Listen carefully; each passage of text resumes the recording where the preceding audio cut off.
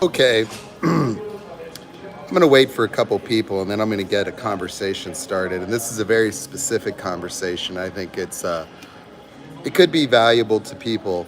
And what I'm going to do is I'm going to explain from my perspective the genesis of narcissistic personality disorder in the human being. So what we'll do is I'll talk a little bit about this, and then I'll start a conversation explaining how these people originate. First is that, personality disorder, you know, it, it doesn't sound severe, does it? Just personality disorder. You just hear disorder. Well, there couldn't be anything more severe than a personality disorder. Because personality is the foundation of the human experience. That personality for an individual is the individual in their own occurrence. That the development of personality is vital because it establishes, the very foundation of the genesis of one's own reality.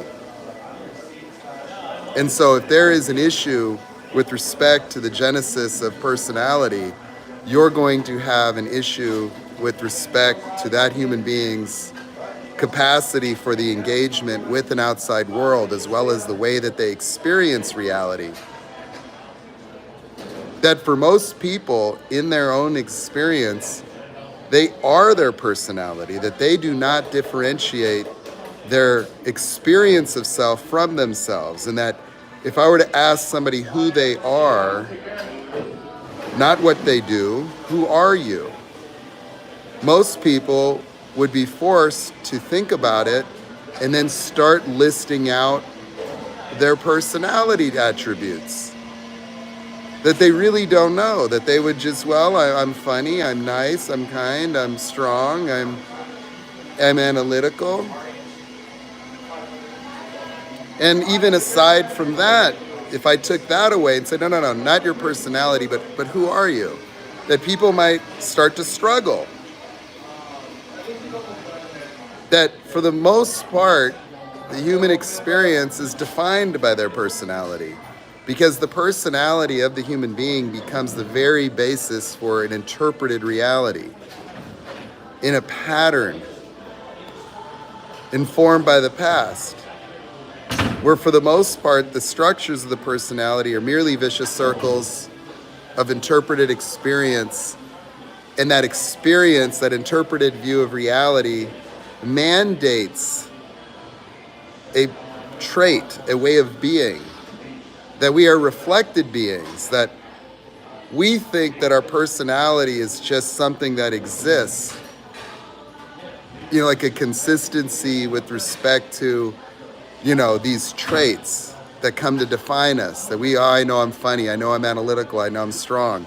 Well, it's a little more detailed than that, because these structures in psychology also give rise to the genesis of an occurrence of reality that also mandates us to be the way that we are. That when the personality is embedded within the being, it not only informs them of how to be in this world, it gives them the world too. And that's how, through a feedback loop, the personality will have a persistence and a consistency through time, because it takes that past-based way of experiencing reality and projects it into the future and the present moment. And we survive that version of reality over and over and over.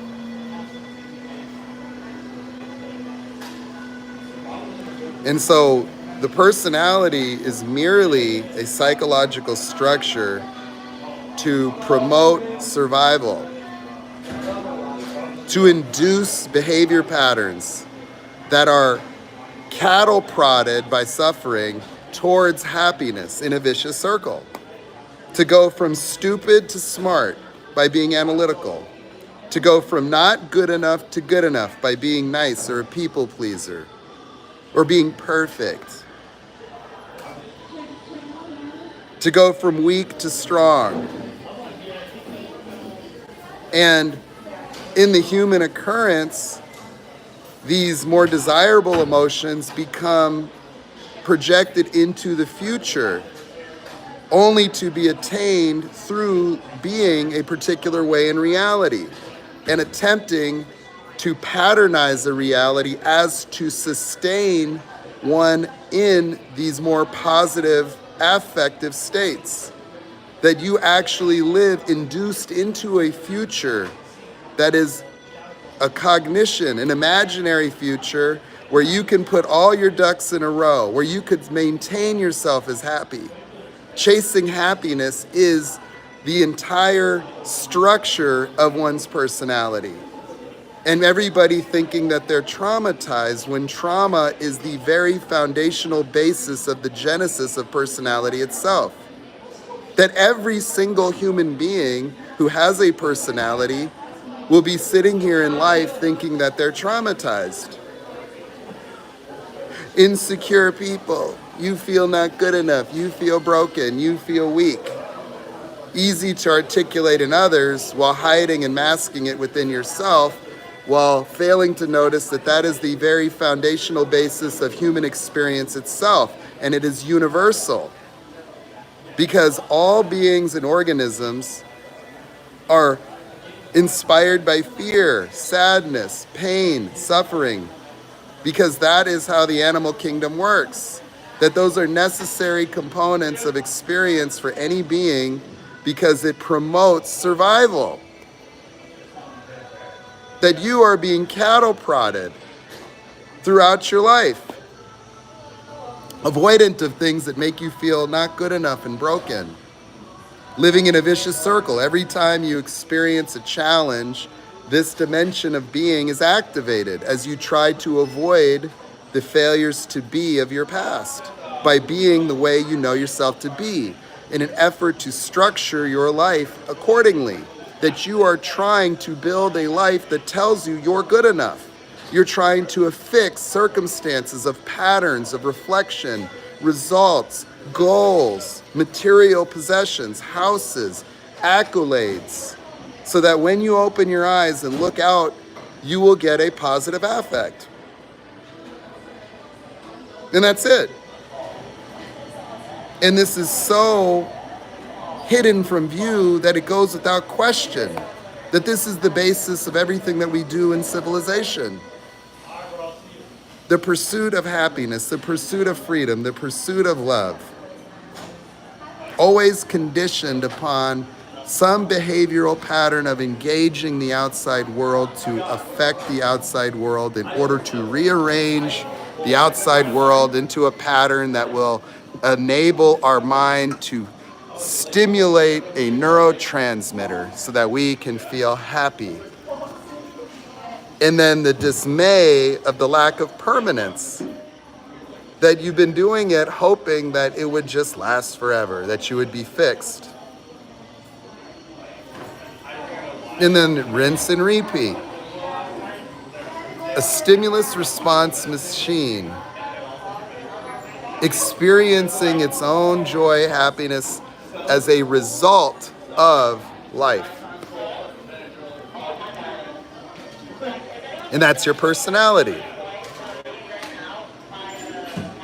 And that personality is the basis of narcissistic abuse, because you run into somebody that will not allow the vicious circles to complete, will not allow you to get the results, will not validate you, will actually start to pick apart at the structures of your life that reflect positively on you, that will say your degree doesn't matter, that will question your career, your job, that will take your thunder when you come home and say, I just got a promotion. You're getting positive affect from that, they steal it. And so your experience of being alive starts to transform and reflect upon the lower aspect of the same vicious circle.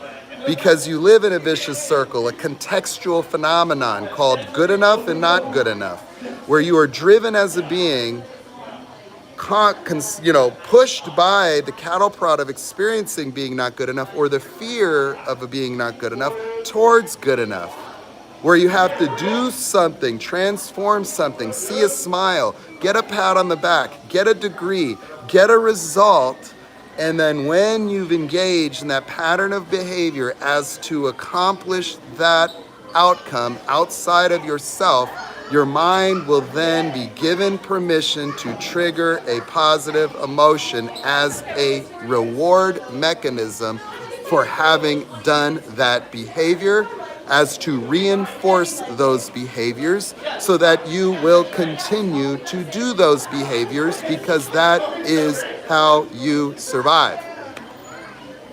That the personality is nothing more than a necessary mechanism of psychology to induce a higher probability of survival by giving you an outside world to survive.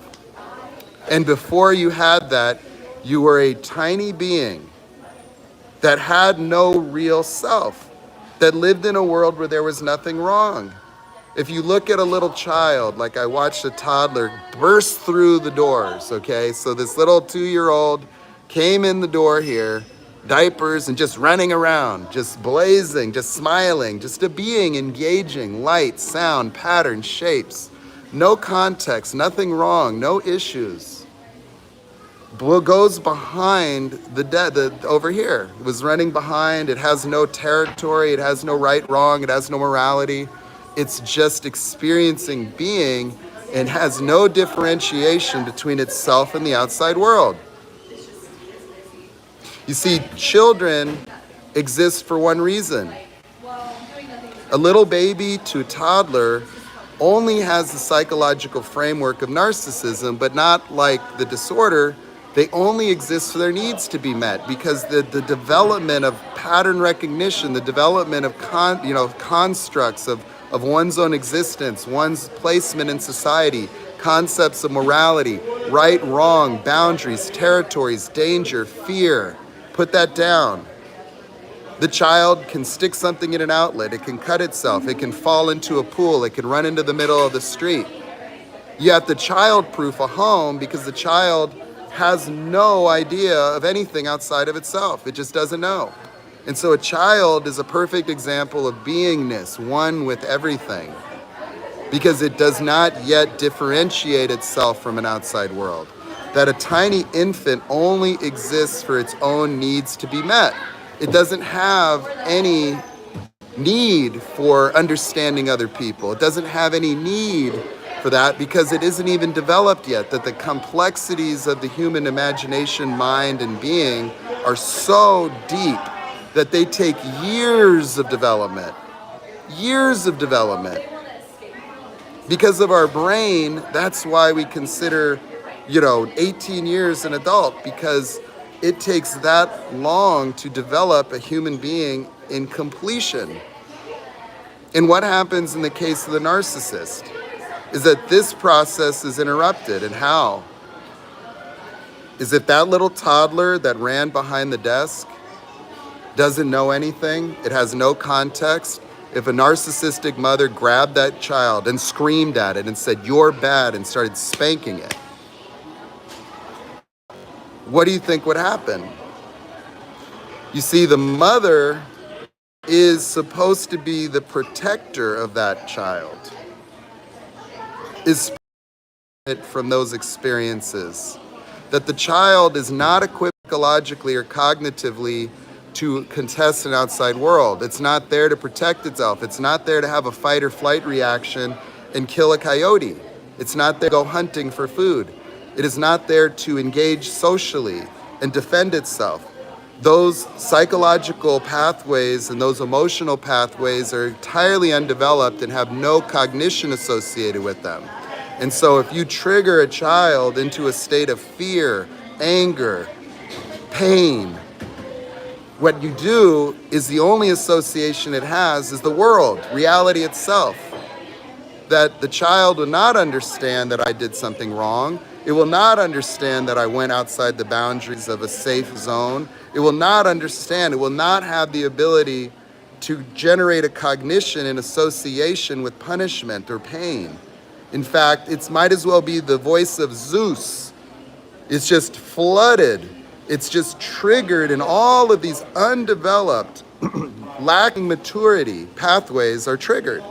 That the kid is flooded with adrenaline and noradrenaline, that they have all these little areas of their mind activated in a way that's unnatural, in a way that should never happen.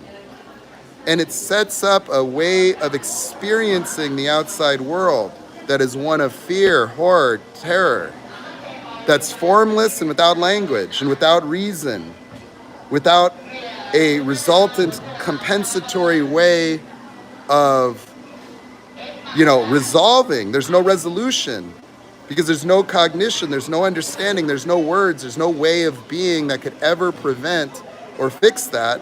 I believe it would force a dissociative experience, that there is no way for that child to protect themselves, defend themselves, be strong, learn, don't do this, don't do that, right, wrong. There is no learning that happens.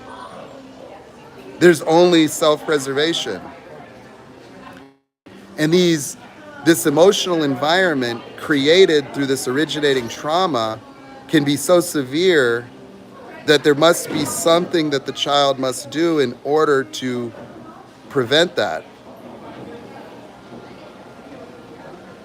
And what this does is it sets up the child to be locked into an emotional developmental stage of 0 to 2. That they will not mature emotionally beyond that point. And what will happen is that this defensive relationship to reality, a compensatory way of being, will be active during the periods of time where normal personality development would occur. That normal personality happens when you take that same being at 4 or 5 and they do something. They knock over a glass and their mother, no, don't do that. You're bad. Don't be bad. You did something wrong. That kid now has language. It has the ability to have cognitions to interpret what happened in this environment. And the way that the human being would develop personality is to have an interpreted failure to be enough. That just being a being at some point is going to be consequential. That just being an open being and running around, you're going to experience a failure to be.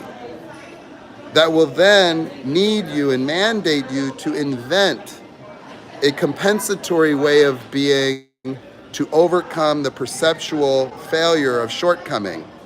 And this becomes the basis of vicious circles of personality, where these originating trauma experiences are to be locked into memory to be avoided and overcome in life. And we can call those triggers that can vary in severity, from fully triggered to just a little reminder, a little fear-based relationship, to the aversion to the experience of being not good enough is enough. That's why in narcissistic relationships, you will get fully triggered. Not just what you do at work or in other relationships where you're merely informed by your past and avoidance of feeling not good enough. And so you will do things to prevent yourself from feeling not good enough, weak, broken, stupid. Some people develop stupid. I'm stupid, therefore I need to be smart, or I need to figure it out. And that's how you get analytical people.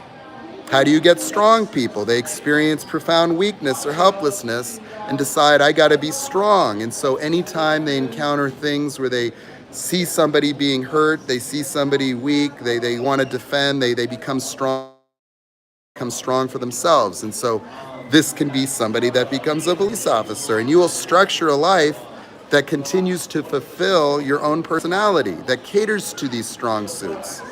But what happens in the case of the narcissist is that instead of developing concrete memory-based ways of being, they have to create an alternate. They have to create some way of engaging a reality outside of themselves where there are other beings.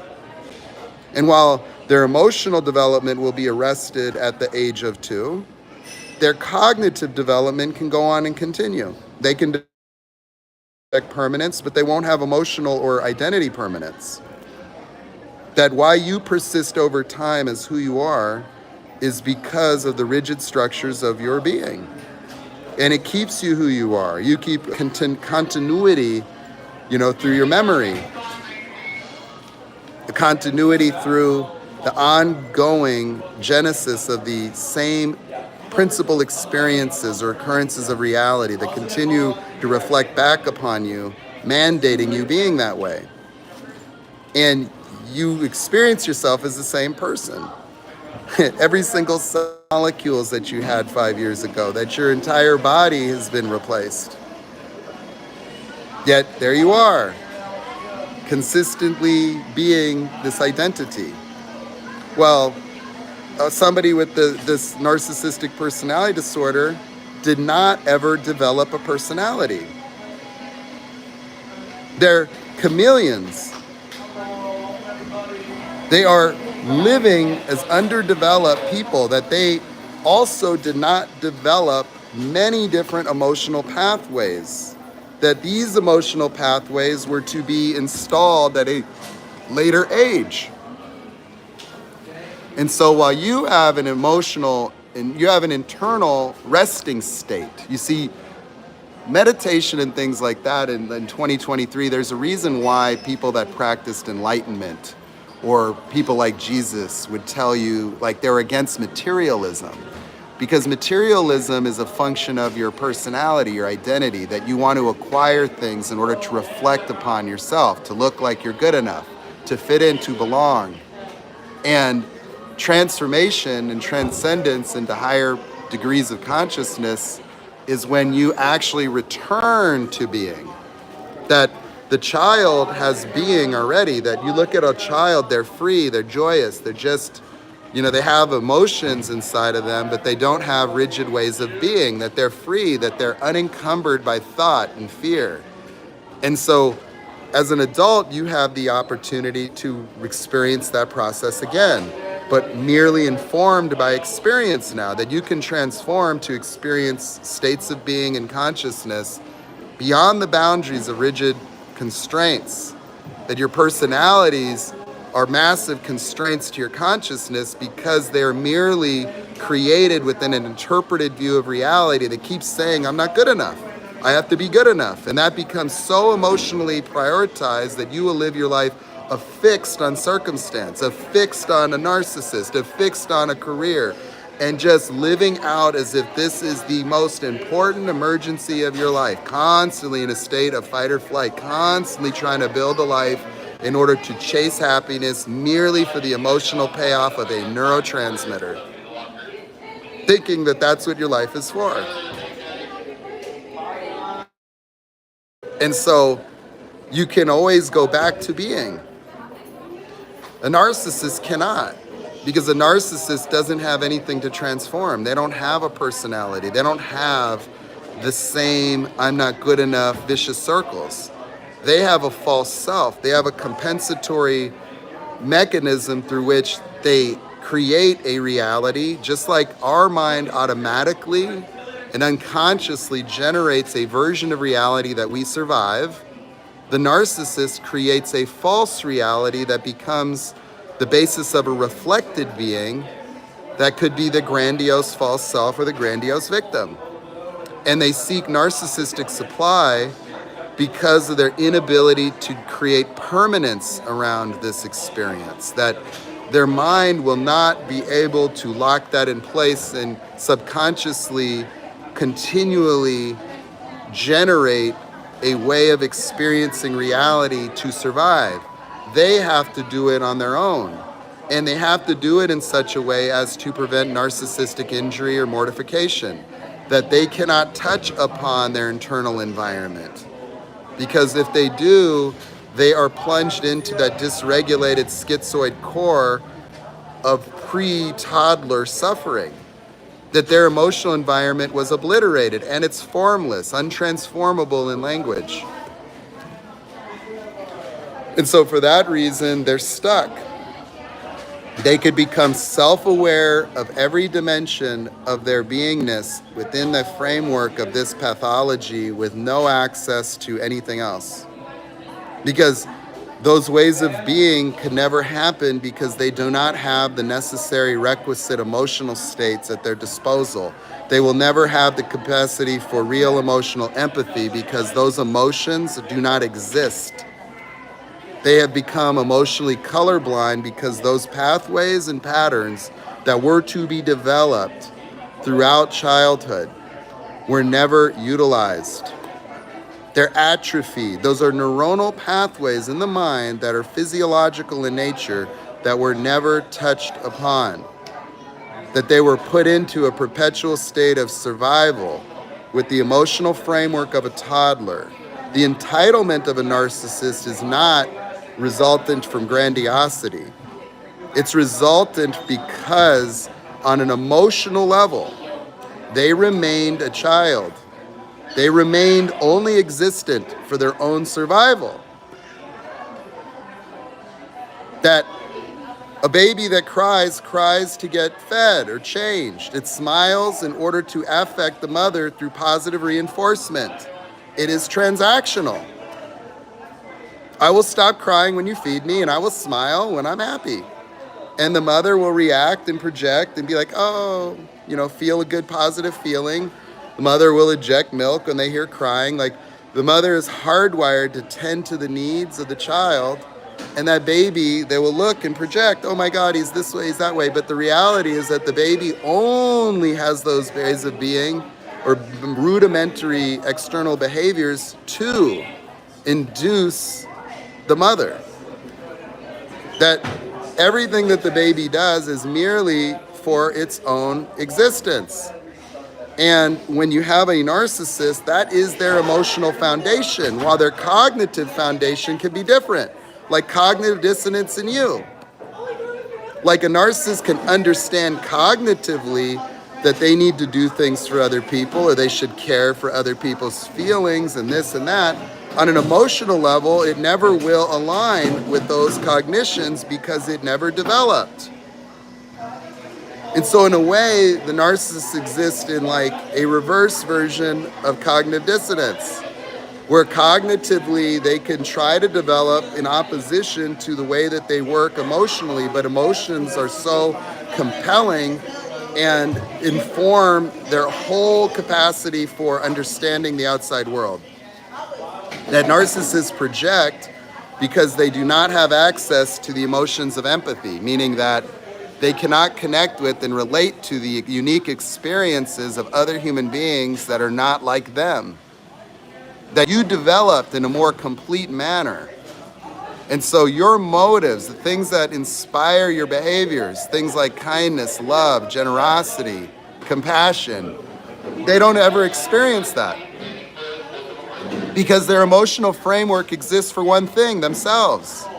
And it isn't a choice. It isn't a choice, that this is just where they were developed.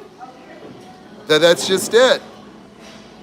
They have had a disruption, an interruption of development at a very early age.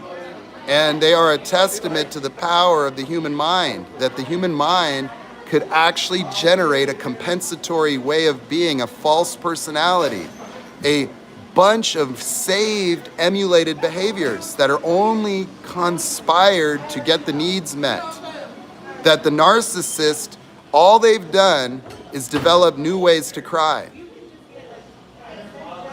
That the baby doesn't have language, but now the baby has, there's something wrong with you. You're not good enough. And so they engage reality to continue to get their needs met. And their needs have expanded to include narcissistic supply, which is like the reflectant of the mother.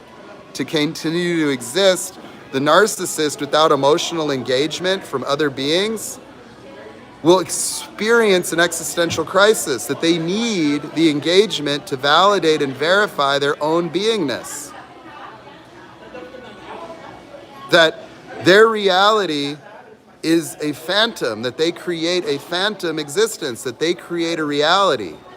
And that reality requires ongoing engagement. It is like falling apart at all times because it is not congruent with reality itself. That they create a grandiose self to prevent narcissistic collapse. And They need you to believe in this Peter Pan. And what happens when it falls apart? Mortification. That the narcissist exists merely for the preservation of the false self. That is all there is. And they only experience loving other people merely through positive affect. That they feel love through their heightened emotional states based on the mirroring of or the idealization of a being that fits within the model of reality they created to suspend them in perpetual grandiosity to prevent narcissistic collapse. And they depend upon your participation in that fantasy in order to maintain themselves. And in the case of the, covert narcissist, they only experience existence through suffering. That their relationship to mother was one of abuse, where they were invisible, where they had no permanence, peekaboo, peekaboo. And so the suffering was what they got from mother. That when you cried, you got milk. When they cried, they got screamed at. That having a dead narcissistic mother, how do they respond to babies? They leave them there screaming all day until they reach a threshold of irritation. Oh, I'm so tired of this. Screams at the baby, then feeds it.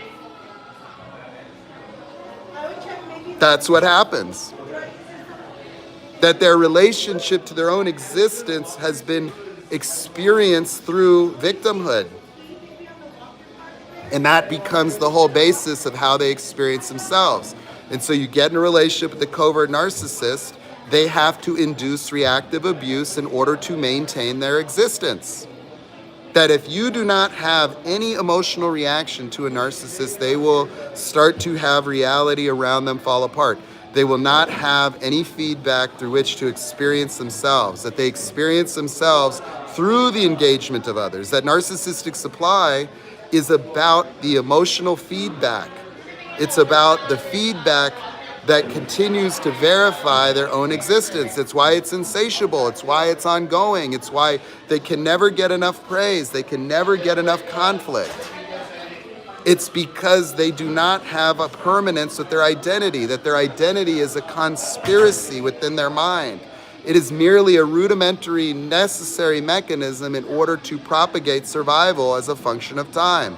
It is a base model reality that is incomplete because it lacks context, it lacks emotional substance, it lacks the awareness of the distinctions of other human beings. It cannot actually imagine what it's like to be a complete being because the narcissistic mind is ill-informed. It doesn't have access to the complementary emotions that would come to define the motives and inspirations and intentions of developed human beings.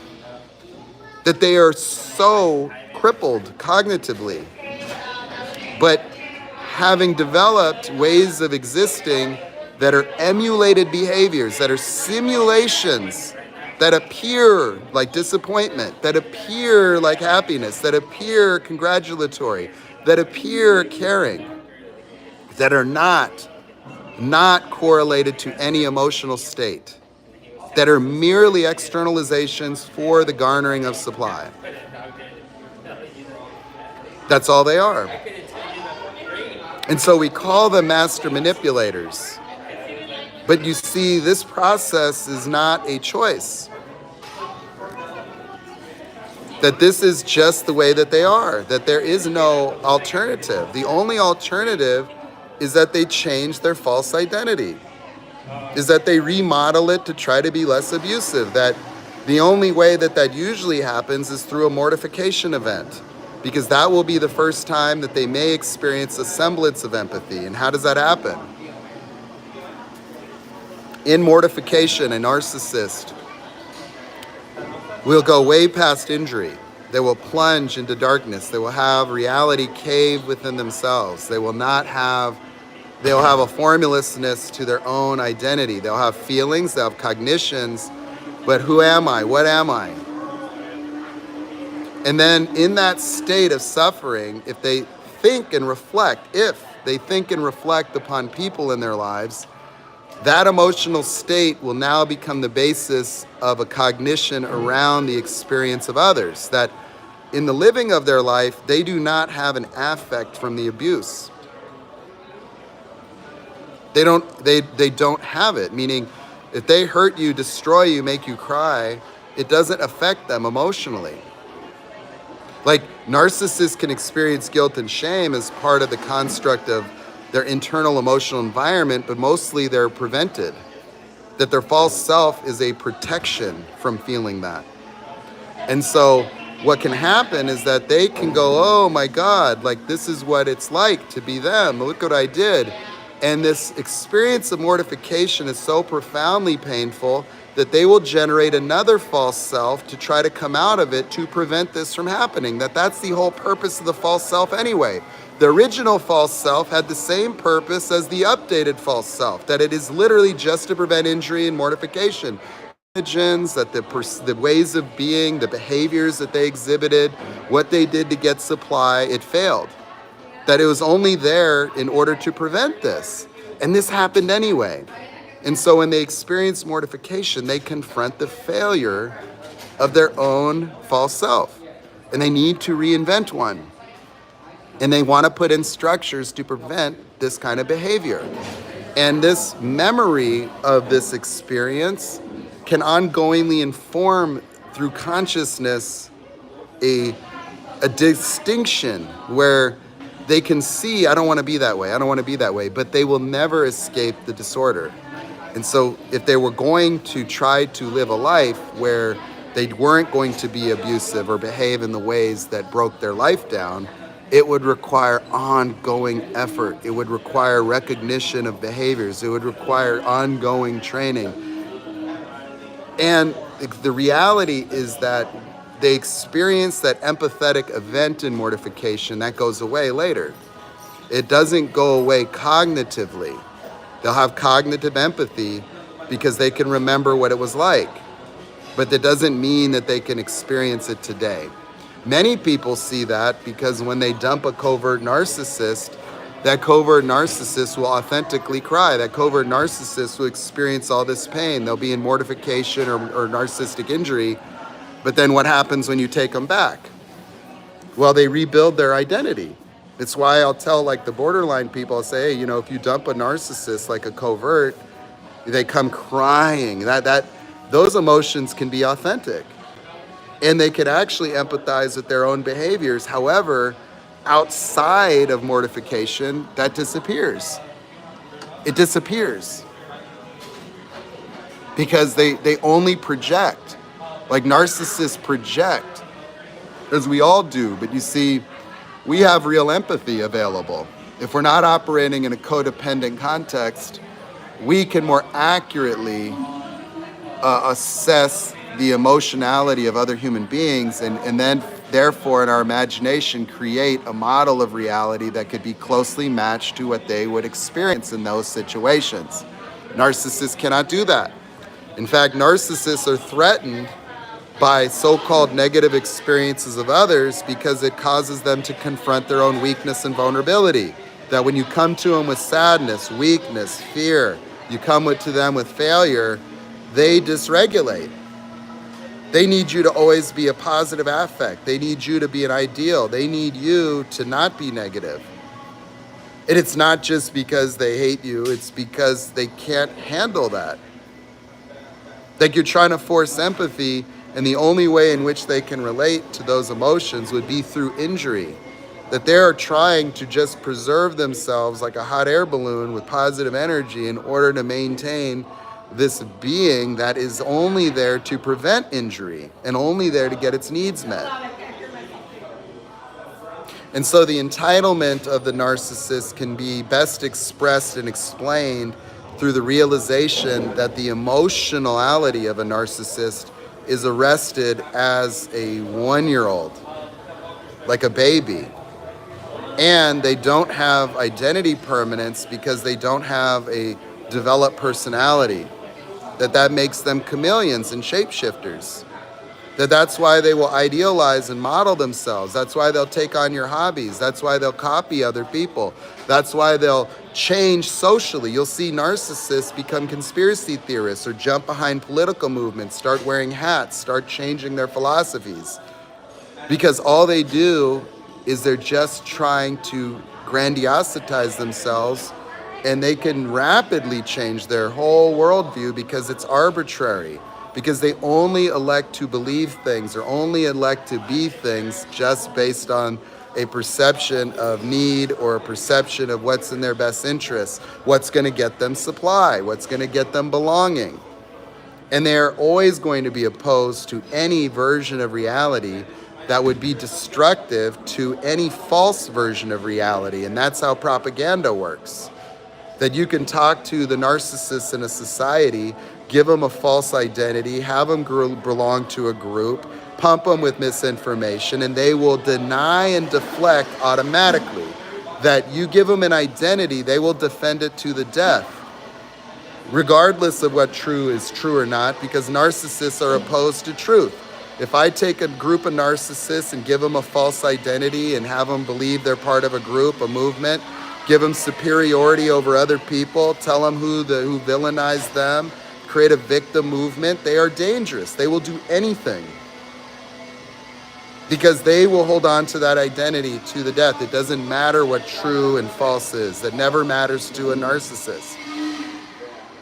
And that's the whole basis of modern propaganda, both politically, both from a marketing standpoint, both from, public relations, commercialization. That these people are so numerous that you can do holocausts and use them. And they will be ordinary people to everyone else. 80% of the population would never be able to identify a narcissist from a normal person. That it took you going through this whole thing and getting discarded and having your life destroyed before you could even draw a distinction. And even then, you had to do all this work and terminologies and study this stuff. And even then, you don't even have the capacity to explain it in a rational manner to other people because it's so radically deviant from normal human being that people can't understand it. That you look at somebody acting and behaving the way that they do, you would relate and connect to them as if that is a real person, when fundamentally, everything that it is to be a human being, for the most part, is absent in a narcissist. That they are like those computer players in video games.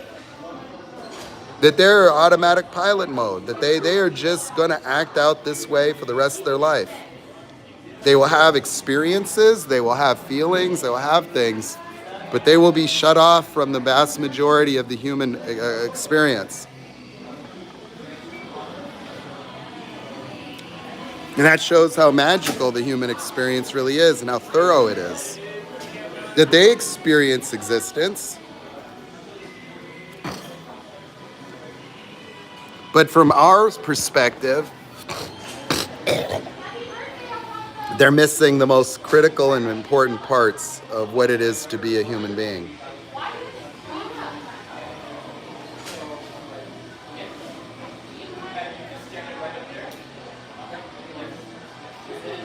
I can see the messages, it's just that I'm talking.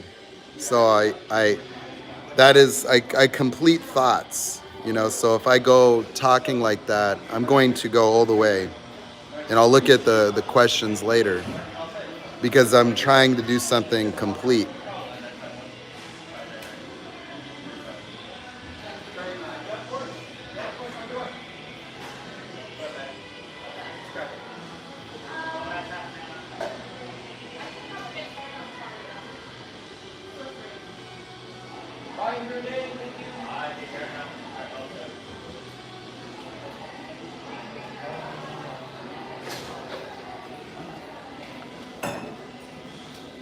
So that's ultimately what I think about the disorder, narcissistic personality disorder. It's really simple. You traumatize a toddler, it's like touching a butterfly's wings. It's done. You drink alcohol as a mother with the baby in your body, it's going to have developmental anomalies, even in small quantities. That alcohol is toxic to a fetus, and so if you drink alcohol when you're pregnant, the more you drink, the more prevalent the anomalies become. And you can develop a baby that has fetal alcohol syndrome that'll have disfigurements, that'll have cognition problems, emotional problems, that'll have a high probability of criminality and instability, that their facial features, it's almost like Down syndrome. And so human development is such a complicated process, and that with the development of our brains the way that they are, that the psychological development of the human mind is a critical component of the experience of being a person. And that parents are installed in order to totally shield the baby. That the baby is not supposed to deal with fear and threat, that it's not equipped for that. You know, what good is a fight or flight reaction to a baby? No, it has no value. It doesn't even have behavior patterns. It doesn't even know what's going on.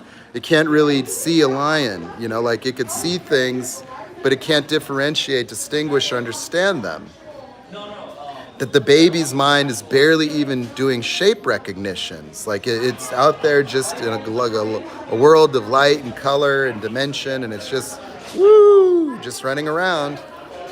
And so you cannot traumatize those kids.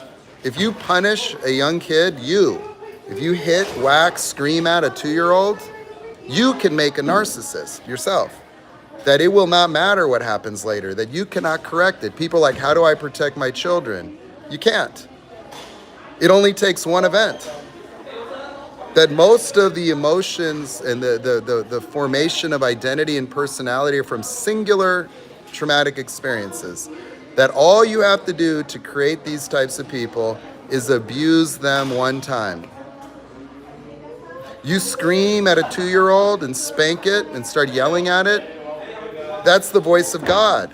You have just permanently altered its internal emotional environment in a non-natural way, and you have given it a world outside of itself. That you cannot do that. And if you do it, it's done. You can't take it back. You can't fix it. It just is what it is. That this is such a critical period of time to avoid that. That they do not have the capacity to deal with adrenaline, fear, pain. They do not have morality. They do not have personality. They do not have any way of attributing any cognition or problem solving. It will not make any difference. That if you spank a little baby for running over here or doing that, it isn't going to understand or make an association. You're just going to fill it full of fear. It's just going to be afraid of the outside world. Because it can't differentiate what it did. It has no memory. It doesn't even recall. It will never make an association between running somewhere it wasn't supposed to be and being screamed at. You know, you see the baby going to the pool and you grab it. No! You know, because you're threatened, because you're afraid, you can traumatize the baby. It's just the way it works. And it's not a moral conversation. It's that if you want to know, you know, how to protect, I would say that you need to have no limited contact, that the reality of the formation of these disorders is just from the trauma of a parent like that somebody that can't empathize with the child and projects onto them attributes and then abuses them because the inconvenience of their existence, that's how you make them. That's it. And so people are like, well, how do I, it's like, well, you can't. You know, I have people ask questions like, well, how do I protect, you know, my 3-year-old? You know, it's over with the new supply and my, you know, narcissistic ex. It's like, if you had custody, that's it. But what's going to happen is going to happen. And it is what it is. I'm saying that these periods of time are so critical. The most important periods of time in psychological development are the foundational ones, because every other aspect of development comes off of those. And so if that's disrupted, if you traumatize a child at 2 years old, the rest of the development is going to be off, you know, is going to be haywire. And that's just it. And personality disorders of this nature are among the most severe. Like, that's not even, it isn't what you think it is. That if you're dealing with the narcissist, you're just dealing with a bundle of emulated behaviors, not supported by authentic emotional experiences, and certainly not motivated by anything other than self-preservation. That's it. Like, well, why did the narcissist call me back? Well, you want to believe it's because they love you or they've had a change of heart. No. They have a change of strategy for acquiring supply. That's all. That there is nothing they do for you that is for you. Nothing. Nothing. Because they can't. It's not a moral conversation. Like, their behavior is immoral. It's amoral. It's whatever you want to call it, sure. But the reality is it's inescapable. That everything, look, why do all narcissists sound and look the same? Why is it I can make videos and everybody's like, oh, that's my ex, that's my ex, that's my ex? How does that make you feel? That you dated, somebody that could be described in a video. Your whole relationship could be captured in 10 minutes. It's no distinction from someone else's. That the reality is simple. Because of what happens in the development of these human beings, there is a disfigurement of their being. A disfigurement. Okay? And that disfigurement is the most defining attribute of their whole existence. Their whole existence. That it doesn't matter if they're a man, woman, their ethnicity, or age.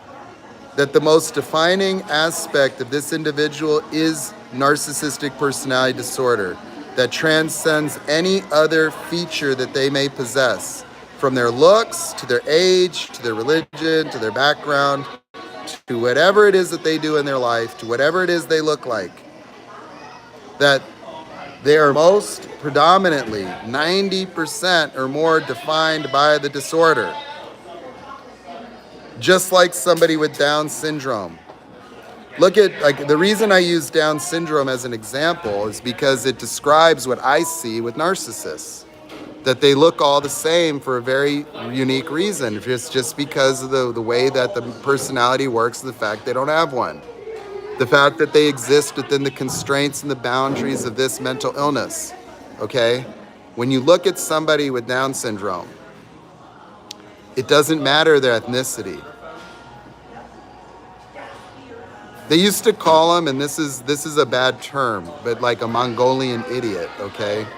That's obviously a bad term, but what I mean is that they did that because the facial features,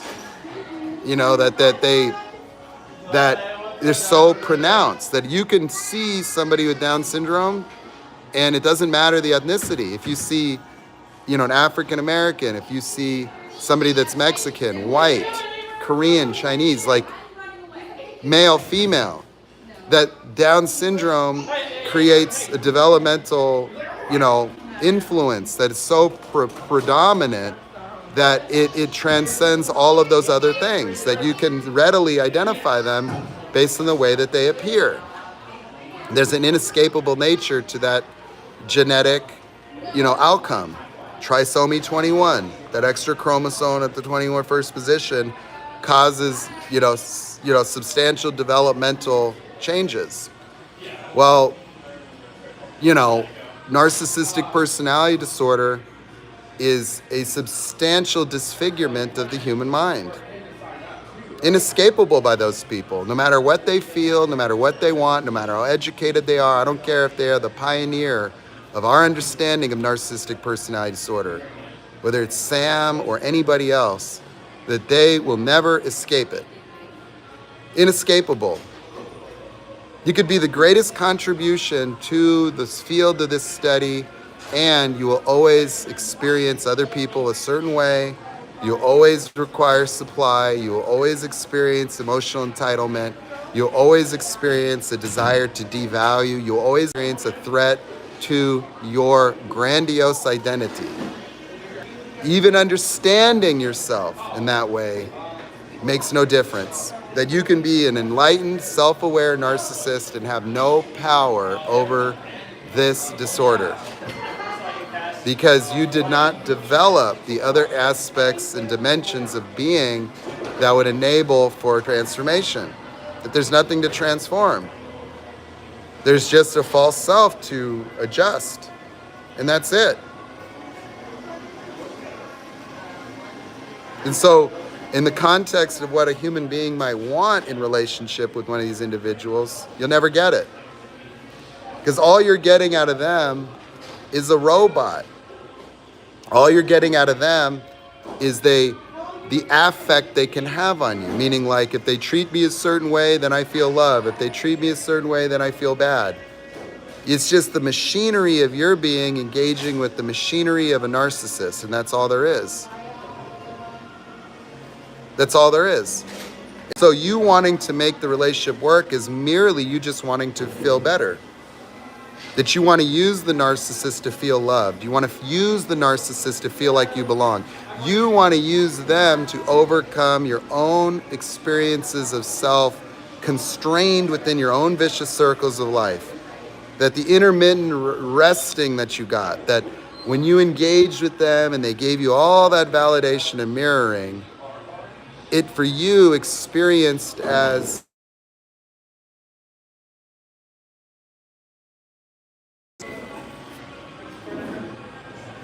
those experiences that you got from them were all you wanted. To feel good, because that's all your life is about. Your life is about your happiness, your life is about your goals, your life is about your identity, your life is about securitizing and locking in the experience of being good enough and whole and valid and loved and secure. That's the whole kit and caboodle for you. And they only provided an imaginary solidification of what you wanted to feel. That all you want to do is feel good. All you want to do is feel better. All you want to do is feel healed. All you want to do is feel good enough. And that is all your life is for. That's it. And everything else is just a stratagem to achieve that.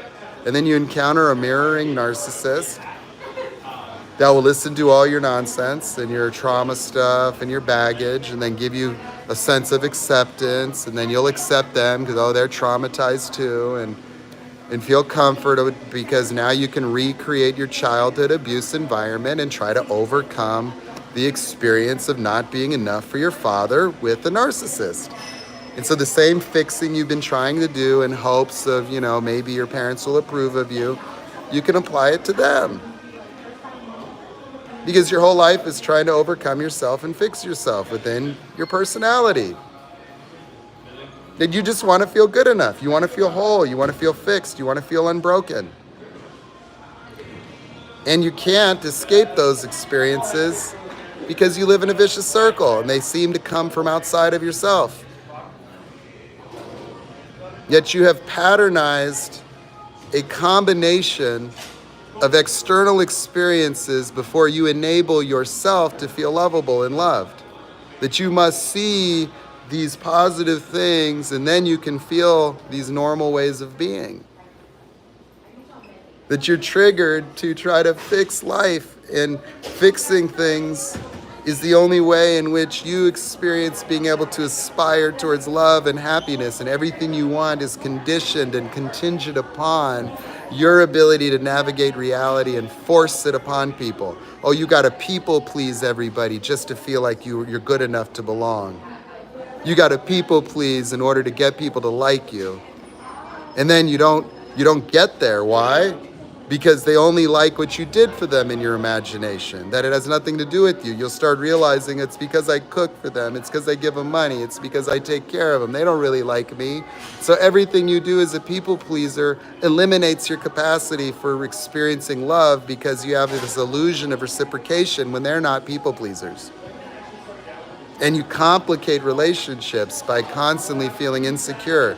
You're dealing with feelings of not belonging, not mattering, not being good enough, not being valued by others that sabotages your capacity to connect and makes it contingent upon you providing value and having that value understood, recognized, validated, appreciated, and reciprocated. And if none of those things, if one of those things is missing, you just don't feel like you belong, and you feel shortchanged, you feel used, you feel neglected, you feel taken advantage of, and you discard people.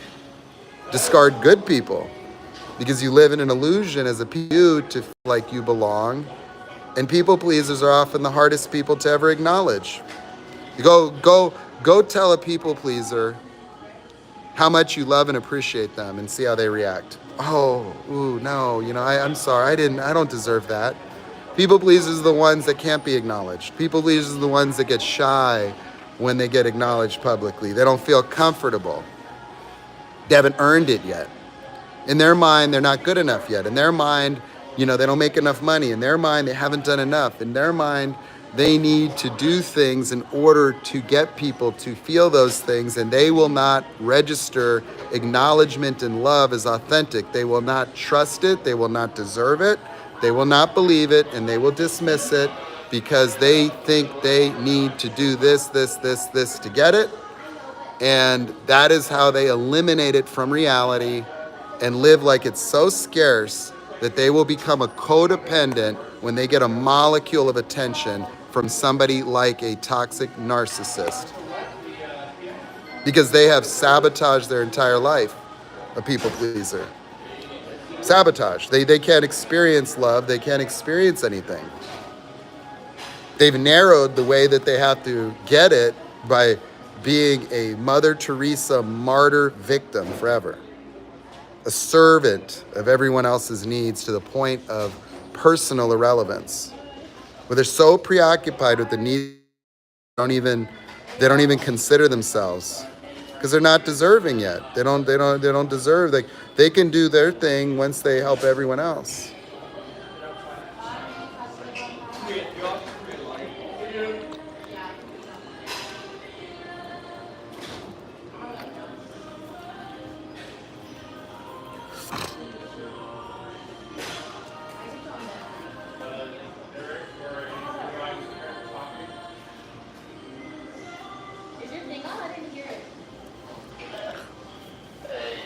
So,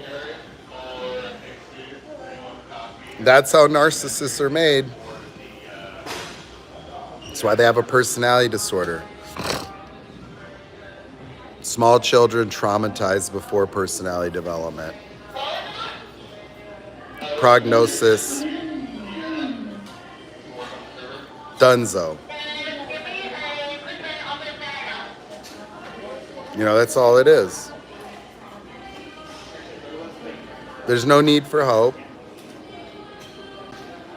Compassion is fine, but what you're holding compassion for is an emulation that they never really developed. That there was just a little toddler child, and now you have a bag of expressions, emulations, a false being that will never understand you, that could never truly value you, because they can never experience you. That in the world of the narcissist, you're a phantom.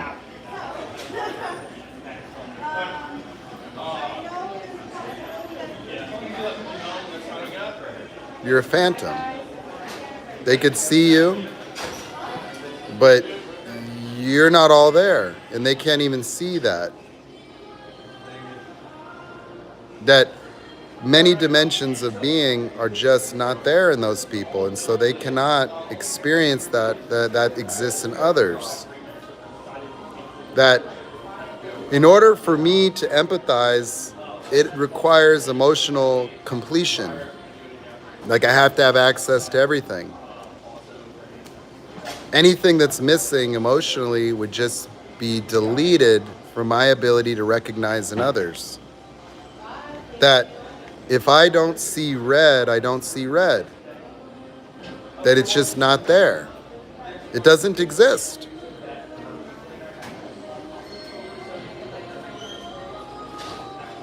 That For a colorblind child, a rainbow doesn't exist. It just doesn't exist. It's not there. Not in the experience, no. And there is no way you could describe it. You couldn't create a rainbow in their experience of reality because they are colorblind and those colors cannot be imagined because they've never been activated. They couldn't distinguish red. It doesn't mean anything to them. And so various dimensions of the human experience are unconveyable.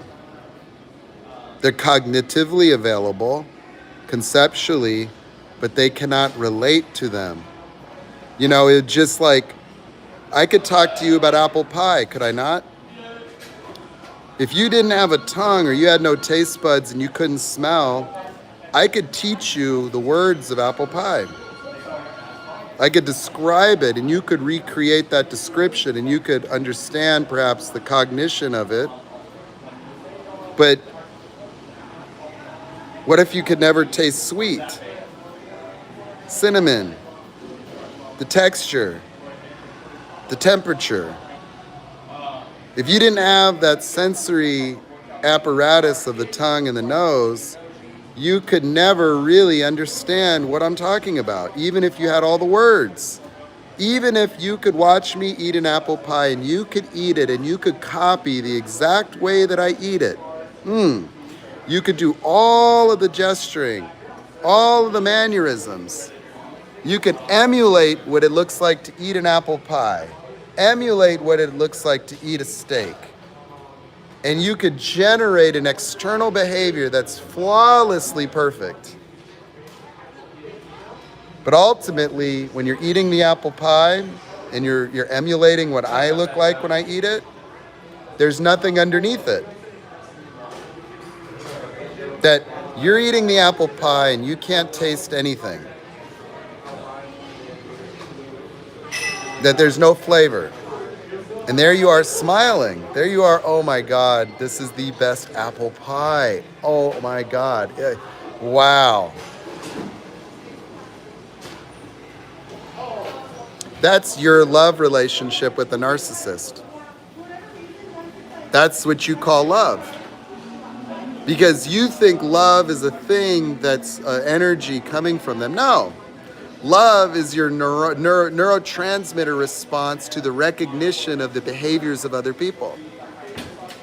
The connection is your eyes, your ears, your senses.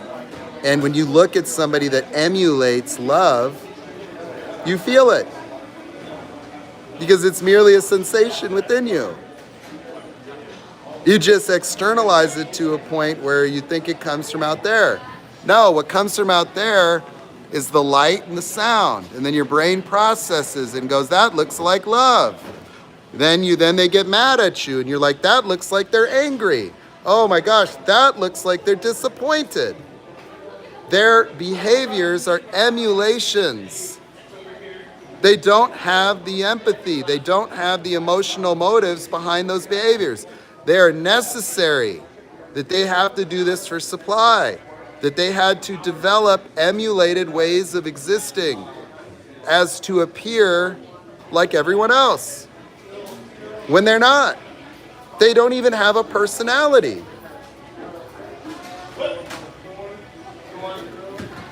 That everything that you think comes from out here only comes from in here. All that comes from out here is light and sound. That's it. Light and sound. And your brain turns it into an experience and informs you of the significance and the meaning and will stimulate emotional responses to what that looks like to you.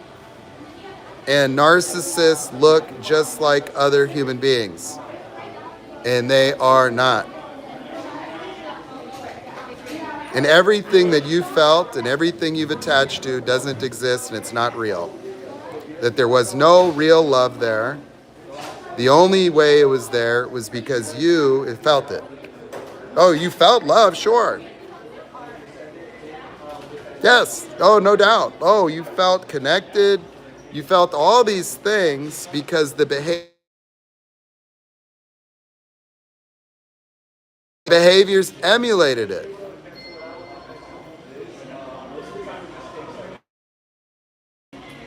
That's it. Oh, you felt their disappointment. You felt their rage. You felt their judgment. You felt this. You felt that. No, you did. You felt all those things because their patterned behavior reflected that. But the ultimate reality is that none of those things meant anything to them. And they don't even know that. That they only exist for supply. That is it. Why are they doing that? Supply. Why did they do that? Supply. Why did they do that? Supply. That is it. Why did he call me after this and that? You're trying to understand as a human being. You have failed to really grasp the reality of the disorder. It is the most severe mental illness. It is next to schizophrenia.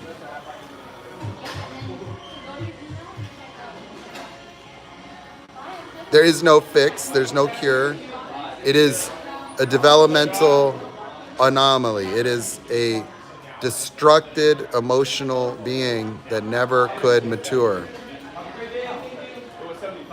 It is an adult experiencing life with the emotional framework of an infant baby.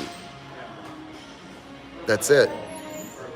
In non-reality, having to create reality just to protect itself, having to create the past to protect itself, having to live totally bifurcated from reality, having to manufacture the past, manufacture the present, manufacture reality, custom tailor reality as to protect from collapse. That's it. That's all there is. There's nothing more. Everything else you think that you experienced with them was just a function of that. There was nothing other than that. There was not a single moment that they were not operating within the boundaries of the disorder. Not one moment. Not one. It doesn't matter what you felt. You felt that. No doubt. You thought that. No doubt. Because you can only experience it through observation. That's it. You see things, it looks just like love, it looks just like this, it looks just like that, and then you'll feel that. And that's the way it works.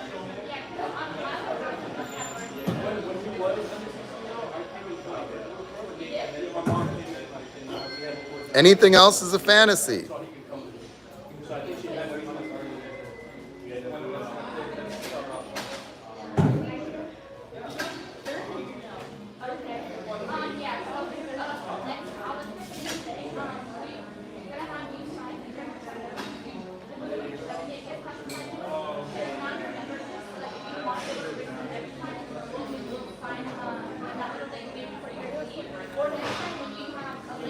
So that's the point that I try to beat home in people. That, oh, you're sitting here watching the new supply. You're being jealous. You know, you continually attach to something that doesn't exist. Living at the effect. Bringing it back around. And the only reason you do that is to feel better. To feel good. To feel this. To feel that. And it's all nonsense. It's all nonsense. There is nobody there.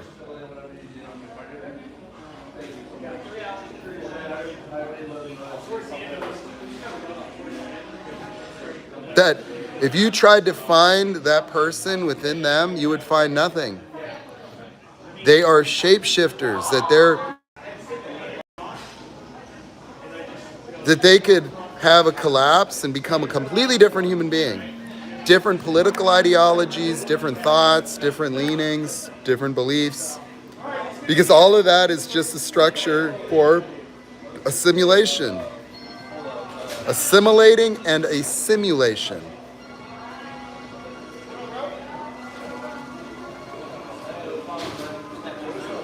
And you go, oh, it's so sad. It's not. It's It is what it is. It's not a complete person.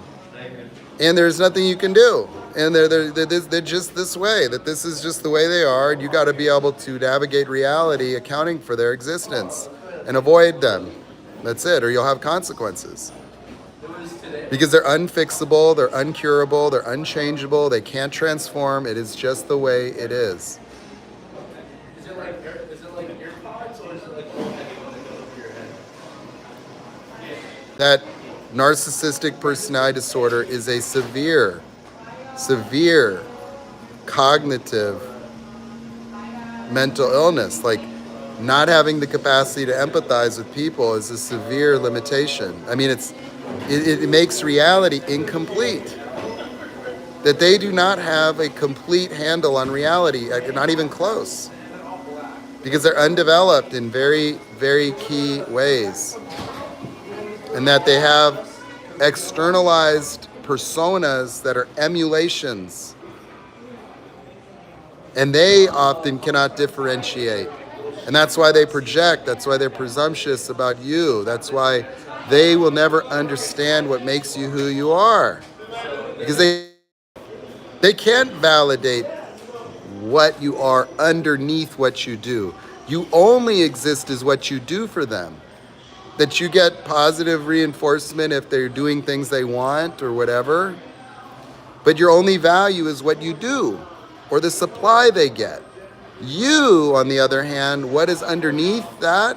You know, for you, your value to them is your body, perhaps your money, the social image you are, the positive affect you have on their false self, how you fit into their idealizations. And for them, love is the way that they feel as a result of the inclusion of you in their grandiose ideology or their grandiose fantasies of life. That's it. And that's all they exist for, and so you're replaceable. If you can't keep that going, which you can't, it's impossible, you will be replaced with no hesitation. Because there is no you there to them. You only exist to them as an instrument for whatever their needs are. Because they have the emotional development of a baby. That the baby exists merely to survive, as does the narcissist. That the other dimensions of experience, motives, people being inspired to make a difference, people doing that, they don't have that. They emulate it. Yeah, they could look at some philanthropists and want to compete with them. And so you have communal narcissists that can do really good things, but they got to make sure it's caught on camera.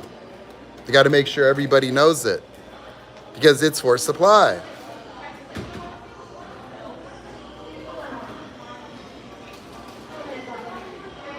It's for supply.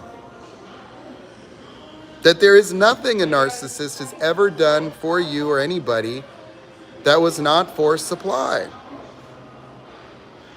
That's not a moral thing. Why is it consistent amongst all of them?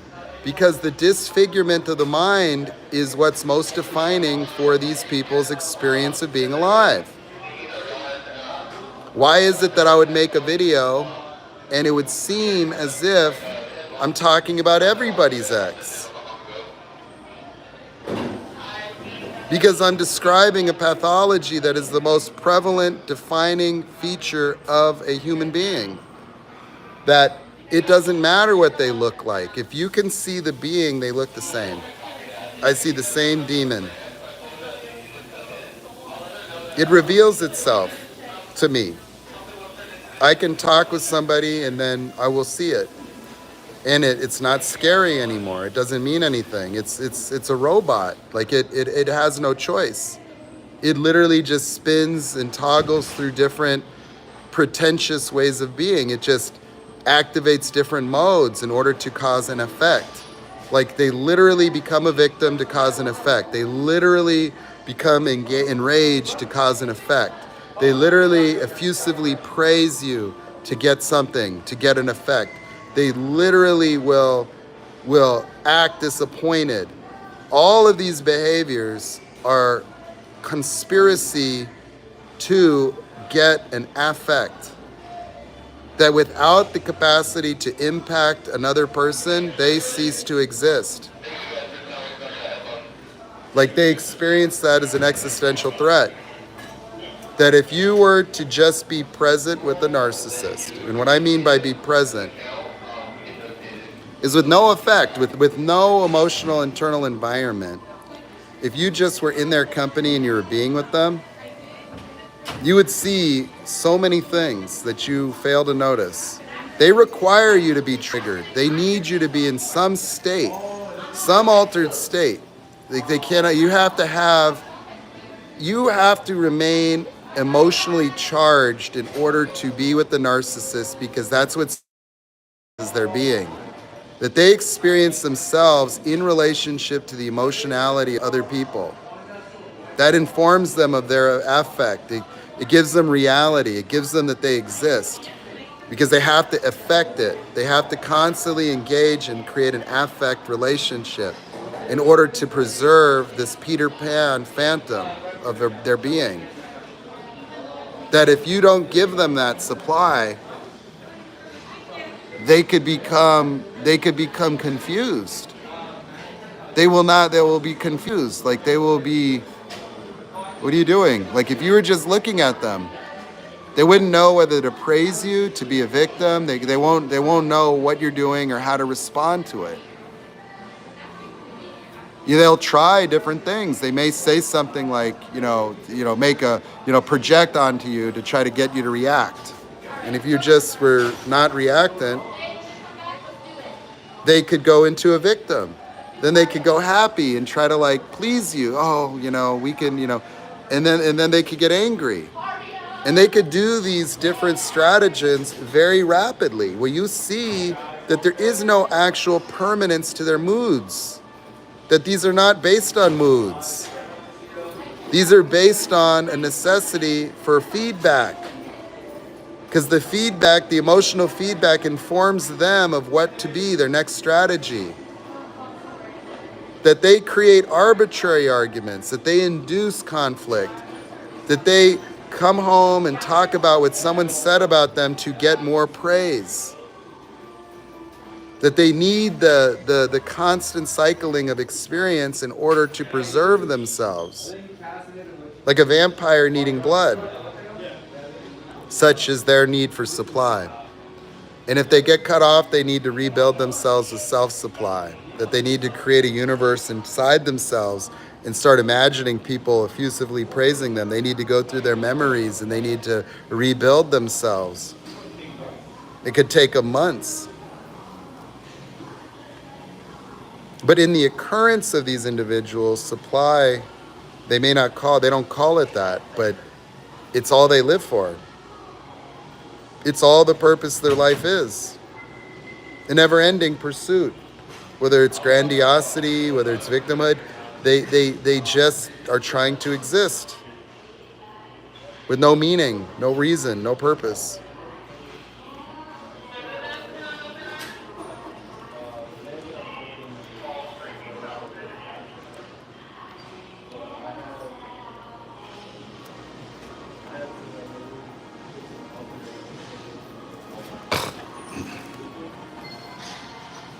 Well, you can choose whatever words to describe them, right? Demon, this, that. I believe that those words were reserved for these people. That we tried to understand them. Knowing they could never transform. It's the reason why, Buddhists or other people might create notions of reincarnation to try to create a universe of fairness around the existence of these types of people that would be fundamentally incapable of enlightenment, that there would be nothing they could do to ever reach enlightenment. There's nothing to transform. They could never go to heaven. These are the people that go to hell or exist within hell, that they could never aspire towards consciousness, heaven, enlightenment, nirvana. Any of those experiences are completely impossible because they're not even developed enough.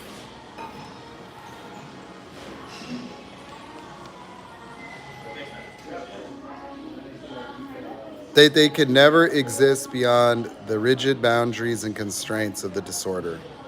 That they are the disorder. That their identity is covert narcissist. That's their personality, that's their identity. Who they are and what they are is narcissist. There's nothing else. Everything else is a mask. Everything else is a title, an accolade, a result. But who they fundamentally are is that. There is nothing else. That if you looked at the covert narcissist textbook or definition, that is all there is. There is nothing else. This isn't somebody that also has the disorder, like diabetes. That's how people think of it. Oh, well, I've got diabetes and I've got narcissistic. No, that is narcissistic personality disorder that has diabetes. That if you took their names away and you just said covert narcissist, malignant narcissist, communal narcissist, that would be all that you needed to know. Everything else doesn't matter. I don't care their education. I don't care where they grew up, what they this, that, because nothing that comes out of them has any origins and authenticity. None. That is who they are. And that's why they're all the same. That their development stopped at 2. They did not become a person. The programming didn't download. They were taken off of the assembly line and set to the side, and they just grew. No different than if I took a child and didn't let him go through school or teach him language, and I put him on a island, and you would come and find them later. They would be wild animals, Without education, without a mother, without language, you would set back the human being 10,000 years. That we could be one generation from the cavemen. That if every new child was born and then put on an island with no language, and then you let those people raise them all, like you would just reset humanity, that everything would be lost, because our whole development is this whole paradigm of consciousness. But these individuals, like, their development emotionally is finished at 2. And so they don't develop all the ways of interpretation, understanding, and cognition that would enable them to relate to other people or even fully develop as human beings. And so they could develop cognitively. You could stuff their head like a computer full of data.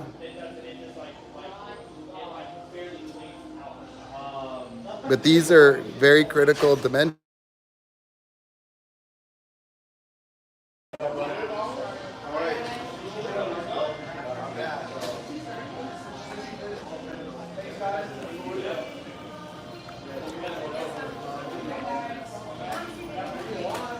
So that's what it is.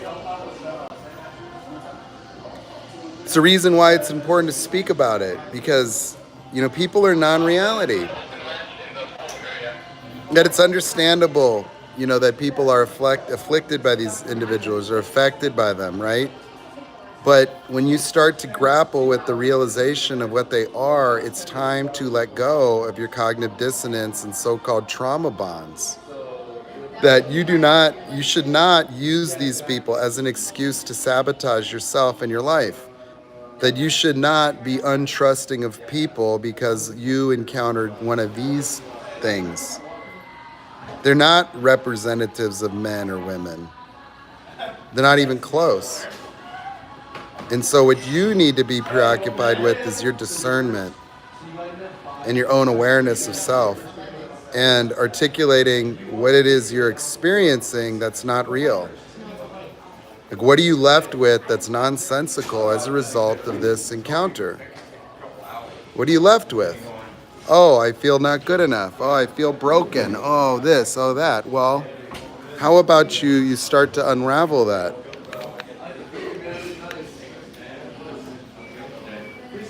How about you start to let go of your delusions? That you're just as delusional as they are. You're not good enough as a false self.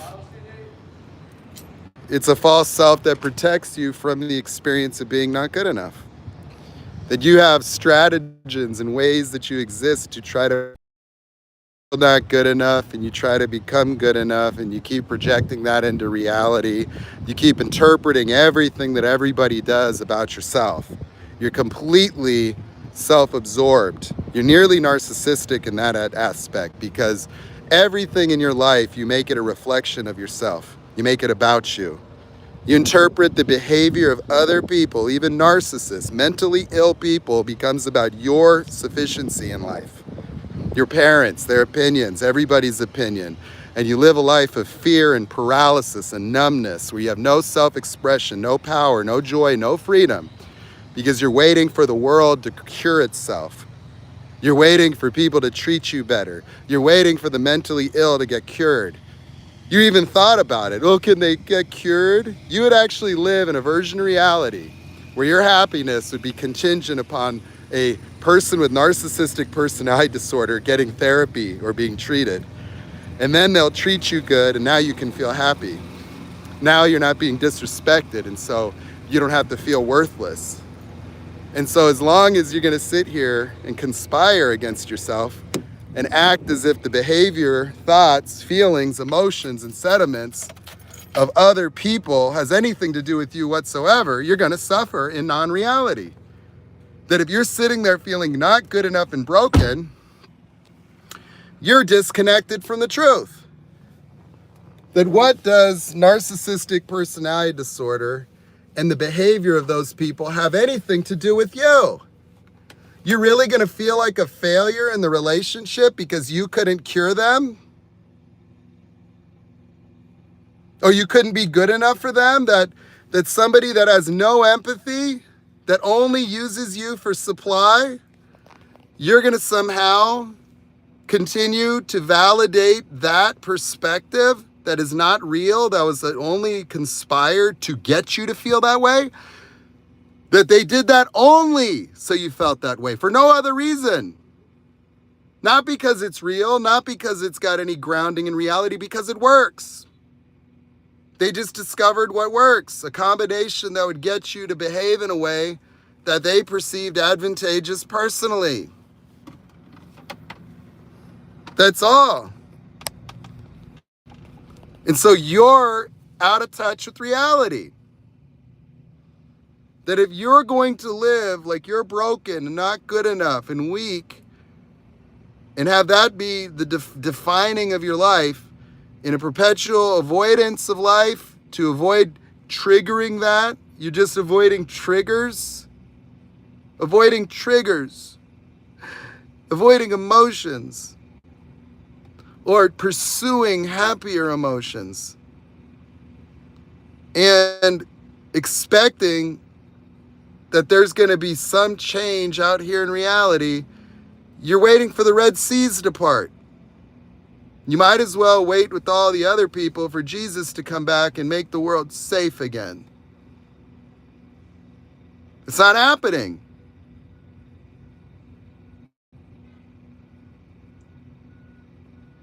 No. These people don't change. They're not going anywhere. And all you got to do is wake up to them. That if you want to have everything you want, well, I would just say avoid those people. That's it.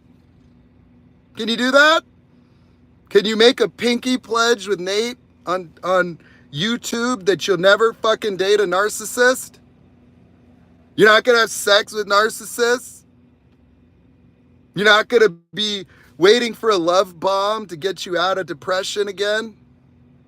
That you're going to stop putting so much stock in what people think about you? That it doesn't matter, getting the approval of one person in the world? You're walking around in such scarcity that somebody approving of you at the bar is a life-changing moment for you? Now you're on cloud 9 because you got mirrored a little bit? That everything that you want for yourself and your life really comes down to simply how you feel. That's it. It's just that you have created all this bullshit that you have to put yourself through before you can be happy. You gotta people please, cook, clean, do this, that, the other, get approval, and then you get a moment of good enough. Oh, and you cherish it like a bottle of water in the desert. That you starved yourself from your own internal environment by conditioning your capacity for experiencing love, joy, freedom, passion, compassion with the blockade of experience. That this not good enough thing dominates you so much that it severs your capacity to experience your natural, normal, internal environment, and conditioned you to try to aspire to fix the experience of not good enough outside of your own mind. That you think it comes from reality. That you think it's actually from what people say to you. You think it's actually because the narcissist treated you that way. No. They merely treated you in alignment with the way you regard yourself. It only hurts because you agree. I am not good enough. It gets triggered because the trigger is there. You put that there. You booby-trapped yourself. You're the first person that ever said, I'm not good enough. And it just locked in place and became a vicious circle. And now you experience that like it's real and it comes from other people. No. It only comes through interpretation. Because you can change the interpretation. If someone comes to you with that not good enough energy, you can go projection. Interesting. They merely inform you of their emotional states. How would you like to exist beyond the boundaries of the automatic ways you react to life? That if you didn't have to live in your past, wouldn't you choose to not? Wouldn't you like to give up the experience of being not good enough? Not because you got to become good enough, but because there's no such thing. That good enough is the sentiments of a 5-year-old child in relationship to their mommy or daddy. That's it. It's nothing more. It's only real on an experiential level and objectively has no basis in reality. That your life doesn't turn out the way it did or didn't because you were good enough or not good enough. No. It turned out the way it did or didn't because you're constantly in a selfish pursuit of becoming good enough to try to avoid feeling not good enough. And you continually honor those experiences and trying to fix your life, cause you to avoid this, avoid that, so you don't feel not good enough, triggered by that, depressed because of that, taken out of life because of that, suffering because of that. And so the very way of being reinforces itself by causing you to behave in alignment with it. That you're mere behaving as somebody that feels not good enough causes outcomes in your life that match that experience. That if you're going to carry yourself as a broken, not good enough person in need of admiration, approval, and and this and love and all of that, you're going to get the results that would make you feel that way. You're going to get the discards. You're going to get the rejection. You're going to do some effort to try to cause and manipulate someone to acknowledge how valuable you are, and it's going to fall short like it always does, and you're going to get triggered again. You're going to keep living in a time loop of aspiring towards making other people happy, getting them to approve of you, proving yourself to the boss, proving yourself to your parents, and you're a goddamn adult acting like a 5-year-old in life with the same attachment styles as a small child towards a neglectful mother. And you will keep reliving that as a helpless victim to life. That's it. That's all you'll get. And you will get results and you will get some stuff and you could accomplish things, but will lack fulfillment because the cost is high. Because the cost of being driven, aspiring towards being good enough is your internal emotional environment. It is love, it is vitality, it is freedom, it is self-expression. It is everything you want to experience is the cost of attempting to fix yourself. It is costing you what you're trying to get. That everything you aspire towards by trying to fix being not good enough, everything you had hoped to achieve is merely some emotional feeling. Ways of being that are entirely accessible in any moment of your life if you weren't doing that. It's the reason you don't have it. Everything you want, like your love and the stuff that you think you need to get out here in this life, is merely taken from you because of the experience of being not good enough. That it seems to dilute you into a perpetual state of attempting to fix life and fix yourself, while obscuring you from your natural, normal, internal environment. It takes away your ability to feel love and tells you got to do this, and then you're lovable, and then you'll feel it, and you'll feel it for 10 seconds, and then they'll get triggered again, and you'll keep doing that. And then you'll be so scarce that you'll hold on to a molecule of attention and love, like, oh, in this desert of life, there's some water. When you're surrounded by it, but you're oblivious to it because you do not allow yourself to experience it. Because you got to prove yourself first. And so the way of being itself takes away all the things so that it will motivate you to do things to get it. It's a trick. That you have blocked yourself from feeling all those things and then conditioned yourself to have to do a behavior pattern in order to allow yourself to feel the emotional states associated with what it is you think you want. And all you're doing is being like a fiend chasing positive affect, chasing emotions that are opposite to the realities of how you feel when you feel broken and not good enough. And so you're just trying to fix your emotional states, nothing more. And you're using your aspirations, your goals, your career, your relationships, what other people think, to do that. And in the process, costing yourself fulfillment, connection, costing yourself well-being, vitality, love. You take it all that and throw it away so that you could pretend it's in the future and give yourself a treasure hunt. You put your own happiness on a giant Easter egg hunt where the Easter eggs keep getting moved around on you. And you need to collect all the different Pokemons. You're out here playing Pokemon with your heart.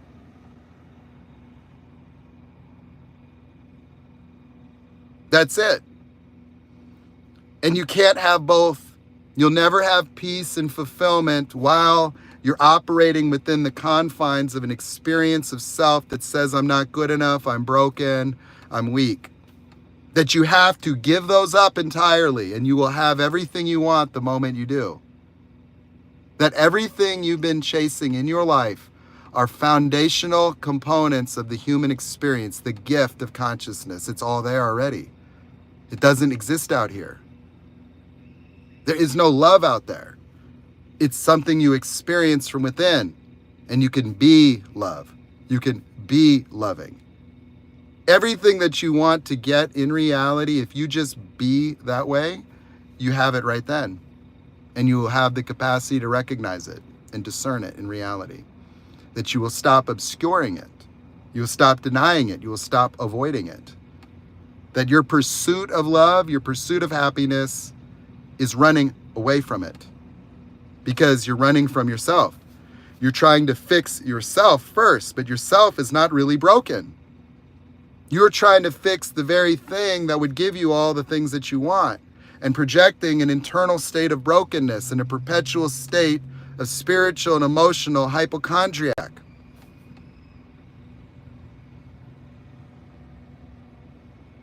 And if you just stopped, you would notice it's all already there. That there was nothing to get. There was nowhere to go. There was nothing to fix. There's never really anything wrong. There's really never anything wrong with you. That it was all made up. That you've been living in an illusion of reality. One that keeps telling you, I'm not good enough, I'm not good enough, I'm not good enough. And you've been listening to it. You've been listening to that voice inside your mind thinking that's who you are. Not even distinguishing yourself from it.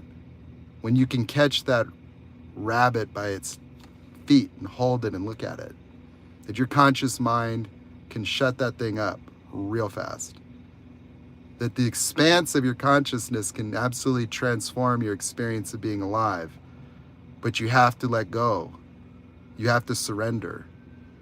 You have to surrender the notion that you're broken.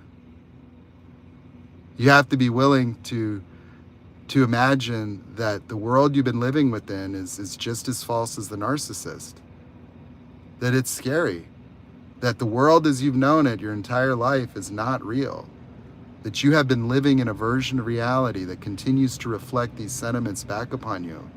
And in many ways, you do not know a world absent of that. And so you hold on to that reality. You defend it.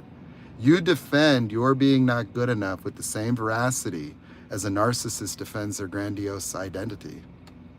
That you're so sure of it, that your mind right now, listening to me talk, is racing in defense of it. But, no. It's for you, it's real. Not for Jessica, but for you. Oh, you failed. Oh, your report card. Oh, your parents don't approve of you. Oh, at work, they fired you. Oh, you got discarded. Not good enough, not good enough, not good enough, not good enough. You want to cement yourself in this state because this is how you survive life. This is the whole basis of the reality that's before you. You don't even know what reality is. You accept this reality on the mere familiarity that it gives you a basis for navigating, but you don't even know what choice is like. You don't even know what your life would look like without it. That you're actually afraid. Sorry, guys. The temperature of the phone, kept shutting it down, so I'm back. So we'll continue the conversation here. So we'll let people come back. What's happening is that it's so hot out and the AC's out in my truck. I got to take it and get that shit fixed.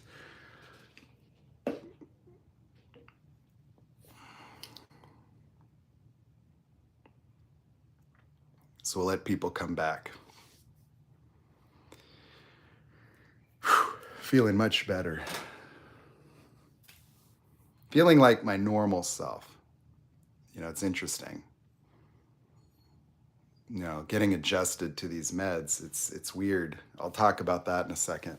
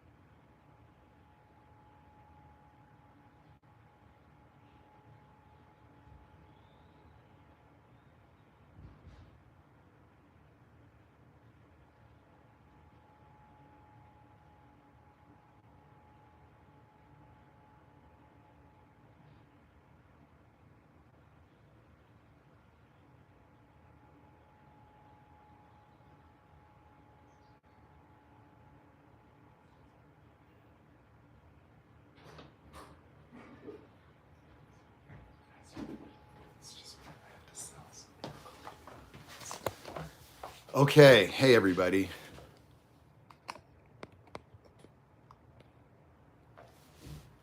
Yeah, well, what happens is like when I go to my car, it's so hot out that the temperature of the phone, throw turns it off. Like it goes into like a protection mode. So, um, that's all. Apparently, you know, I'm putting too much data through it. Yeah. Interesting. I experimented today. I doubled my dosage of the ADHD meds, and it seems to have kind of normalized me a little bit. Probably a little too much, but I'm going to talk to them and see if I can switch it real quick because it's sort of like the low dose. It didn't really like it was working. I knew that we were going to ramp it up slowly, but it was like it was sort of like I would feel a little bit like I could feel the physical effects, but I started to get depressed feeling, and it wasn't really helping my mind function. I've started to feel tired, so like yesterday, for example, it takes a lot more energy for me to make the live streams and do these things, and or even creatively think my way out of my thing. It's kind of I've been suspended in this state of like emergency or like around my business, and it's been kind of eating at me and almost contributing to more avoidance, and so um, it's interesting, and so I'm going to see if I can get that fixed, but like, to be taking like a stimulant and then to mentally feel tired, like yesterday, like needing like at 4 o'clock, right when this meds are kicking, like I'm feeling like I need to sleep, like I would try to live stream and it's like people are like, well, what are you going to talk about? I'm like, I don't know, I'll come up with something, but it's just trying to get adjusted to it, I guess, I didn't, so I got to talk to them and just say, look, we got to fix this shit because I don't want my life to fall apart because I can't function well. And so it's like, I'm not going to say that the meds seem counterproductive, but in a way, it's like if they're not dosed right, I kind of get like physically, I feel a little something. And then if I'm still feeling confused or tired, it's almost like it's not quite getting me over the edge, you know and so it's a weird thing. Before I was taking these meds, like I had really weird sleep. I started not like being able to go to like I was going to sleep real late, and even now like I am. And so that's kind of like a side effect where it's sort of like I'm not getting quite clear, and then but I'm sleeping kind of well actually. Like I'm surprised because I usually wake up very early, but I'm waking up later and later, but I'm going to sleep a little later too. So I'm kind of getting normal sleep, but I gotta get it dialed in. Gotta get it dialed in quick because I need my mind to work. Because I can problem solve and I'm very confident, charismatic, but not in that way, not without the cooperation of my mind, you know. It's interesting because it's like I don't need the medication to be present. Like I can operate outside the boundaries of all that stuff. It's my connection to a life that's chaotic as a result of the disorder in a way, and the inclusion of narcissists and having all my life in breakdown and facing lawsuits and then facing the aftermath of the dysfunction of trying to make all these things happen, hold it all together, and burying myself in work, and then having to face the responsibility that I have about that. That if I were to let my business fail, like I'm facing like a horrific realization, like I'll lose everything, have to start over, but also having damaged myself socially to a point where I may not really be able to come back into the same things that I love so much. And so, um, that's what I was trying to fix, like thinking, okay, now that I got this diagnosis, like I got to just get, my mind around focused on things and get the needs met, to keep my baby business not just afloat, but figure out a way to fix it. And so today I experimented by just doubling the meds and see what would happen to me. You know, what I'm seeing is it's like, okay, I feel quite normal. However, like I think the dosage is probably higher than what I would need, you know, so I've got to kind of get it or even change it because I was taking Concerta. That's what they gave me. And I don't know, like I remember trying Adderall, and even at a lower dosage, like it just felt like clarity, like, oh, you know.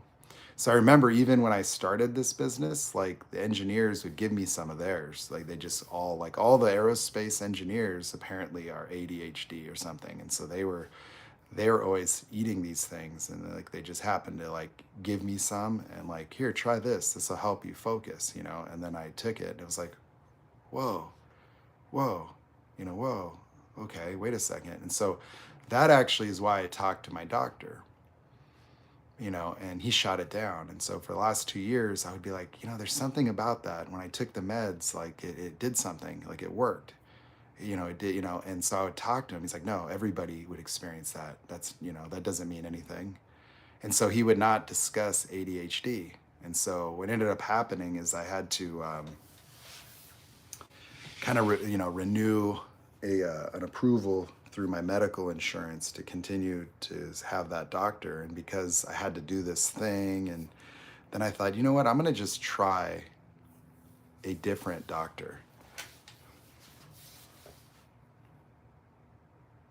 you know. And that's what I did. And then the first appointment, it was like, oh, you're definitely ADHD. I actually cried. I was like, what, like really, you know. So it was like, wow, you know, because it explained everything. It explained my experience in education, you know, that, you know, my life has been an effort to try to be normal. And in many ways, the things that made me, you know, think differently or be creative were the things that had to be suppressed in all these environments. That I would do things for other people, I would use my mind in a very powerful way, and it would be very useful. Like, you know, if you put me in a normal job, then I can do like, I'll just, but there's also reality that my mind has to complicate things. Like it needs, like the way that my mind developed was, in order for me to retain my attention onto something, it has to have so many facets. And so like when I, for example, if I did mortgages, right? Well, all of my friends would do cookie cutter loans, 30-year fixed. For me, I mastered all the guidelines, you know, and like I learned how to train myself to underwrite. I did all that. And so I would do very complicated things, you know, real estate investing things where like I could do 30 transactions for one person and make them a millionaire because I would calculate everything. So my mentor, Mike, I made him a millionaire. I put $1 million in his bank account in like side of a year, because what I did is I took his whole life and I was able to process it, and I made spreadsheets and I could crunch numbers. I made engines in Excel that would evaluate real estate. So I helped him organize it, and I could put all of the numbers in there. Knowing all the guidelines, I could predict everything. That if I did a transaction today, it kept in consideration 10 transactions later. I would do concurrent things. Like I would have two things in escrow where I would be wiring from one closure to the other, and all the numbers match, where this one required this one, but then they would fund within 5 minutes. Two separate escrow accounts, and then just boom, boom, you know, and then already have the next transactions figured out. And I could tell you exactly every transaction from nearly 20 years ago. Like I could tell you the loan amounts, the terms of those. I could tell you his FICO score based on the date. I can tell you everything I did. I can tell you all of that. I could tell you the cam specs of every engine I built for customers. Like there's a certain way that I learn that creates permanence immediately. So like when it comes to learning about, say, personality disorders, it's not as much that I learn it, it's that I create my knowledge, that I invent it, that if my mind is able to understand it and model something, it doesn't require memorization. It just becomes immediately integrated. And so my development in this regard, went from not even knowing what narcissistic personality disorder was at all in February to rapidly being able to construct my own models for understanding not just the behaviors, but even the origins of it without even reading a single piece of research or literature. Why is that? Well, it's because my mind will build a universe. Like I will build something that makes sense because I'll connect this to that. Like I'll look at behavior patterns and then I can also go through all my memories. And so what it is that I learn things and then I apply them into things that have occurred. And then I'll make a video. So people are like, well, oh, borderline and narcissist. Well, I just go through what I've seen that I can recreate the explanation of that. Like all of my memories are available to essentially look at and take these ways of seeing and understanding and apply it and then dissect it and then like really actually observe it. And even when I think about the mind, I see the mind in a visual. There's visualizations that correlate to things. Like if I say consciousness or I say a projected reality and reflected being, I see that. Like I see shapes and then I see this and I'll see this like it's like they're in a way understood both in language and visually. And so certain subjects, that's how it worked. And so for things like cars and inventing superchargers, that's so easy. Like because those models, they just appear. And I'll try to teach people that, that I thought that everybody did that. Like I would hire people and I expected them to be like me. And so I'd try to teach them, but then I would realize that they couldn't learn, or they would need over, supervision, because if I explain one thing to them, then they would understand it, but then that wouldn't inform this other thing. See, I used to look at it like, well, how did you know about engines? Well, how did I know about engines was it started with my dad teaching me how an engine worked. How did he teach me?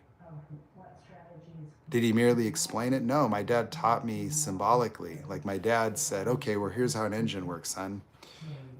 My fist is a piston and it's in a cylinder, and this would be the connecting rod, and this elbow, that's the crankshaft. And so you see how a bicycle works. You pedal the crank. Okay, perfect. I see that.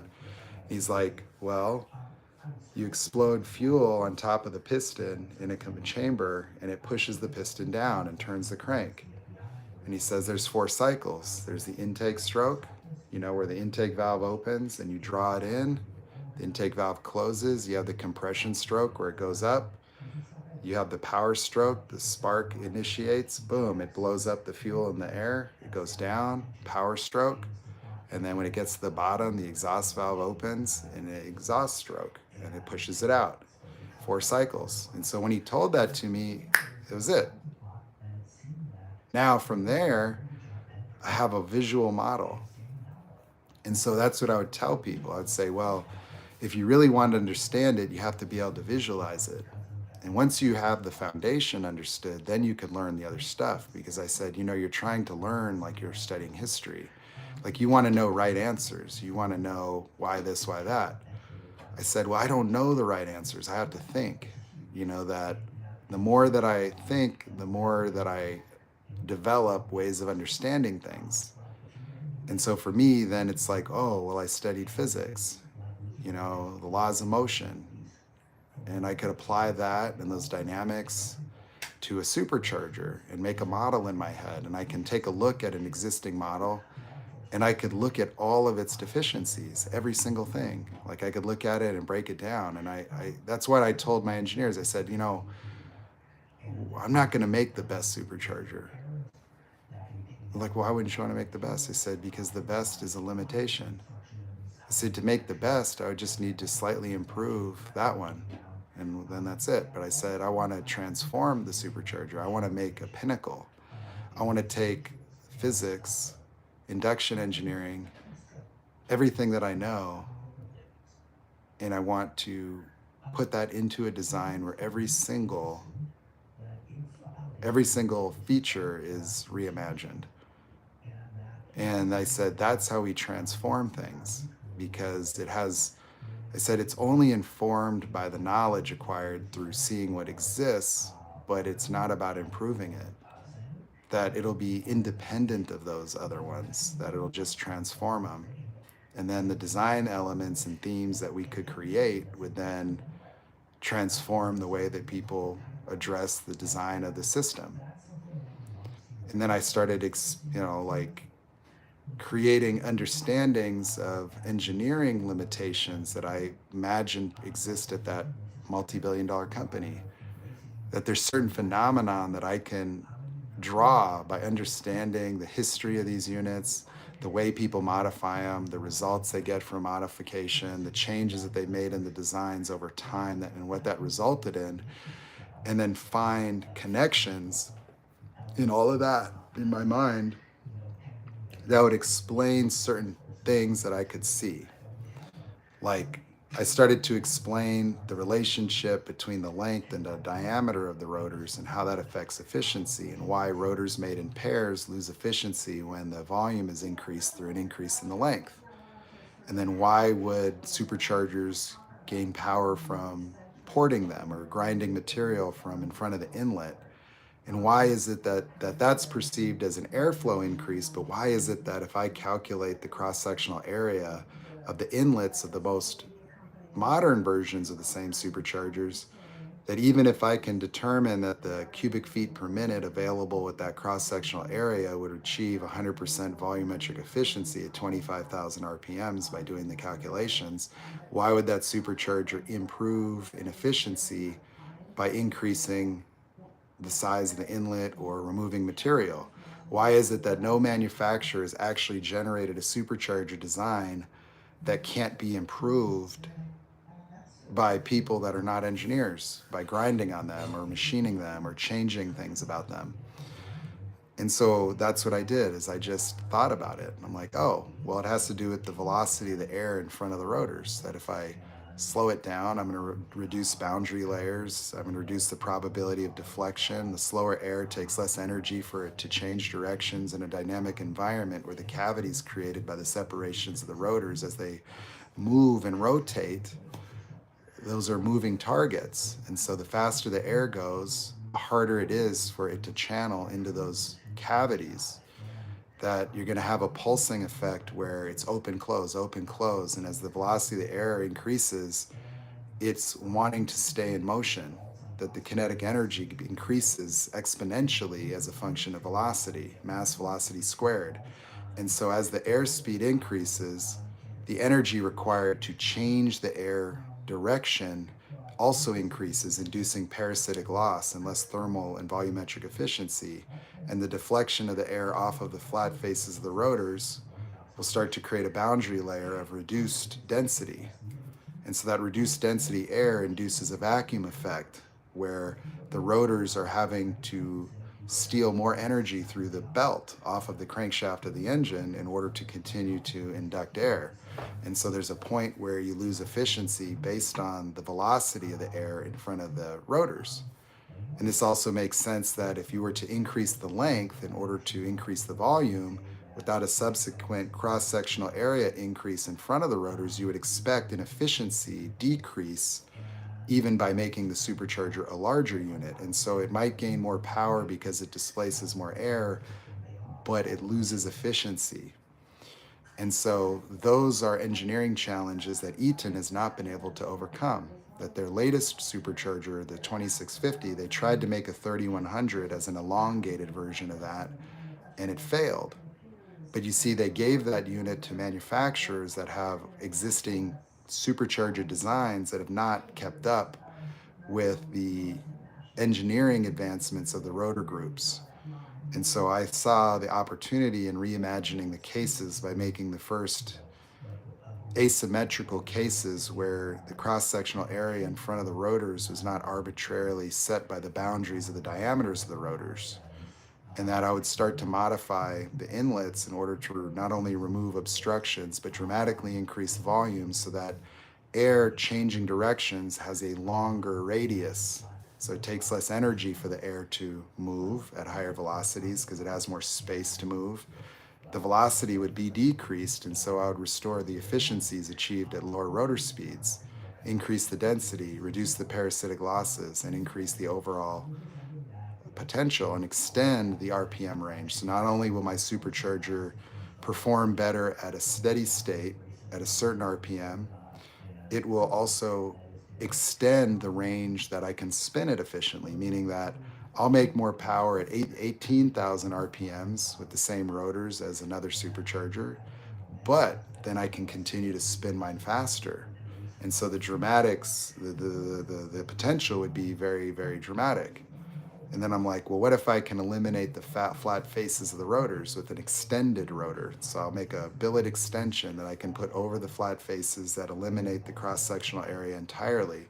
So as the air moves forward, there's 100% cross-sectional area where it can go forward without needing to change directions. Then I can reduce the boundaries and even take advantage of the velocity to help induct air.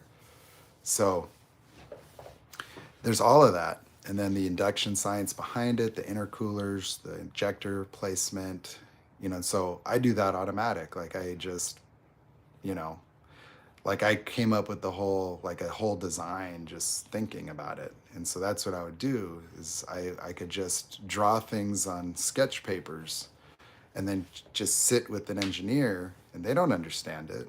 They just happen to have the CAD models, or like they could draw it on a computer that I don't have the software. And so that's what I thought I would do. Yeah, I'm going. You going swimming? No, I'm going to train cars Oh, wow. and then pick up the kids from school, bring them home. Here. Cool. They may have a fast charger, like they can run off 220 or something. I don't know. Well, it's fine if they do. She's giving me another car. That's really inconvenient. 4 days to charge it. Because it's only 120.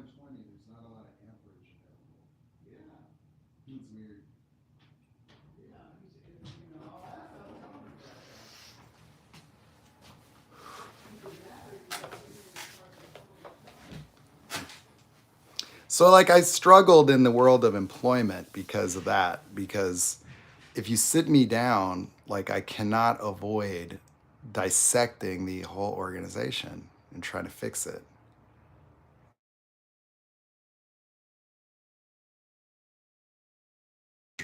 You know?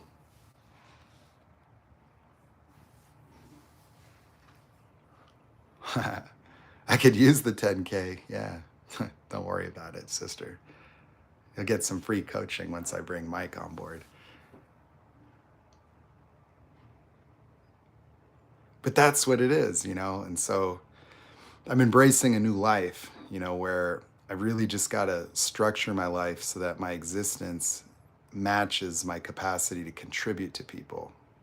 That it isn't cars, okay? Like I love that, and I'd like to be able to keep the business so that I can have a really good income from it, but like I could be writing magazine articles, and I could just be engineering my designs. And if that was what this whole business was about. And I found all the right people, I thought, and they just modeled their promises based on my ambitions merely to scam me. And that had happened all the time. And so what that did is it made me very perceptive to people believing. You see, I thought my salvation was my capacity to convince people that I'm the real deal and to have them buy into the implications of the success that we could share together. So in that regard, that was my blind spot, was that I was spending all my energy attempting to hold a team together that was composed of covert narcissists and saboteurs, including my girlfriend, including the CNC machinist that just sued me, including my covert narcissist fabricator, including several of the engineers, because they could easily justify quitting and keeping money or not executing or, whatever. The narcissists don't care about the outcomes. They just care about their own needs, and then they care about supply. And so what happens is if they stop performing well, then they stop getting the positive supply and it goes downhill. And so like I would pump these people up, like their balloon would get inflated and they would be tickled by my company. And I used to enjoy that. Like I used to enjoy like watching the CNC guy, like I would just praise him to high heaven. I made him into Jesus. Like you're my savior. Like, like you're able to do these things. You're able to make my parts, and that's going to be life changing for both of us because I can create endlessly and make winners. I'll make winners. Everything I'll give you will be a winner, and I'll make sure of it. Because like if I make an intake design, I've already talked to the world's foremost authority on induction science, Darren Morgan. I had him review my design and tell me it'll work perfect. I tried to pay him to do the calculations, and my design just out of the gate was very close to what his numbers would tell you, and arbitrarily in a way. And so he gave me the numbers without charging, and it was just like, I made this monstrosity, but it was more of an engineering marvel. And so I have a car that I'm supposed to test that on. And then I paid the engineer $4,800 just to draw it, just to do my design, not design it for me, but I just need you to draw it in the CAD. I don't care about the money. And the 3 weeks turned into 6 months, and then I paid him half. And when I paid him the other half, when he said he was done, then I got the model, and it was lacking a lot of details: bolt holes, O-rings, the injector bosses are accurate. There was no fuel rails or provisions, and so it was like a model that was like the design technically, but he didn't finish it. And then he just kind of disappeared, and then it turned into trying to like chase him down, and he was like the first one I hired, and it was very it was like. And then the other kids, some of them have incomplete models to this day, where they've been paid thousands and they still haven't finished them. But it's also because the CNC guy started talking to them behind my back. He started to program them to think that his failures was because of Nate, that Nate's providing insecurity. He's not committed. He seems to be like not committed to what we're doing here, guys. There's even a point where he got me so frustrated by not, like we were talking, and it was just like, what the hell is going on? Like you say you're all in, everybody's all in, but how could we be all in where I bring 4 engineers, you've got 9 machines, you've got staff, you've got all the equipment. How could you not produce anything in 7 months? Like what is this? Like, it doesn't make sense to keep saying all in and having these meetings and you're not doing it. Like, you keep not buying the material, you keep not doing the work. But he's like hyper fixated on the engineering, and I couldn't, like, it was like I would justify it thinking he's just being a perfectionist. He's afraid of failing, he wants it to be perfect. Okay, I get that. But why are we not buying the aluminum? Because he was supposed to, that was his deal. And I tried to give him money. Like, do you need the money? Are you broke? Like, is there business problems? Like, I don't get why you wouldn't do it. It doesn't make sense. Just like with my girlfriend, why are you not coming? You said you'd be here on Saturday. And I'm getting all this lip service from everyone. Like, and so I'm trying to hold it together, and it just started to unravel. And so when he hit me with the lawsuit threat to try to force me to sign a ridiculous contract, it was blindsiding. Like, how could you do that? Like, how does that doesn't make any sense, man. It's insanity. Oh, I'm gonna sue everybody. Like, where is this even coming from? Like, it's illogical. It's sabotage. Like, you're gonna, like, how could I do business with you? How could you, not do anything for almost a year, cause all these delays, get me tied up with all this engineering expense, not invest a penny in the business? I could have been producing these parts elsewhere and done it organically. Didn't need to make all these, engineering marvels that I couldn't make or afford to make.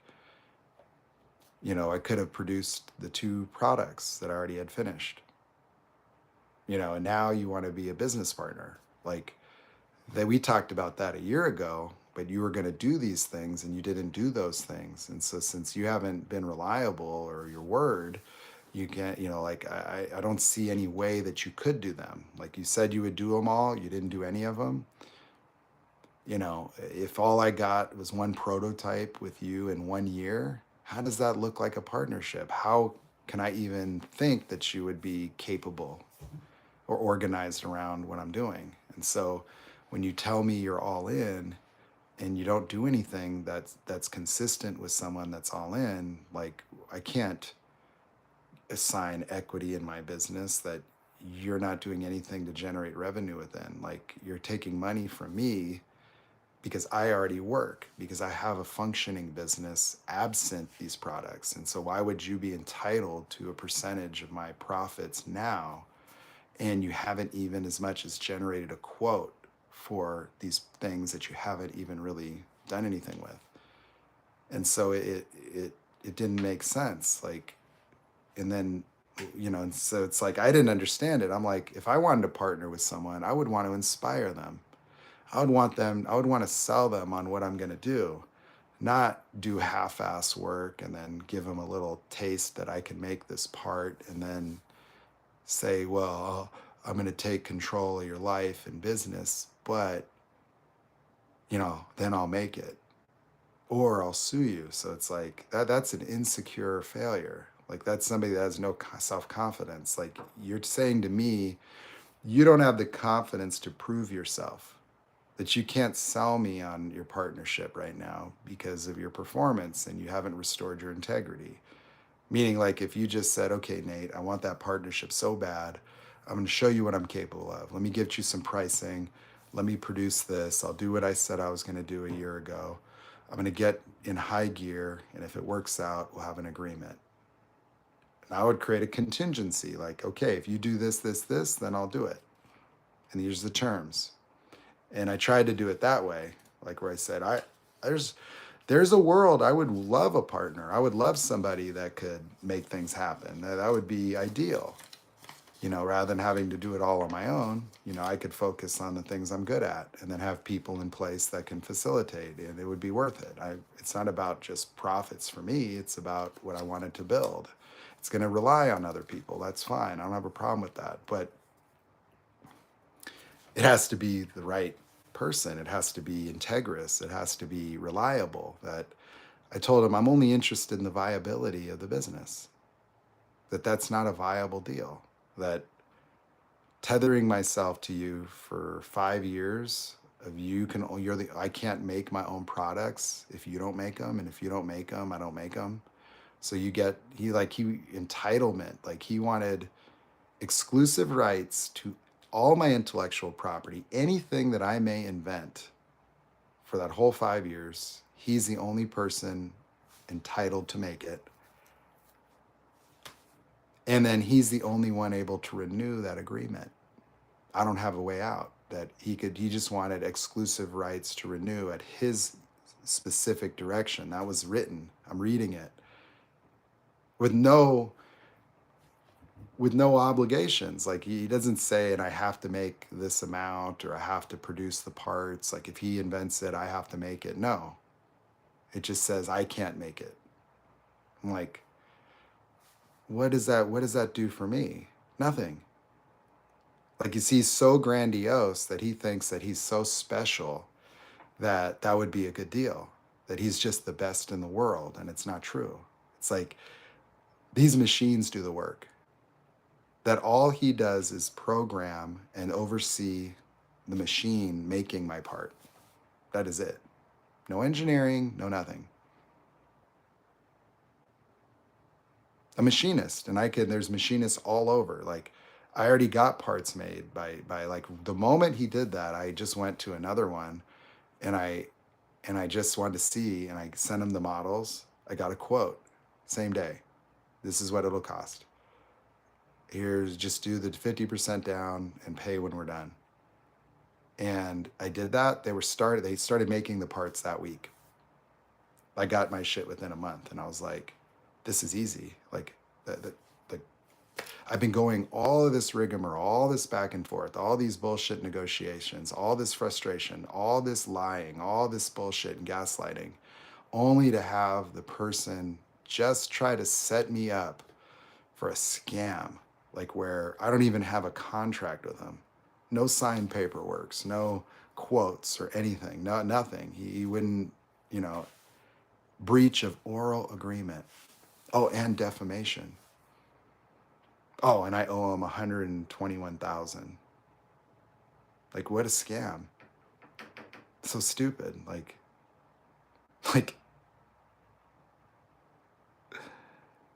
that's what wanting to belong causes. That's what needing people to believe in you causes. But I needed to have that happen to understand that I'm just different. Like, I can take responsibility for that and just understand my role as a leader and a source of accountability and discerning, and just say, like, give a fuck if they believe in me, if they do their job. They can believe in the results later. We can just test that in reality. I don't need preemptive belief, because these failures that other people would do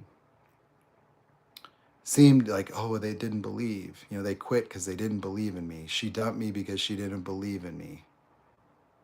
You know, like, I get discarded by a female narc and I was working as an actor. It's like, she didn't believe in my career or my talent.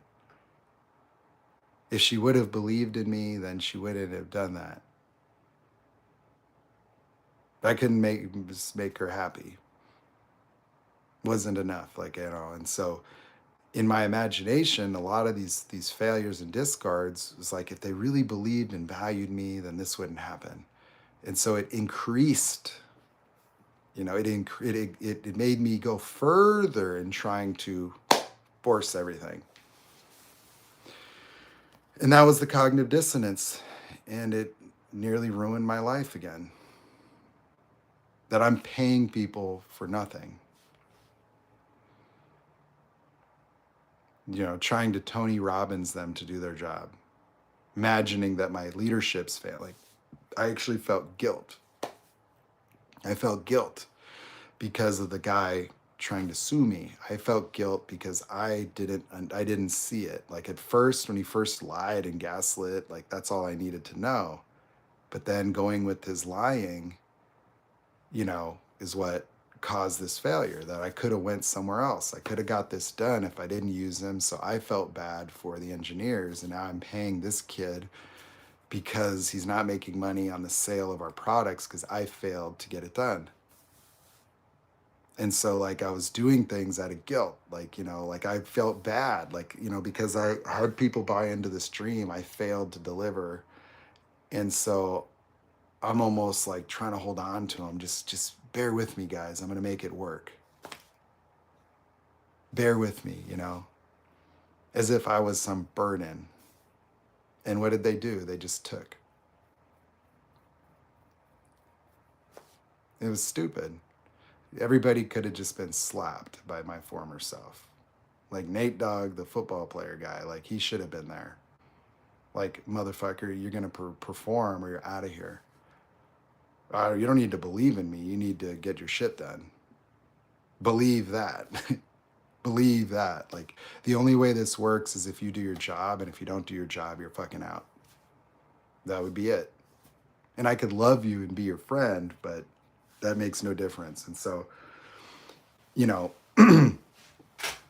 I just lived in an imaginary world where bad things happen because people didn't recognize and believe in me. That the girl didn't believe in me. See, like, I was trying to continue to talk to my girl about the future because she wasn't participating, and it was bothering me. It was affecting me emotionally that she kept demonstrating how competent she was in the same capacities for someone else, but wasn't doing it by telling me she was doing it. All the things she was doing, and she wasn't doing shit except being a worthless cheater. Like, it's just ridiculous, you know? That they're just so entitled and insane that, like, this woman is just crazy, you know, like, and, you know, like a real monstrosity that looks like an innocent, sweet person that I could bring around the family, and all the kids love her. Everyone loves her. Super sweet, super nice, super responsible when it pertains to her own things, you know? But nothing but a succubus, nothing but, you know, a user.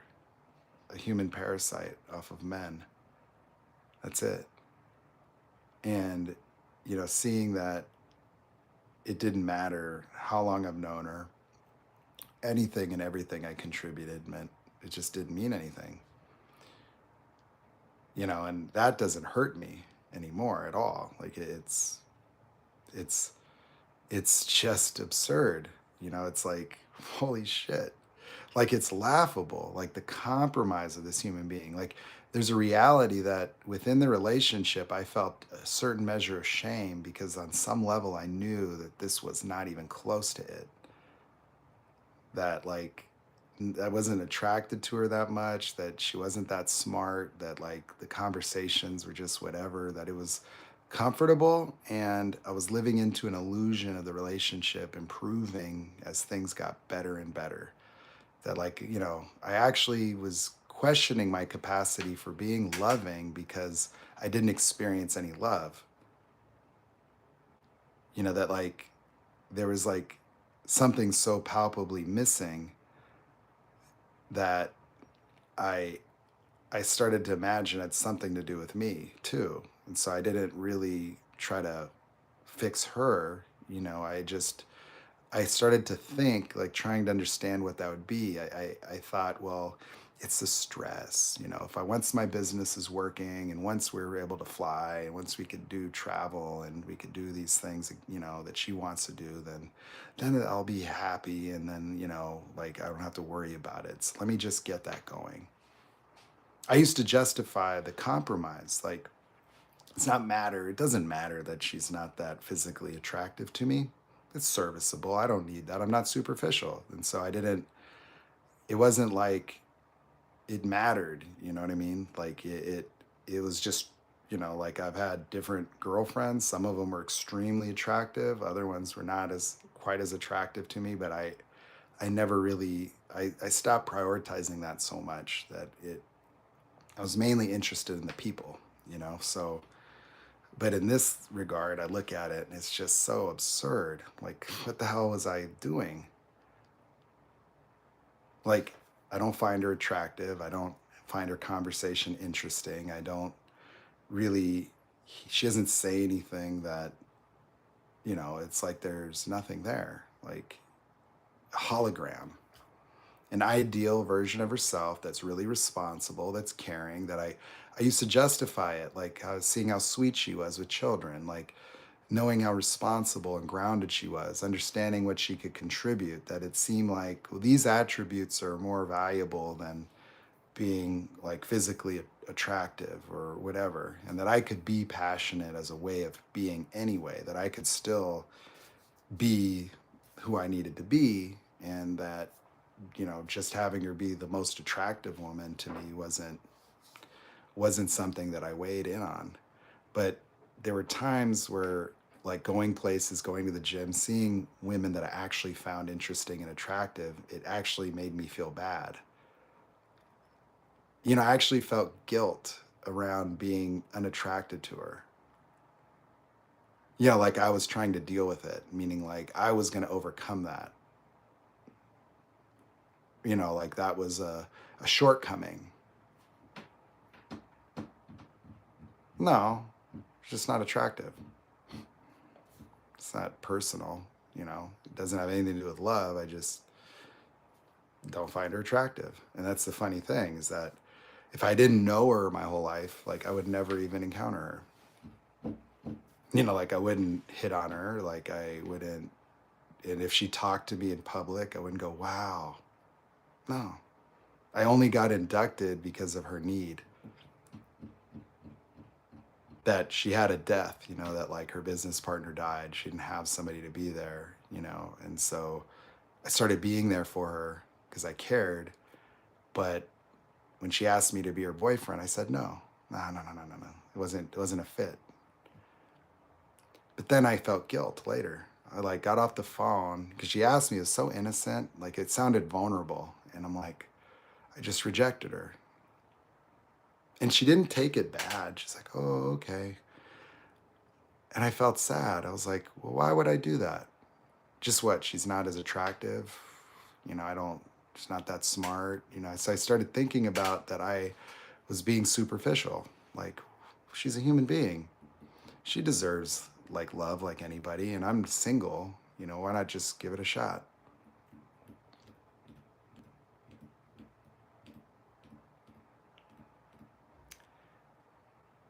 Yeah.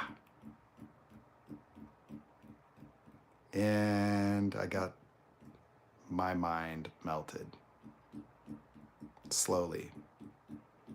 Even the compromise of dating her was enough to take me down a notch. It was like a mismatch entirely. Like going out with her socially, hanging out with her family. It's almost like, you know, it was a weird experience because one thing with these narcissists is that I was aspiring for the partnership, if you will, that when I would encounter other couples, they seem like an item, like one, right? Like a team. With her, it never occurred that way. Like I just felt kind of like an outsider that was being brought along. I wasn't sure how I occurred to other people, but it was kind of like and Nate, you know. So like when I would meet people around her, like in her family, like we that was very familiar. I enjoyed like going and doing things with people, but there was a lack of compatibility. It was like the elephant in the room. Like it was like what like this couple. It's weird, you know. And I didn't really experience being myself with anybody in my life because the self that there would be to express was beyond their capacity. That I couldn't have really in depth, intelligent conversations with her. And so I just had the conversations that she could have. And it didn't, it just had always been that way. You know, it's that way with my family. It's that way with my dad. It's that way with my brother. It's that way with everyone. And so I existed and I knew this. See, I was cognizant of this. I learned the boundaries of other people. You call it eggshells. I didn't have eggshells because I lost the anxiety. A lot of the emotionality of the dynamics with narcissists, I had to overcome. Like every discard, I got something. And so I didn't experience the threat of losing a relationship or like it just I would hang on mainly because of a future I'd created. But like with this one, it wasn't like, it was more devastating based on the cognitive dissonance of my life being destroyed as opposed to losing a soulmate.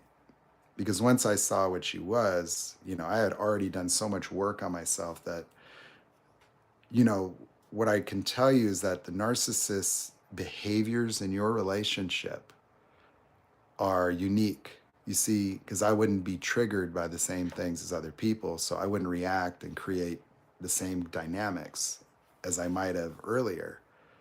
But you know, one thing to notice is that she had like this dude that she knew for a long time, and she would have these triggering things like she would discard him and then they would talk, and it's like he would be real needy, and he seemed like a covert, now that I look at it, or a borderline man that was really attached to her, that couldn't let her go, but they were just friends. And you know, I believe that.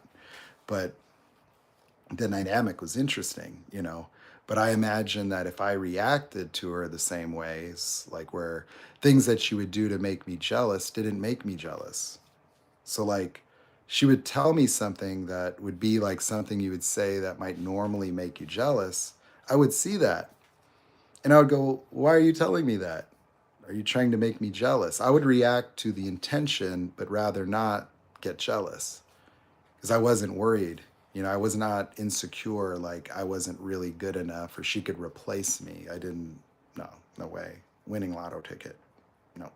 So whatever she had going on with other people, like that would not be the problem. The problem would be the dishonesty. The problem would be the distinction between the idealization and reality, the crushing disappointment of the destruction of a future that I'm living into. And so a lot of the reason why my relationship looked different is because the process of my transformation was not sudden. It was staged, it was in pieces, and so the 20-year-old me getting ravaged by a covert narcissist couldn't have that really happen the same way, because a lot of those behaviors that would be inducing reactions and reactive abuse and creating jealousy, well, those feelings were already dealt with. And so it's like I had been over time transforming pieces, and so but what it is they would find the one piece. I had already made myself immune to more overt narcissists. The devaluation direct was an instant goodbye. Like I would meet women, I would start dating, and then when I would start to see the character deficiencies, the way they reference other people, that would be unsuitable. It is like I had some really attractive women that are like that, where, listening to them talk about their friends, their roommate, their family, like it's just their character was bad. And then if they turned on me in any way, then that would be the end. It was just that with this one, because of the familiarity and that I knew her a long time, you know, she adapted to me. And so those things didn't go anywhere. See, there was no, like, if she said something that would normally make someone jealous or trigger them, I wouldn't get triggered by that, but then I would still have the cognitive dissonance things. I would try to address that. Like I'd be like, well, why would you bring something up like that? Like, why would you say that? Like an example would be, she's like, we started dating, and it's like I'd separated from her, and then I kind of took her back. It wasn't like the same discards and all the drama that I could disconnect from her and it would be peaceful. I wouldn't reject her or make her wrong. It would just like, this isn't really working. And then we got back together, and it was like 3 months in, she brought something up where she was like, it was like she was questioning the relationship by bringing up someone else. She's like, this man, there's this guy that works in the building that I work at. He's really handsome, personal trainer. He sounds like a lot of fun. He wanted me to go to Los Angeles and do this really exciting stuff. So I'm listening to her talk to me about this. And I'm like, she's like, well, what should I tell him? I'm like, that you have a boyfriend? Oh, what do you mean? Like, she started saying like, well, we're not official. I'm like, no, we decided we were in August. And she was arguing with me that wait, no, like, so she was like, she wanted me to say again that like we're together. It was like, but there was also like, she was triangulating. She was trying to show me that she was desired by people. And so for me, I wasn't jealous of the guy. I was concerned about her mind, because I'm like, well, what reality are you in? Like, why are you asking me what you should say? Like, I don't know, like, it's such an unusual thing to bring up right now. Like, why would you do that? And so I would reach a different layer, like more concerned about who she really is versus what I think, And so like, those are things that would happen. But it's actually really glaringly obvious, that like without the cognitive dissonance, without me having idealized her into like a really trustworthy and kind and good natured person. See, I would explain that, she's got some ineptitudes. Like I could see she lacked empathy in certain regards, because she seemed to not be able to discern the motives and intentions of others in her office. Like, she would talk about other women and people, and there would be someone that was like, kind of seemed like a toxic narc in the office, this woman that's trying to sabotage her. But she was nice to everybody. And so she would talk about things as if she didn't have perceptual awareness of the motives of others. And so I'd always talk to her to help her understand what people mean by this and what they're doing. So I didn't understand how she didn't see things, you know. Now I do. She's a covert narc. She doesn't have real empathy. And so she, you know, I could see that with us, where she doesn't operate consistent with my emotional states. That she could just act a certain way without really seeing where I'm at,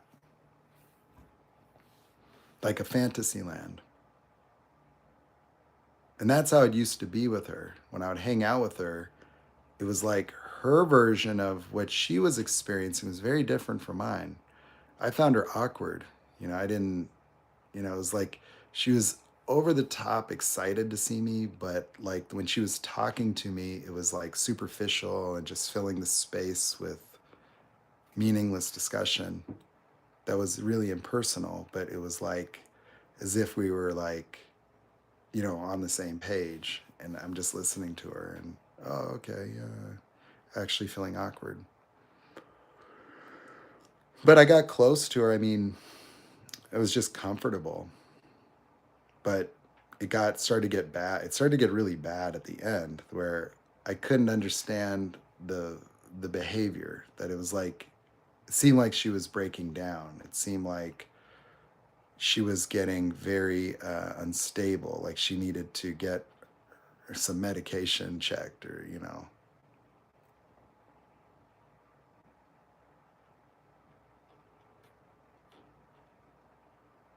So it was weird.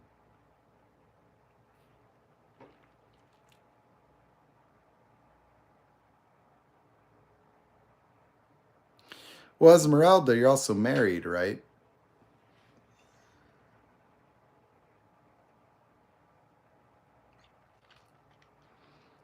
And so obviously you don't make relationships with men too because you're married. So it'd be problematic, you know?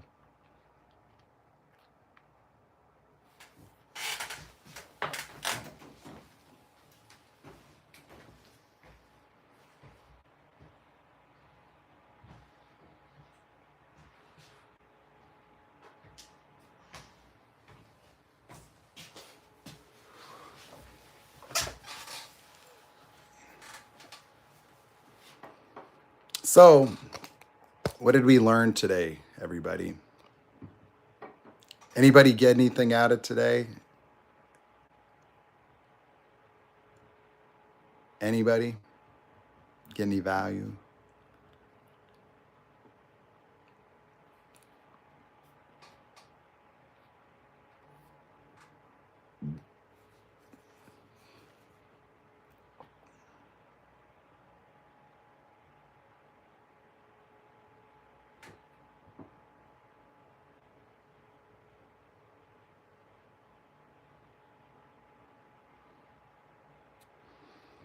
Well, I'm going to give you my perspective. And so you got to take that as what it is, right?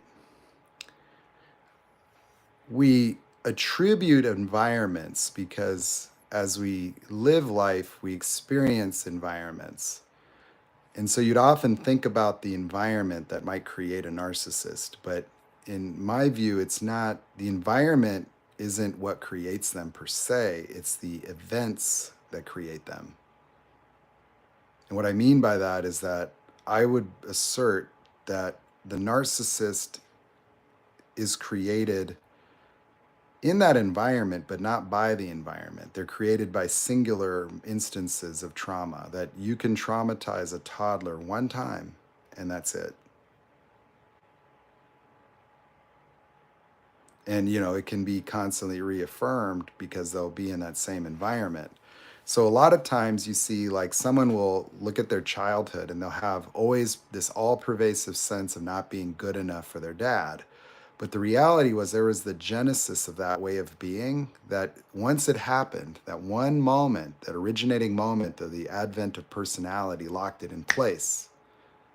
And so they'll reference their whole childhood as being, you know, reflectant of that experience of self. But even if let's say that that trait was developed at a 5-year-old level, that would exist in all environments moving forward, that I could take the child out of that environment, put them in a new one, And they would develop new traits, but that one particular aspect or dimension of personality or vicious circle would remain intact indefinitely, forever, until and unless they transformed it at a later stage of life. And so regular developed personalities are capable of drastic transformational, you know, breakthroughs. So, um, a narcissist can be created by, either parent or any figure for that matter. That, you know, I think it starts with the mother. If you have a dead mother, it creates a disruption because you can't just leave babies screaming. That like a narcissistic mother does not respond normally to the cries of a baby, becomes burdensome or triggering. And so even the traumatic experiences could be in infancy, but I would suggest toddlers and like, the trauma would predate personality genesis. And so like if you had a malignant narc dad and you spilled some milk and he started screaming at you while you're in diapers, like that could create a narcissist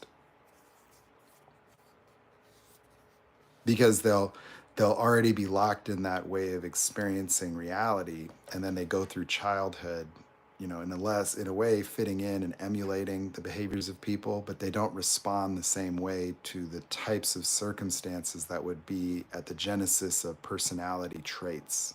And that's why it's a personality disorder, is because they're already locked in a particular way of experiencing reality that would basically make them develop differently. That they would start developing a false self rather than a concrete personality.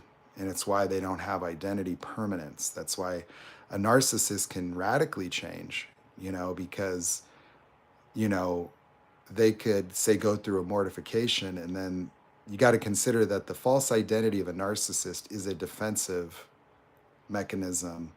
It's a way of existing as to avoid narcissistic injury. That's its only real purpose.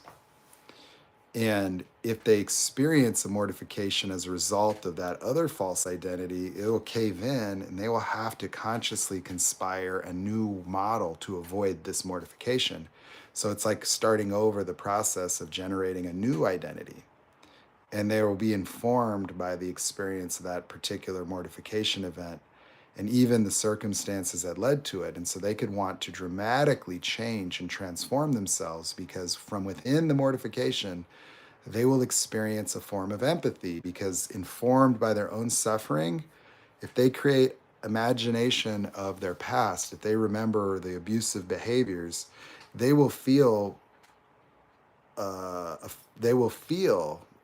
guilt, shame, horror. They will be able to understand the experience of other people through their experience. That's why narcissists don't have any effect of abusing people, is because lacking the empathy, those feelings don't come up.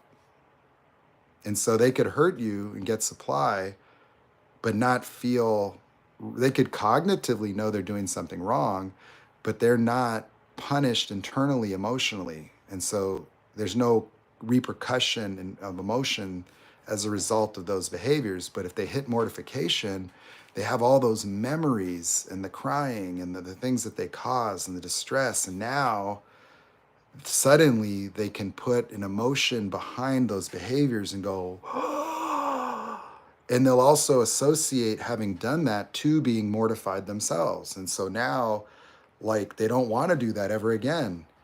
They don't want to hurt people because it hurt them too. That, like, if I wasn't doing all that bullshit, I wouldn't have lost everything in my life. And so that can cause a type of transformation where they will design their new identity around avoiding that. They want to contribute. It's almost like you can take and make a communal narc out of a covert narc. You could make a communal narc out of a different type of narc based on a mortification.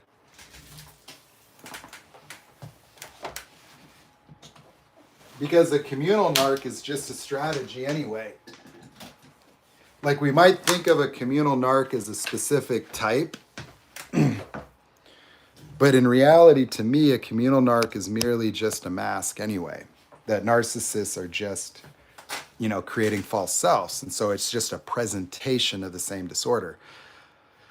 And I also would say that as it pertains to, all narcissists are victims. And so when you kind of look at the false self, like that's why you have some that are in the middle, like where you could have somebody that presents more like an overt, but then you get in a relationship and then they're more like a vulnerable covert at home, or they fall apart when you start supporting them. And then that the support will trigger their helplessness, or it will create injury because this grandiose person shouldn't need your help. And so you'll see variability. Like you can meet some man that's very charismatic, that seems powerful, that is skilled, but they're missing a little support, or they need a little help. And then as you start to try to contribute, you cause narc injuries because the part of them that's grandiose shouldn't need you. And so they'll start trying to create, I don't really need her. I don't really, no, now she's controlling. And then the expectations that come along with your contribution will trigger, injury, but it also, like they feel entitled, and then they can become more dysregulated and passive aggressive and more dependent. And so suddenly this really great guy that you met is like falling apart on you, like in collapse, or like being pitiful, or being helpless, or being incompetent, or like being unmotivated. And then they start to get you into reactive abuse. And then you start getting agitated and trying to stimulate them because you done contributed, you done helped fix their life, you done like given them what they said they thought they needed in order to aspire. And now that you've pulled out all the stops, you've forced accountability, and so they feel pressured just by that, that like you support them, it creates expectations. Like if they said, well, if you buy me a car, then I'll, and then you buy the car, and then they don't do it because they're passive aggressive, because you bought them the car. They didn't need you to buy it. I told you not to buy it. Like the things that you do to help them, that's the irony, is that if you get the covert aspiring narcissist that has goals and wants to be a CEO, your contribution creates conspiracy. Like it creates a need to detach from you, a need to individuate, a need to assert independence. And that will grow as they start to decline, and then they blame you for their failures, because the narc injuries that are created by your contribution, they project onto you, and that's why they will decline into almost like a pitiful state where you sign the lease for their new real estate office and now they can barely get there. You'll do things for them and they'll sit there, mad. They'll feel emasculinated by you. Like they'll feel like you took their manhood by helping them. And so they try to do strategic ways to induce your support without having to ask for it, to prevent injury. And so by complaining, like they want you to initiate your support by passive aggressive sort of like complaining, oh, if I only had this, oh, if I could only do that, so that they don't have to stoop and violate their grandiosity. They want you to believe in them, and you believing in them and supporting them on your own poses less risk of them saying, I need your help. And so like they're manipulative in that way because they're trying to conspire a way to get shit from you without having to stoop and hurt themselves with a narc injury for being a weakling man. Yet, and so they do weird things like that. Like that's why they complain and like huff and puff and feel defeated, because then they could get you to help them while avoiding the responsibility of asking for help or any obligations on their part to do anything. Like, I didn't ask you to do that. I didn't ask you to buy the car. You did that on your own. Well, you kept saying you needed a car. Well, yeah, but I mean, I was going to do it and then you did it. And now you expect to control me because of this, that, and I need to live my own life. I could have done this without you.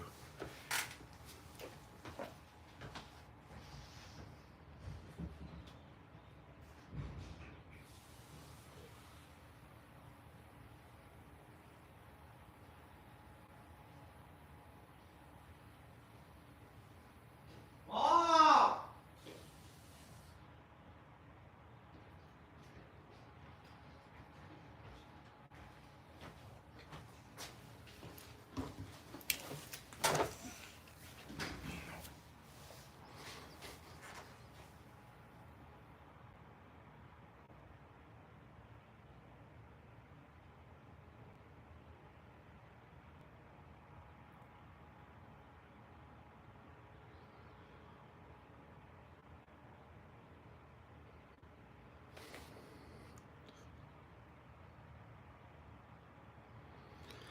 Well, I mean, you see, forgiving is just for you, but you see, there's nothing that you can do to fix that person. That person doesn't give a damn.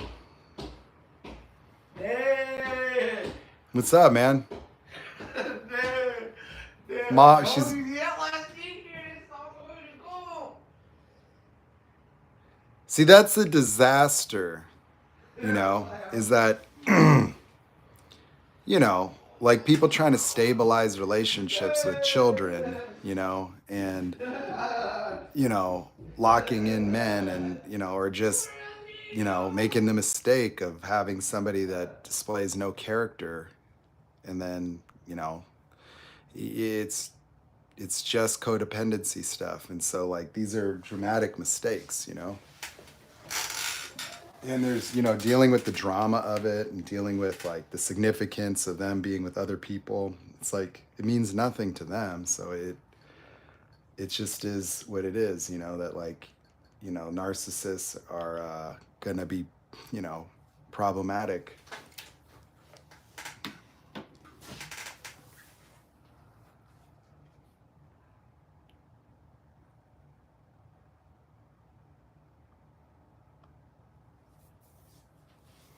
Well, there's no reason to believe them.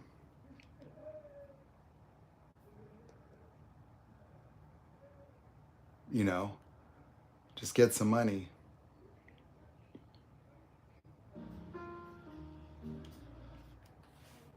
But I wouldn't count on it. But the thing is that, you know,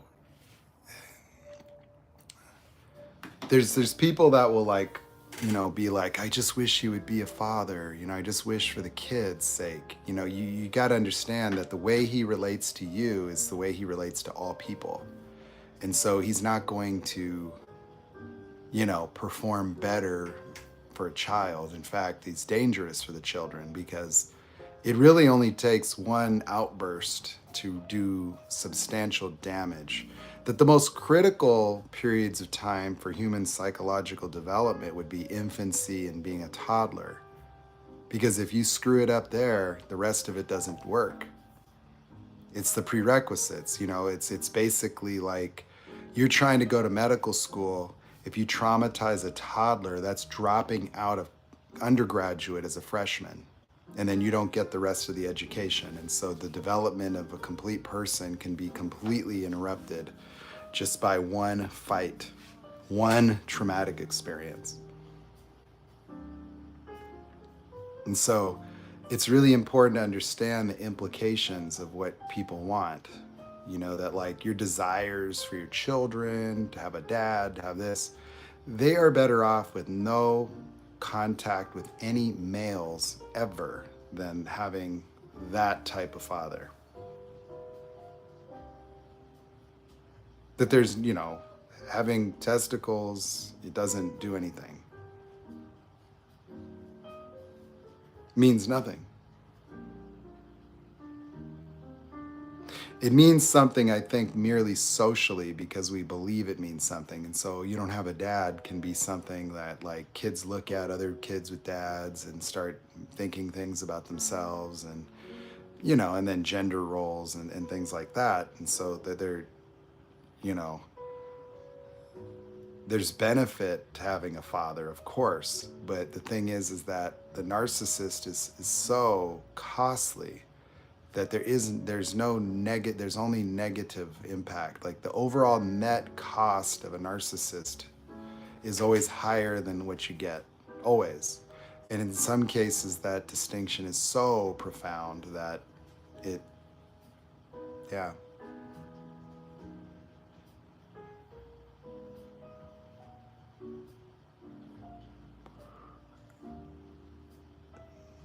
You know, being a narcissist is the karma.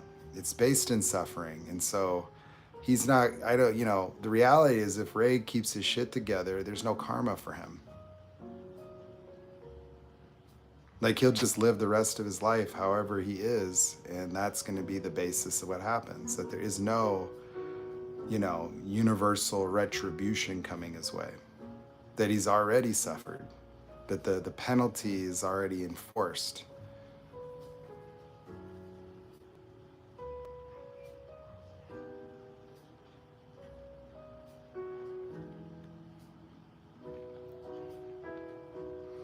Karma in this context is something that codependents and other people just want to believe in. That there's no way to reconcile these things. You know, how many people that, you know, Holocaust survivors or, you know, when you see that kind of stuff happen, well, where's the karma? There's no, look, you know, there's child predators that can go their whole life and be millionaires and never get caught and then die and have everyone celebrate their life.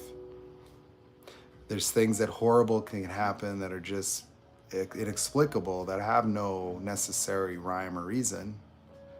It's just the nature of reality in life. And so, you know, if you're desiring for karma and for something like that, you're just going to have to accept that the only thing that would explain what may happen to them would just be looking at the patterns of that individual and predicting like, well, you know, this could happen, that could happen, and then seeing what happens. But what happens to them is not going to be like revenge.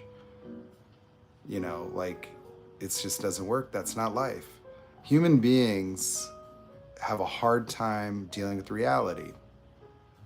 And so emotionally, we want to believe in heavens, hells, karmas, you know, universe, are you listening? You know, like in a way that helps soothe our feelings.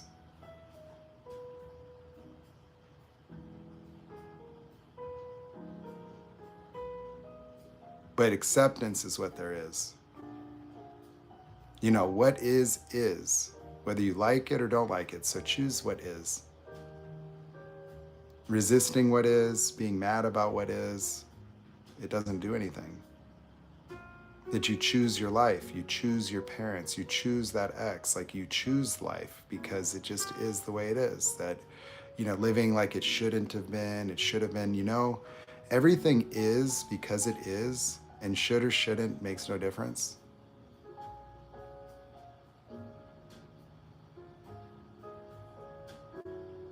That whether, you know, it should, it isn't should or shouldn't, it just is. And you deal with what is. Why say it shouldn't be? How could it be anything other than it is? You say it shouldn't have happened that way. Well, there's no such thing as should. Like you're gonna hurt over that, but in reality, it makes no difference. That there is no should reality. There isn't an alternate universe. It just is. And so like we have a relationship to what is that's one of resistance, one of disappointment, regret, and it's like it just is. It couldn't be any other way. That everything is as it is, and that is it. Now moving into the future, you can be committed to what you want. But this isn't like this shouldn't have happened and this should have happened. Well, that isn't real because it just happened the way it happened. It is that way. That's what happened to you. Yeah. Should it have happened? Should it have happened? Should it not have? Well, it just is. It did. Deal with it. These people exist.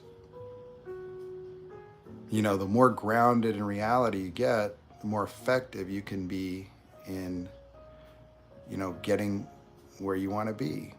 You're holding on to all the shoulds, shouldn'ts. You're dominated by them. But it's like, when are you going to let that go? You know, your shoulds and shouldn'ts are such profound attachments that you want revenge and retribution, and it's just toxic for you.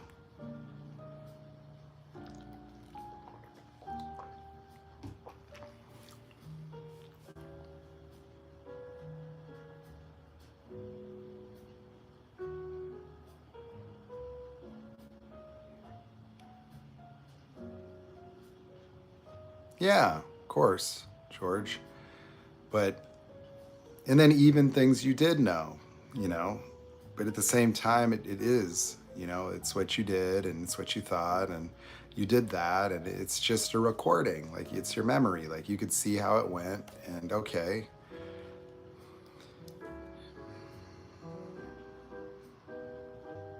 And see that you have freedom and choice now. And then there just may be things that you don't want to do, or, you know, in the future.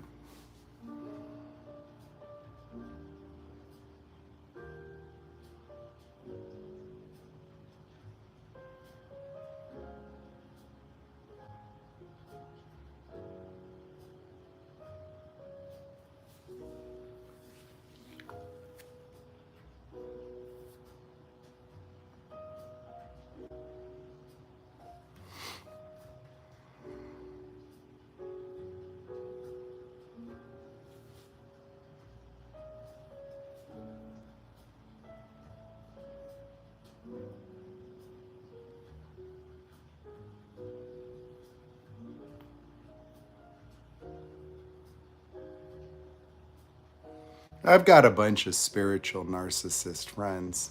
And guess what? They're still narcissists. They just different mask, same pursuits. They can't get enough. Like, there's no depth to which they can try to transcend. Like, they try. They'll do anything. Ayahuasca, they'll journeys, DMT, and it's always just a new thing. Never kind of getting there.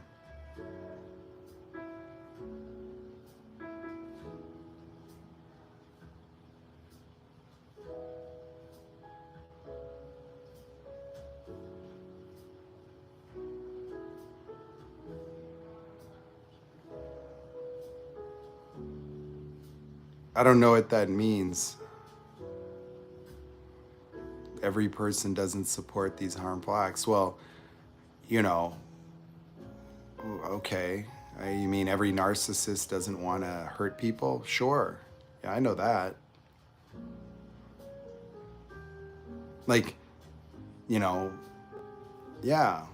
You know, they're not all present like, you know, wife beaters and, you know, those types of people, but it still is what it is, you know? So it doesn't matter. Like I'm saying, like, you know, what there is to acknowledge is that I consider narcissists to be numerically a normal presentation. That, like, okay, you know, it is relative to developed people, we can call it a disorder, but the truth of the matter is that these people exist and are normalized in our society. That they're everywhere. And they're in every walk of life. And they're just perceived to be ordinary, everyday people. And they're completely unaware that they aren't normal in that way. And for the most part, you know, they might think that normal people are abnormal, and that people are completely oblivious to their existence entirely, that the mass majority of people can never identify one. Never.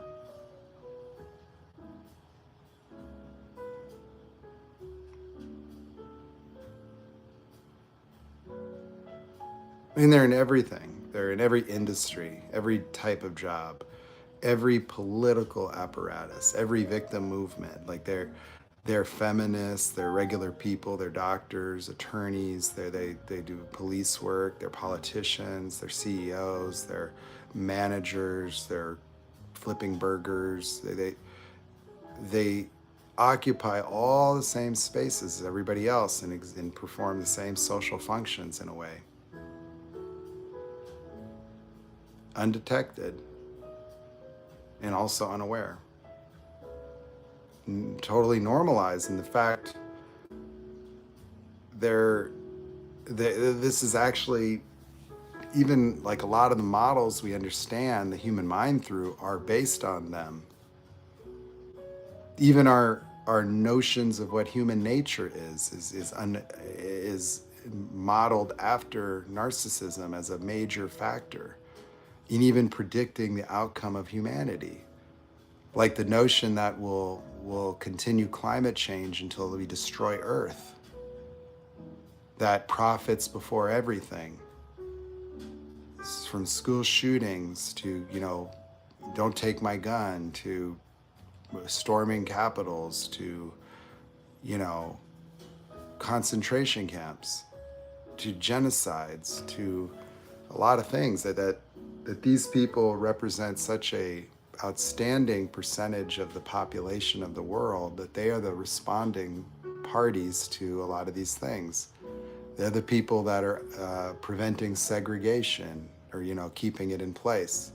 They're the ones that would shoot a Martin Luther King. They're integrated into the FBI, CIA, every political apparatus. They're everywhere. Just mixed in and blended. They're planting a gun, and arresting some inner city people. They're the ones who are choking someone and getting recorded. And then the problem is that without the ability to articulate that a lot of these things like racism, misogyny, it's as a result from this mentality. What type of human being could beat another human being and treat him like a slave? I don't think that this could just be explained socially. I think that the psychopathy was something that I even think was a European phenomenon. That I think that these mental health conditions have been grandfathered through and indoctrinated through colonialization. It was the whole inspiration for it to begin with. What kind of mind thinks about taking and justifying enslaving Africans? These people destroyed civilizations, that they would come and do genocide to all the native people in the United States, with no hesitation. Have no problem flying drones or blowing up Baghdad or whatever. There's a mentality that has swept the planet. And now when you see all the violence in inner cities and you see absentee fathers in the black communities, where did they learn that? By being beaten as children by slave owners, by having the women raped. I'm considered an African American. My dad's black, but why is he so light with no white family members?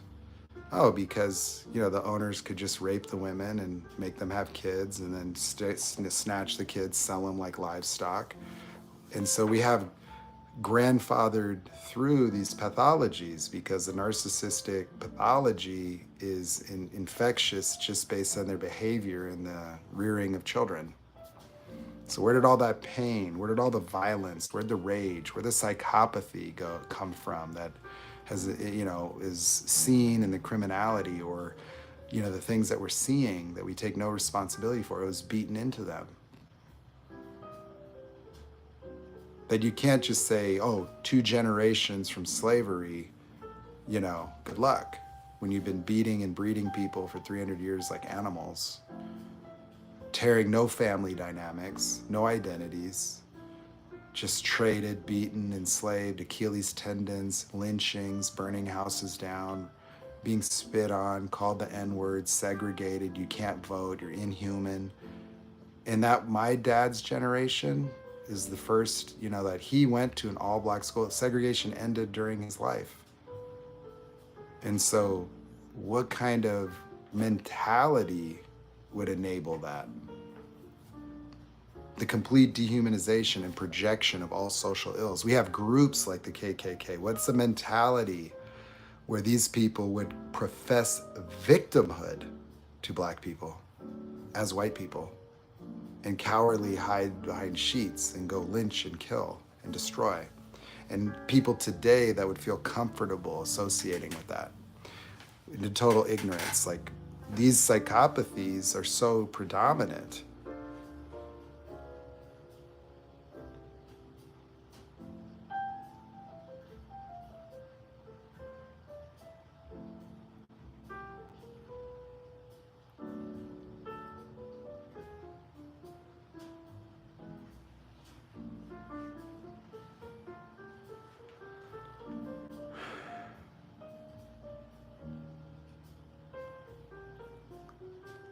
Well, Karina,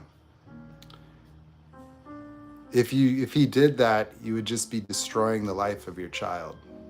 That's selfish. Like, if you think that's a narcissist and your own selfish, emotional, codependent needs come before that of the child, you know, you will be responsible for what happens. You will live with that shame and guilt that when you see your child as a narcissist, you know, or, you know, and you can't fix them, and it's all because you sat here and tried to coerce a narcissist to be a dad, you will regret that. You won't live it down. It's a mistake. If you know it's a narcissist and you choose it, then you're responsible. You did that to yourself. For moving forward, if you're in this conversation and you say to me, that's a narcissist, and I just hope he would come back.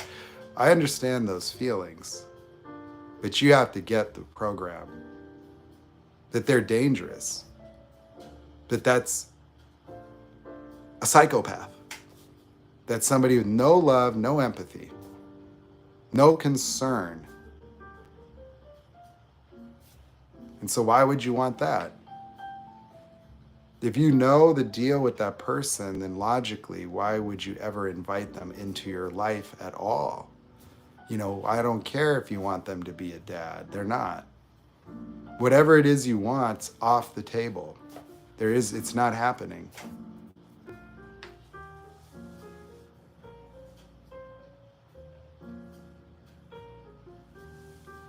He has every business doing that. He's a narcissist. That's his life. The reality is we have no business pretending narcissists are good. You're going to be perfect people in relationships. That if you look at your relationship with him, you know, do you think that that was a good decision?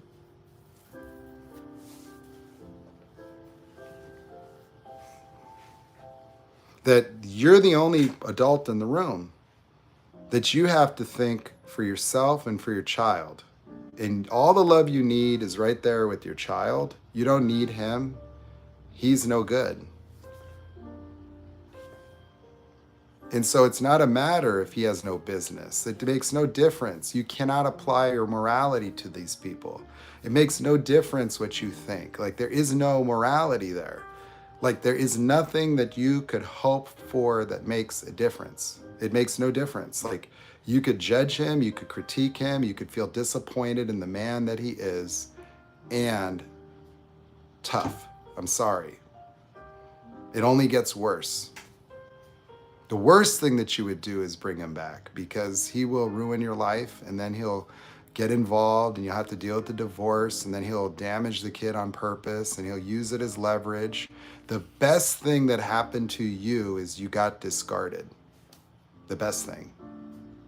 Because the people that have kids and then watch this person abuse the kids, and then they got to divorce him anyway, because if you took him back, he's going to cheat anyway, and he's going to ruin your life, and then he's going to use the kids as leverage. And when you have to divorce him, inevitably, it will be a different scenario, because you'll have a psychopathic, abusive stalker who will stop at nothing to ruin your life. If a narcissist discarded you when you're pregnant or whatever, that is the best thing, because he hasn't fucked the kid up.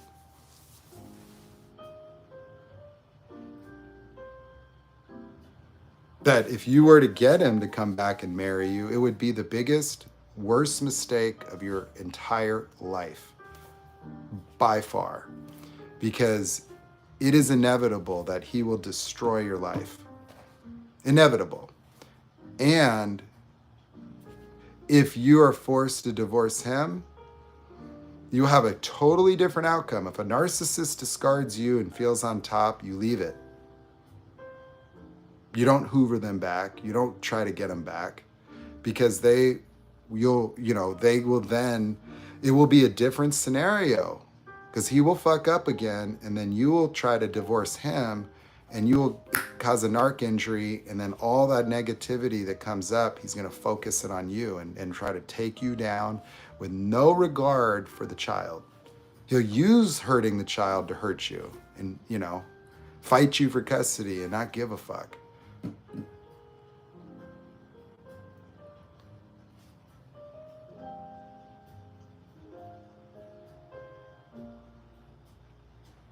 So the reality is, you have no business chasing a narcissist who's chasing a divorced woman who abandoned you with the baby. You have no business chasing a narcissist that would dump you for a divorced woman and abandon you and a baby. That is not a man. That's all you need to know. Wanting him to be different than that, it ain't happening. There's nothing you can do. You cannot plead with them. You cannot fix him. You cannot get him to realize he does not have those emotions. He will never have them. He will never really care. And him not loving you and not caring about you makes no difference. He's incapable. That him not caring about his baby is just the way they all are. Like, it's got nothing to do with you or the baby. That you got involved with a narcissist. That's the problem. That's the only problem. It's not him. It's just that you got with that guy. That's it. If you deal with narcissists, this is what you get. And in your case, you're lucky. Why are you lucky? Because if he left you to go be over there, you leave him the F alone. You don't deal with that anymore. Make sure you got full custody. If he works and has money, then, you're going to get child support. And you're lucky. You got to understand, like, it doesn't sound like that. There would be nothing sicker than seeing this person ruining your life, getting another kid, watching him to destroy them on purpose, and then watching him rip your family apart and break your heart over and over. He's cheating now, like you have a baby and he's screwing, women. Like, what do you think's gonna happen when you get married? Now it's real serious, and now you've got more kids, and now you're financially dependent, and now he's gonna destroy your family, and then not let you leave. Now you're under control. Now you've got nowhere to go. Now you're isolated. And now you've got 2 or 3 kids that you can't afford on your own. And then he could just do whatever he wants. And he has you right where he wants you, because he's got the control, the power, and he could use the kids as leverage, and he can do whatever he wants, and you will be helpless and your whole life will be ruined. And so if you had to divorce him and get in a shelter, or he starts hurting you, or he starts stalking you, you'll have to deal with that, indefinitely. Because if you just happen to divorce him and his life happened to fall apart, which happens, who's he going to blame? He's going to blame you, and he's going to want to ruin you. Some of these people are homicidal. My dad became that way. My dad bought firearms to take my whole family out. We used to practice shooting. My dad would make me and my youngest brothers practice shooting the genitals off of grown men by name in a methodical pattern, teaching toddlers. My little brother, I don't even know if he was in diapers or not, but he was shooting a 22. saying these men names, the people we actually met, coworkers of my mom's. We had to pre-rehearse homicide. That's my family. That's a narcissistic dad. I was 10 years old shooting a 357 Magnum and having to go along with this because of how derailed he was. So he couldn't handle the divorce and he lost everything. His career, he never recovered. And he was going to take out everybody. He was going to go to my mom's job with 2 guns and just start shooting. He brought it to the house to shoot our mother. And you know why he didn't? The only reason is because she told him, go ahead. Then he just left, and then he never did it again. If she would have started fighting and pleading, then he would have done it, probably.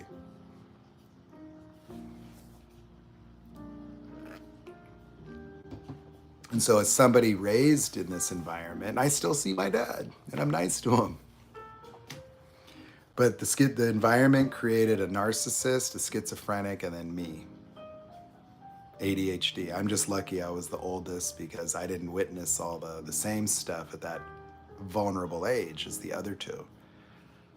But they got to see the violence, the hell. And there's no hope. There's no amount of what you think that this person should be. That's just ill-informed, that they're incapable, that he will never become what you want. It is impossible. Doesn't matter what your illusions are. It doesn't matter what you think you saw in him. That those behaviors do not reflect any character inside, that those are emulations. So he never was what you thought, and he never will be what you want. Never, under any circumstance. And so, the only thing that you'll get from him will be hell on earth. And if he discarded you at the baby, then you need to let go and focus on the baby, not how you feel. Because that's your own abandonment. That's you being a child. You're an adult. It's time to stop being a kid about it and get with reality. That he's never going to be what you want, never, under any circumstance. And if he got rid of you, leave him alone.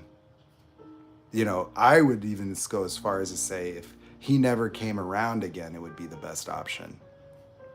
If he never saw the baby for the rest of the baby's life, that would be better.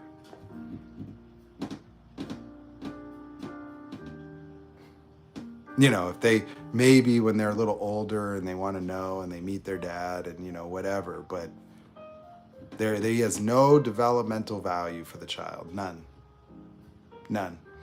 The probability of him traumatizing the children is so high that he could that's like a narcissist could be 90% good, and then that 10% narc injury abusive shit, that's what defines them. And there is no circumstance where that they're ideal in any sense, that there's no morality with holding the family together. I don't care if you're married, it doesn't matter. If you discover that someone is a narcissist, that is the nail in the coffin. That is all you need to know. Any other questions, any other things, any other hoovering, that's all just immaterial. That disorder is like the top disqualifier.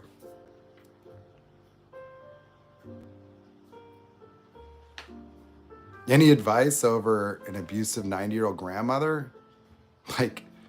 First of all, I would question the mental welfare of anybody that would maintain a relationship with a 90-year-old grandmother. That sounds like covert narcissism. If you have maintained a willful abuse relationship with them, because why? So you'd have to explain to me how you would be suffering because of a 90-year-old narc grandmother, right? How do you explain that? So you'd have to give me a little more detail, because we're not even talking about your parents. Like we're saying grandma, and you're getting messed up because of a crotchety old, no. What the hell's going on here? So the advice would be goodbye. wheel her into the retirement home and just say, keep her comfortable. Like, I hate to say it that way, but I'm not dealing with her. No. Actually, I mean, we took care of my grandma here. Like, I'm actually humane and compassionate for all people. So, it's just, the only thing I could say is just gray rock depersonalize, like make it like dementia or something, that there may be other factors. Like some old people develop dementia and there's other ways of explaining their behavior. And so like, they could have changed because of something, unrelated to this type of psychopathy. So I can't really say.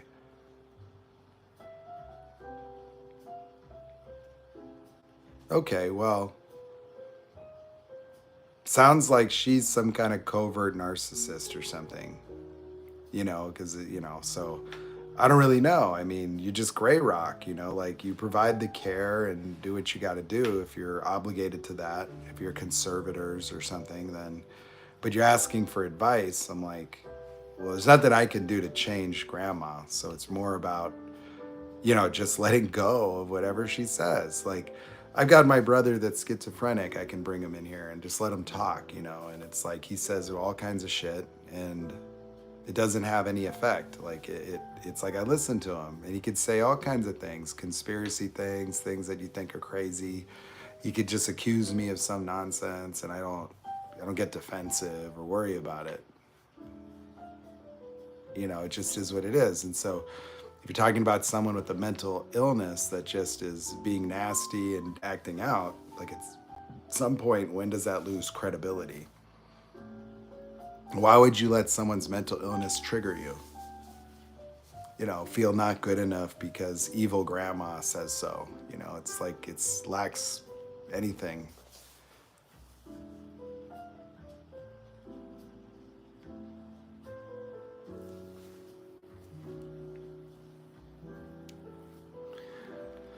She also abusive to me, my mother, and my dogs. Okay, great. Well, that's it. There's consequences to that shit. Like, you don't, like what? There's no, to me, family doesn't mean shit to them. Family just gives them access. Family just, they prey upon your attachments, your codependencies. And so, it's hard to really see that, but like I have a brother, I don't mean shit to him. I would only mean something in the context of trying to maintain an idealized family. But me on a personal level, it doesn't matter that I'm a brother or not brother. Nothing. And so what obligations should I maintain moving forward? Because it's all a fantasy. I don't have the kind of family or brother that I would like. So what do I need to do? I could just create what I want out there in the world. That we have these moral constructs of family, and that just subjects people unnecessarily to abuse. The rules for me go out the fucking window if somebody's a narcissist. That's not your dad. Like they're your father, sure, you could have them they're your dad. I got that. But whatever it is that you hope for or wanted, it's not coming. And so why pretend?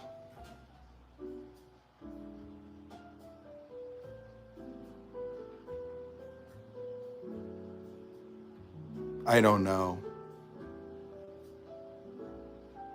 I don't know what a schizoid or schizotypical love, I mean, there's some people that have that as a core but are functional. So I don't know if you're talking about a schizophrenic person or whatever, but I don't know. That's not something I know anything about because I've never looked at it. I've never, I only share about what I think about. So I'd have to actually look up what is meant by a schizoid or schizo, like what you're asking about. And then if I were to read about it, get like an understanding of what that means, then I could answer it.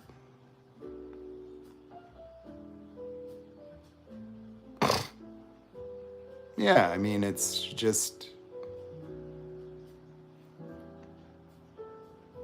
give it up. Ignores your text messages and calls, so yeah, I'll stop trying. Okay, that makes sense. Trying what? I mean, what are you trying? The person's fucking 90. Trying to make her love you or trying to get appreciation or, like, no, it's done. Let go.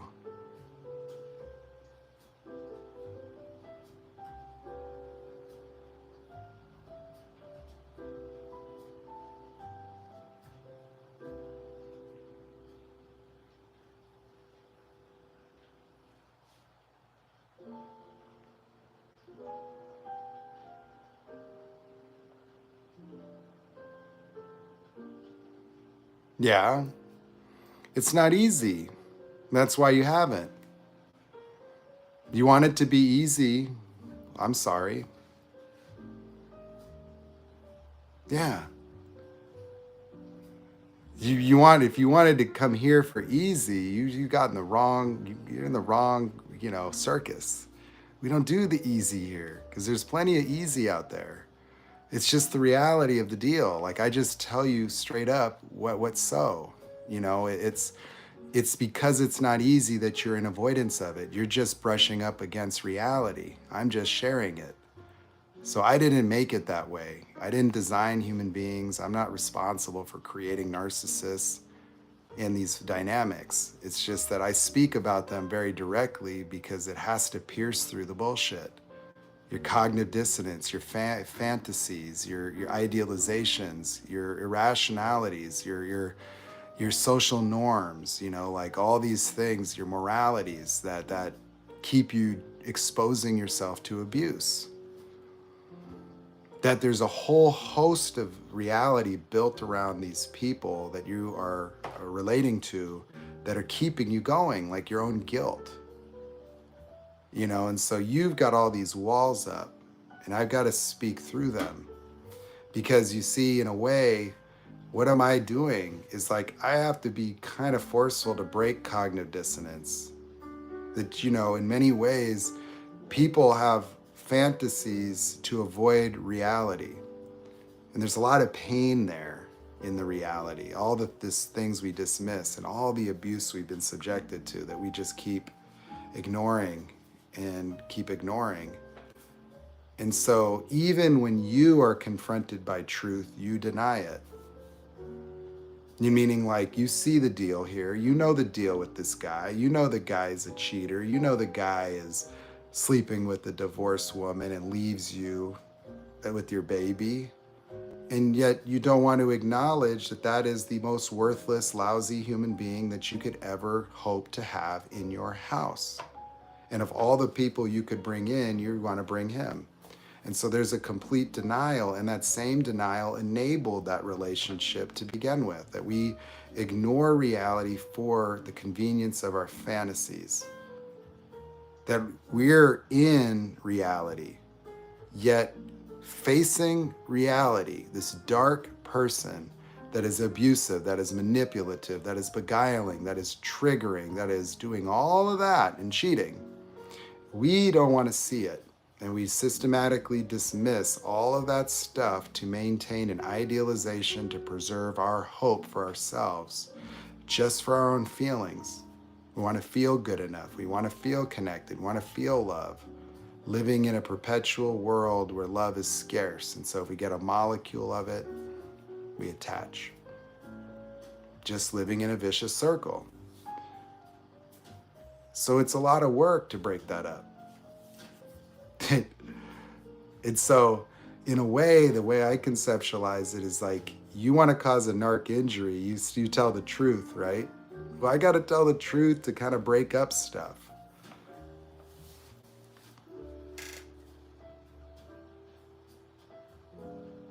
Well, what is wrong with seeing the best in people? Well, it isn't there. Wanting to see the best in people is problematic when you're looking at somebody that doesn't have anything to offer, and it becomes the basis of ongoing self-degradation and abuse and the exposure to mental manipulation, gaslighting, projection, devaluation, betrayal.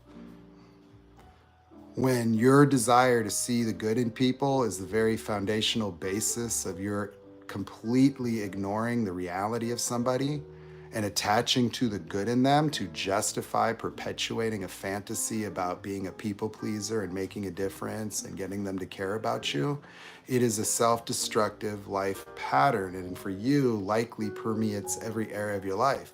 That if you do this with grandma, you're doing it with your friends. You're doing it everywhere. And losing any fulfillment in a selfless charade.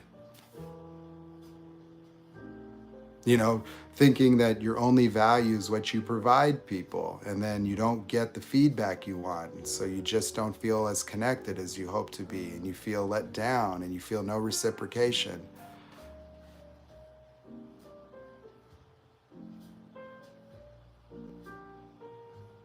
Yeah, you're taught being selfless is good because you're a people pleaser. And so, yes, you're selfless, correct. Yep, you exist for servicing everyone else's needs, and then you attach to the bitter end to the most toxic and abusive people in your life. Yep. Yeah, of course. Yeah, that's what you're taught. Yeah, you probably had a narcissist mom. She taught you that you're only there for her needs. Like, you got to be selfless. Yeah, selfless. Selfless. Guilty in pursuit of your own ambitions. Only experiencing your value through selflessness, sacrifice, martyrdom, people pleasing. I only feel happy when they're happy. I'm selfless. And then feeling empty and unloved and unrecognized and undervalued perpetually. That's selfless.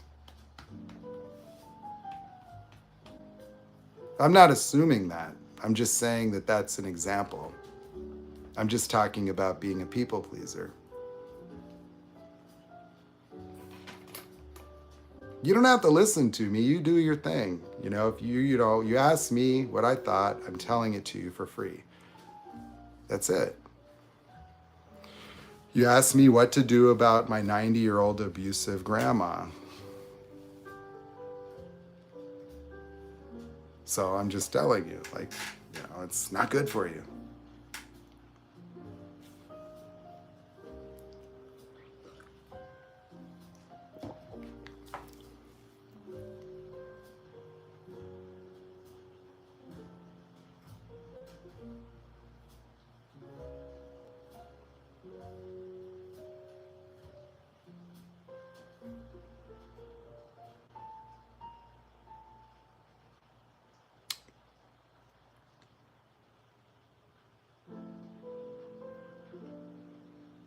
Well, I have plenty of compassion.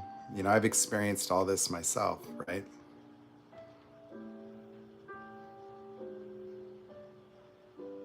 But I understand what you're saying.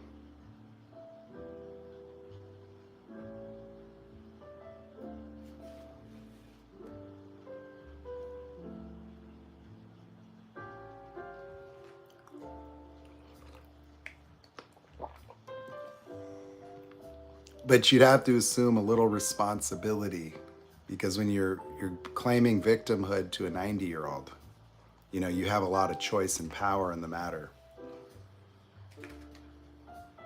And that's the thing with victim blaming, is that victims already experience tremendous shame and guilt in life. It's the whole basis of victimhood. And so when you start talking about responsibility, people are very sensitive.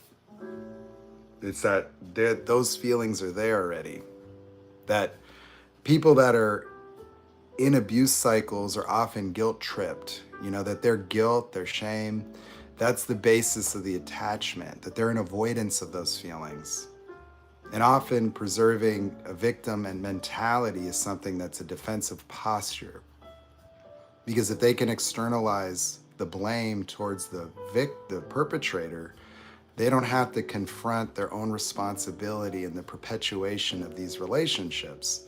That you're a volunteer, that you're showing up, and so, that's the challenge of talking, in a manner, that that really just addresses the one side, because there's nothing I can do about the those people, the villains, or the abusive people. You know, it's really just about the patterns of behavior that pertain to our participation. That's the only thing that we can deal with.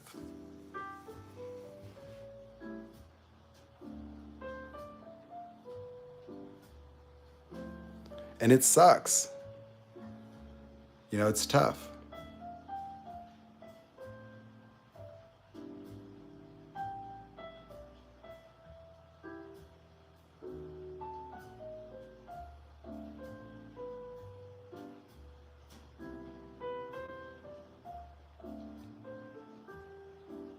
Yeah, I see. I understand.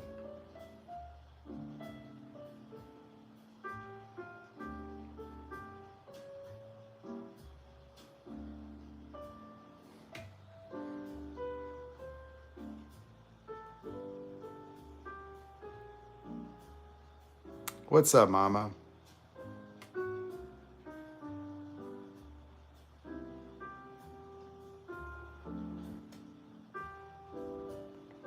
Hello, LM.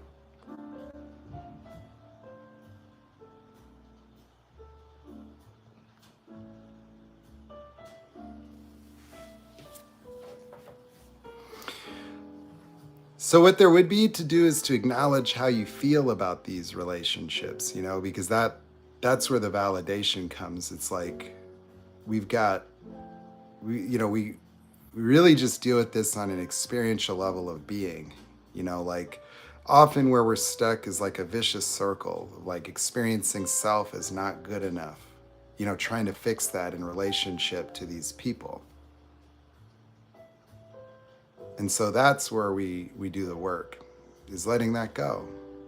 You know, realizing that, you know, the pathological behavior of people really, as much as it's personally directed at you, it is impersonal to you, and that's just the way that they exist, you know?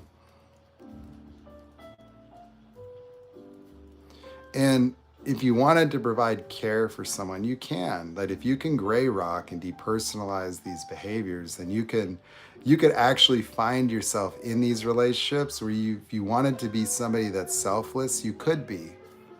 But you'd have to have the other side of it, to where you've resolved so that you're not being triggered. So it's not toxic for you.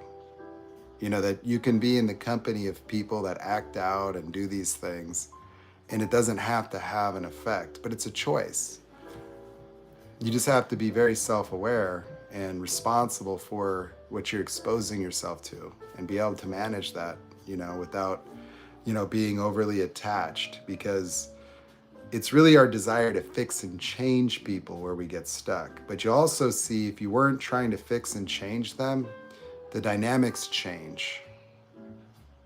That, you know, you wouldn't cause narc injury as often if you just listened, and you know, you didn't react so much to grandmas and these people. That a lot of their behaviors is to get supply from you. And so as long as you're reacting to the things they do, then they'll perpetuate it, but they'll adjust to you. That in a way, like narcissists adapt to how you're being. But if you were just able to be present with them, it changes a lot of the dynamics, because they understand boundaries with people. That there's a reason why narcissists are not the same with everybody. It's just people that internalize. It's just people that have, you know, tendencies for codependency that will be the ones that really get this type of toxicity. Because if they didn't have the capacity to impact you with devaluations and stuff, then they wouldn't do it. You know, and that's why they're so dynamic. And that's why, especially during smear campaigns, it's so tough, because nobody will see what you see or experience them the way you did. And so they will be like, oh, this person couldn't be that bad.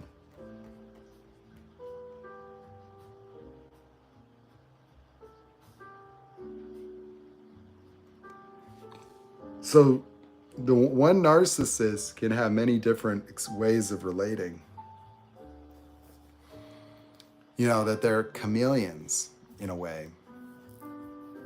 That you might even notice, like if you were to get a friend, like say you're a girl and you get a narcissistic, girlfriend, like they will start to assimilate to you.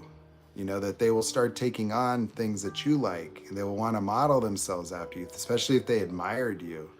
And so they emulate in many ways. And so it's as if the narcissistic abuse experience is custom tailored to your vulnerabilities.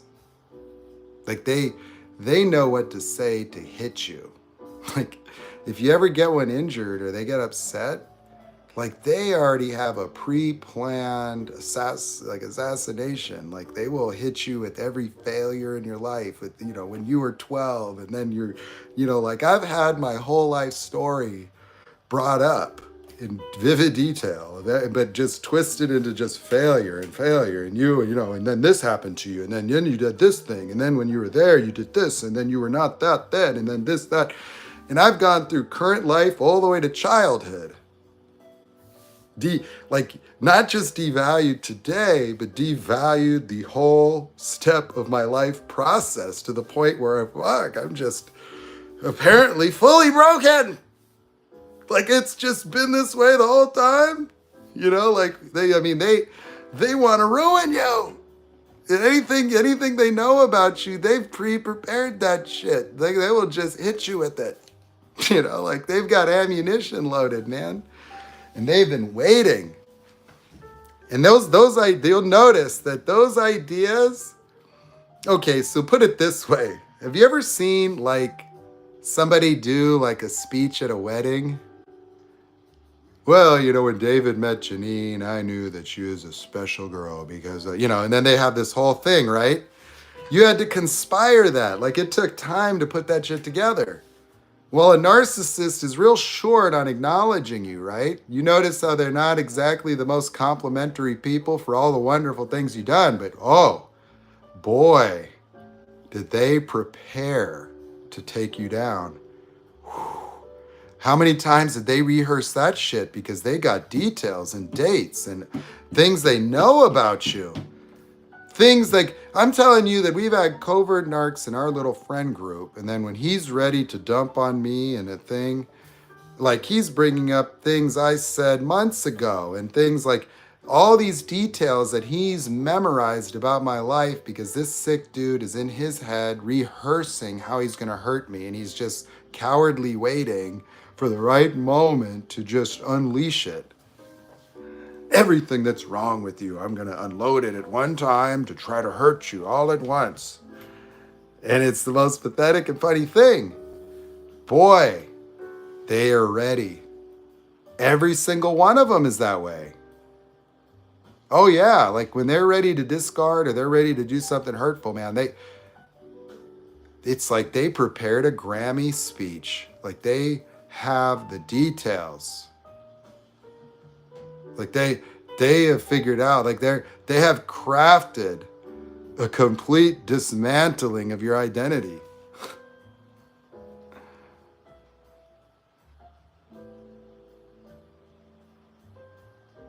They're never going to be complimentary like that. Unless, of course, it's transactional and they want you to say something even better about them. But when it comes to what's wrong with you, nobody has a better handle on what's wrong with you than a narcissist that knows you. Because they've been a database of what's wrong with you for a very long time. They've been storing it. In case you ever wanted to know what's wrong with me, I bet you if you were to just level with them, hey, listen, man, I've been acting like I'm a good person and that I'm strong, but I really know that I'm a trash, and I want you to tell me everything you know that makes me garbage. Oh, okay, man. Well, let's get started. Where should we start? Do you want me to start from the top and go all the way back to childhood, or do you want to start with all your childhood traumas and all the way back to today? Like you just tell me. We could break your life down into semesters, like ages, like they're literally a database of what's wrong with everybody. encyclopedia of broken. Like if you go to a narcissist, they would be the first person that could tell you what's wrong with everybody in their past, everybody in their life. They would know it all. Oh, my 3 crazy exes, they'll have diagnostics, they'll have dates, they'll have all these things. Like, yeah, well, you know, this girl was borderline with a tad of bipolar, with crazy attachment, you know, worthless, crazy trick, you know, like, you know, they're just, yeah, like nobody knows what's wrong with people like a narcissist, man. And they'll want to sneak it in. Listen, like you'll know a narcissist is about to devalue you, and they're like, I don't want to say anything, but I just want to tell you something about yourself. Like they'll like sneak it in like it's going to be constructive criticism. Have you ever had that? And you'll be nervous. Like when a narcissist is about to tell you something about yourself, you're already pre-uncomfortable. Like you could already feel your body, when a narcissist is going to tell you about yourself, what your body's doing is it's surfacing all the triggers. It's just preparing for it, just doesn't know which trigger to activate. It's like it's like a keyboard is coming out of your chest to just, okay, your trigger activation system is now armed. Okay, tell me what's wrong with me. And you're nervous. Okay, well, you're already preemptively, you're pre-triggered. It's like pre-qualified for a trigger. Like your body, the hormones, your attentiveness, you're listening, and you know something bad's coming, and you don't know what it is, and you're nervous because it might hurt. And people, oh, the truth hurts. Triggers hurt, and then it's just like they'll drop the bomb on you, and you're like, yeah, okay. Geez, that was a little, you sure I'm evil? Like, whoa, and so you'll know. That's a good way of knowing, like if somebody's going to talk to you about yourself and you get anxious and nervous, like, because they, like whenever they want to level with you, listen, man, I just want to, I think I need to give you some feedback, like it's never going to be good. Like it's always going to like make you smaller. Have you ever noticed that? Have you ever noticed that the feedback the narcissists give you has never inspired you? It's always made you question yourself and go, oh, put you into a loop of thinking about it that's just all negative anyway. God.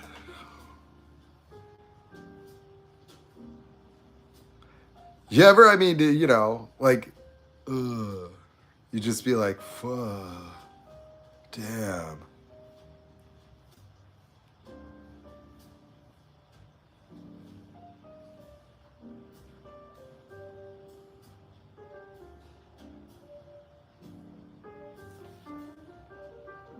Exactly. Well, it's really healthy to notice that. It's really wise, that's basically the message is that, and you could extend that people's opinion of you doesn't really matter. It just doesn't matter. It doesn't see like, it's easy to think that this is really about denial or numbing yourself or just being strong in the face of, no. It's that when you get it, it has no impact anymore. It's like you're not worried about their opinion of you because it doesn't define you. It's like invalid.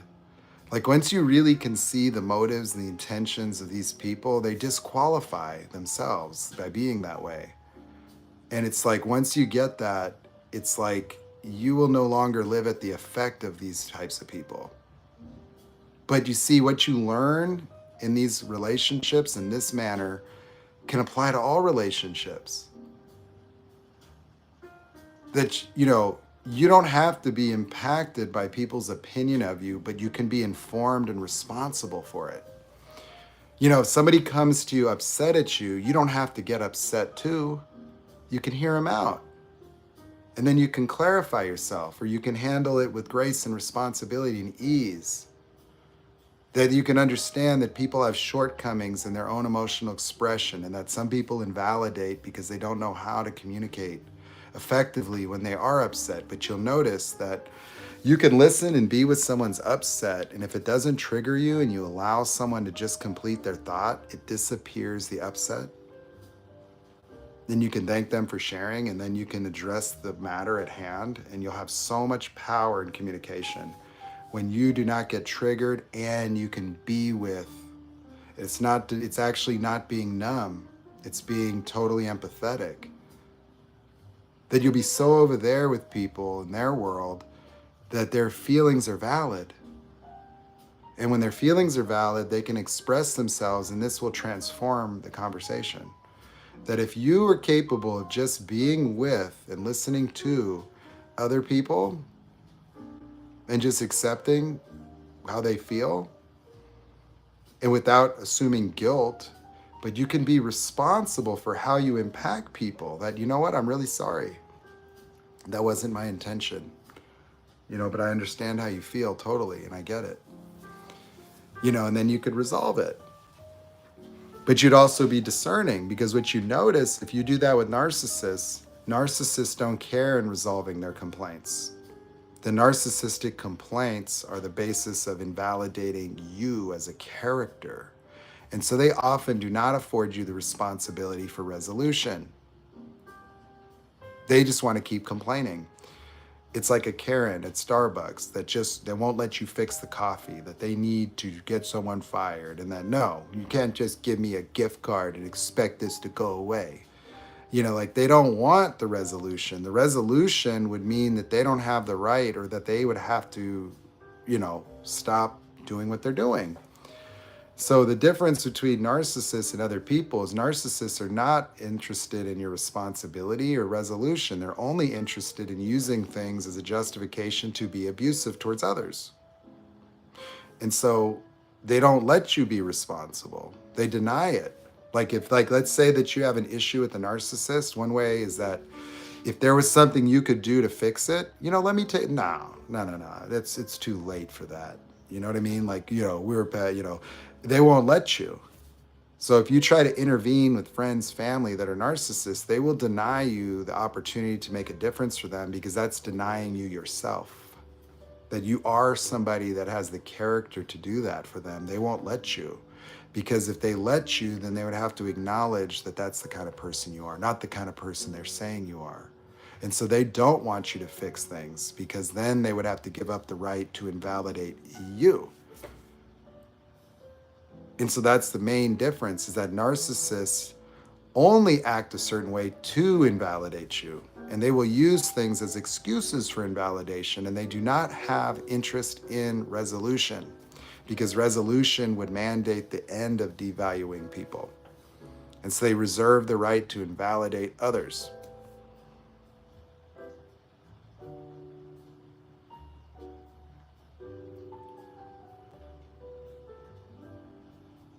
Yeah.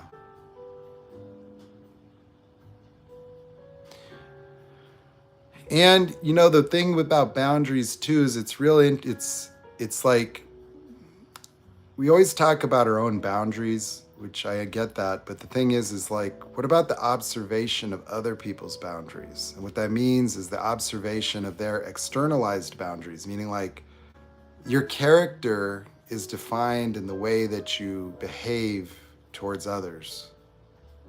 And so like we tend to look at our own personal boundaries as being something that is vital, right? And it is in a way, but the thing is that you don't want a relationship with somebody whose behavior is only informed by your boundaries. Like, he would be abusive if I didn't give this boundary. And so like if he sees somebody with no boundaries, he could abuse them, but he won't abuse me because I set a boundary. So setting your boundaries does nothing to impact the character of someone else. That if your relationship hinges upon your personal enforcement of boundaries of your own, that's too much. No. That the boundaries that are more important to you are their character boundaries. That there should just be ways that are off limits for them. That like they just don't do these things. That you don't have to be so preoccupied with your boundaries if that person has some measure of integrity, character, dignity, decency, love, understanding and empathy. It's just that we talk about boundaries today as if my personal boundaries need to change that person. That you need to adjust yourself to my boundaries. And it's like, well, how about you pay attention to their boundaries and observe their character? And that, sometimes that's what people think. It's like, well, he doesn't treat me that way. So you'll hear somebody talk about someone else. You think you're special because they don't abuse you. Like, you'll listen to someone lie to them, and you have this person and they act this way at work, and then they do this with their family, and then they talk to their friend like that, and then you feel special because they treat you this way. And it's like, no. That someone with like, if they don't have boundaries in terms of the way that they treat and regard people in their life, that's something that you should pay careful attention to, because if they're a human being whose boundaries are just based on the perception of what they can get away with in other relationships and areas of life, then they're going to be trying to tear your boundaries down or find the limits of what they can do to you. And that is not good. And so it's not just about you enforcing your boundaries like your own personal emotional security guard, but it's about the observation of the behavior of that person in relationship to people in general. Like, how do they relate to people? How do they relate to society? How do they relate to men, women, work? Like, you want to really be able to discern and define the character of that individual, not just feel them in terms of how they make you feel or treat you. That you have a tendency to assess people merely on how you feel. You're so preoccupied with how you feel and how they make you feel that you do not even care to acknowledge all the obvious red flags about that human being in relationship to others. That would be very revealing and character defining of that person. That you're so preoccupied with how they treat you, you don't care about the ex, you don't care about their mom, you don't care about their family, you don't care about any of that, because you're just fixated on what you get for yourself. Even to the point where you want to bring them around your children. And so just going off of how you feel about yourself as how you're going to evaluate someone else is the lowest level of discernment. It's no discernment. It has no discernment. That's just codependency.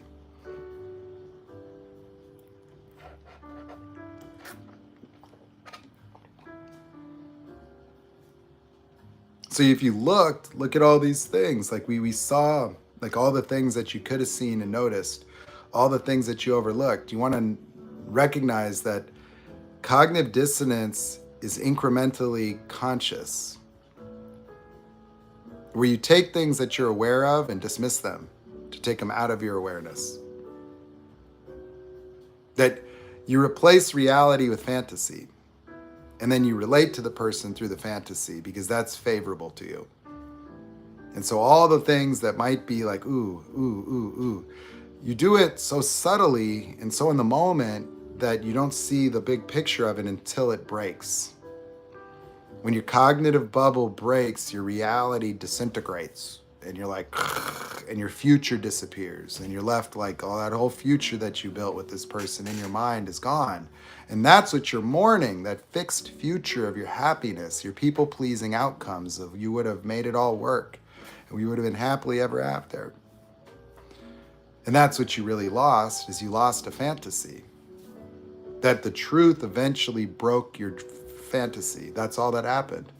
That's the end of the narc relationship. The narc relationship ending is when your cognitive dissonance, your future, your fantasy gets destroyed. And then you think that's you that got destroyed. But rather the future that you are living into, giving you who you experience yourself as today. That human beings live into a future, and they use cognitive dissonance as a way of obscuring the reality. The reality that once the cognitive dissonance broke is something they've done 3, 4, 5 times already. Oh, another discard. They don't want to see reality because this alternate reality includes them being healed, fixed, happily ever after, successful, whatever. And so you hold on to that fantasy for as long as you can, unwilling to let go of that molecule of love in the desert of isolation, where that future is merely a mirage that you're pursuing. And then it disappears, and all hope goes away. And it's all based on trying to fix yourself. And the good news is you were never broken. And so the basis of that is like, I'm not good enough. And it's like, you never were not good enough. You never were broken. So we can let those go. So you can give up the right to have the complaint that you're not good enough or broken, and start to deconstruct the vicious circles that cause these interpretations that motivate you and obscure reality and involve profound idealizations, past-based ways of interpreting other people, essentially recreating the idealized mother and father that you were forced to relate to in childhood as a way to survive a very traumatic experience or an environment where people-pleasing was merely a survival strategy as to affect dysregulated parents to get them to, in turn, love you or to behave better than their toxic selves. But it required you to see the good in them.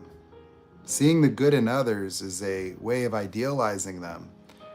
So you can relate to that, and you'll be relating to the good in them, and you'll be trying to expound upon it. You'll be trying to get them to see it. You'll be trying to make it continue.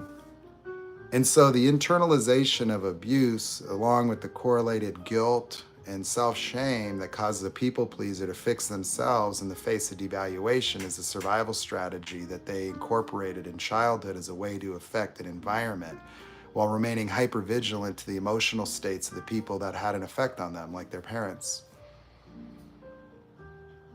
And so you go up into a life where your happiness is contingent upon your affect on an environment where you need to make people happy first, and then you deserve it. But everything you do as a people pleaser is about what you provide, not who you are. And so even when you're effectively people pleasing, it still disconnects you due to a lack of reciprocation, where you don't think that you're fully being appreciated and that they only want you for what you do for them, even though you're the one that set that up to begin with. So you introduce yourself as Mr. People Pleaser. I'm going to do all this and all that for you. So if you just kindly please like me and give me some positive feedback, I'll feel like I belong. I'll feel worthy. I feel like I'm loved. And it's never quite enough. And so you'll be like, oh, nobody reciprocates. Nobody thinks about me. Nobody's baking me brownies every week. And so you'll even feel detached from normal people. Because for you, people pleasing is normal. And you think that's what loving people is all about, being selfless. Sad that nobody else is doing that. Almost sometimes feeling upset, ignored. And then what happens? You meet a narc and they mirror you. Oh, they fully accept everything. Every vicious circle you have gets stopped. And so you're restored to your capability of feeling your internal emotional environment. You'll feel healed, you'll feel gotten, you'll feel valued, you'll feel seen, love even. Because those emotional experiences are always inside you already. They merely get informed when to activate based on predetermined patterns of experience from childhood. Like you created those patterns yourself. You invented those so that you could survive those environments. And so you give yourself permission to feel loved when you do some people-pleasing stuff and people treat you a certain way, and then it allows your mind to go, okay, activate the love. Okay, take it away now so we can do it again. And so these behavioral mechanisms you attribute to outside of yourself, that the love comes from over there, that I feel this because these people gave it to me and he did that to me, so I felt broken. And it's like, in reality, all the impact that you feel internally, positive and negative, is merely gleamed off of an interpreted view that is just patterns. Just like an animal will recognize a cheetah and have a fight or flight, you recognize love and feel a tingle. It's just that you've created all these conditions and contingencies before you give yourself permission to experience love. And then you live in a reality where it doesn't exist because that very process has obscured it, making it only available through all of this people pleasing as well as feedback. And it's very devoid of fulfillment. And so, as you go through life trying to do that, you have obscured love to the point where it is like ice water for somebody in Death Valley a week with no water. And so, when you finally get a little dopamine from, whoa, you grab and hold on to it. You live in a world where everything you want is so scarce. So scarce. Like there's no good people out there. I can't trust anybody because you have obscured love. You have obscured kindness. You don't even trust it. That's the weird part, is that a good person will say thank you or tell you how great you are and you'll deflect it. Oh, well, you didn't do enough yet. You don't feel like worthy of that kind of acknowledgement. Your life's not together. You're not that successful. You weren't that great. The brownies were burned. What are you talking about? The turkey was a little dry.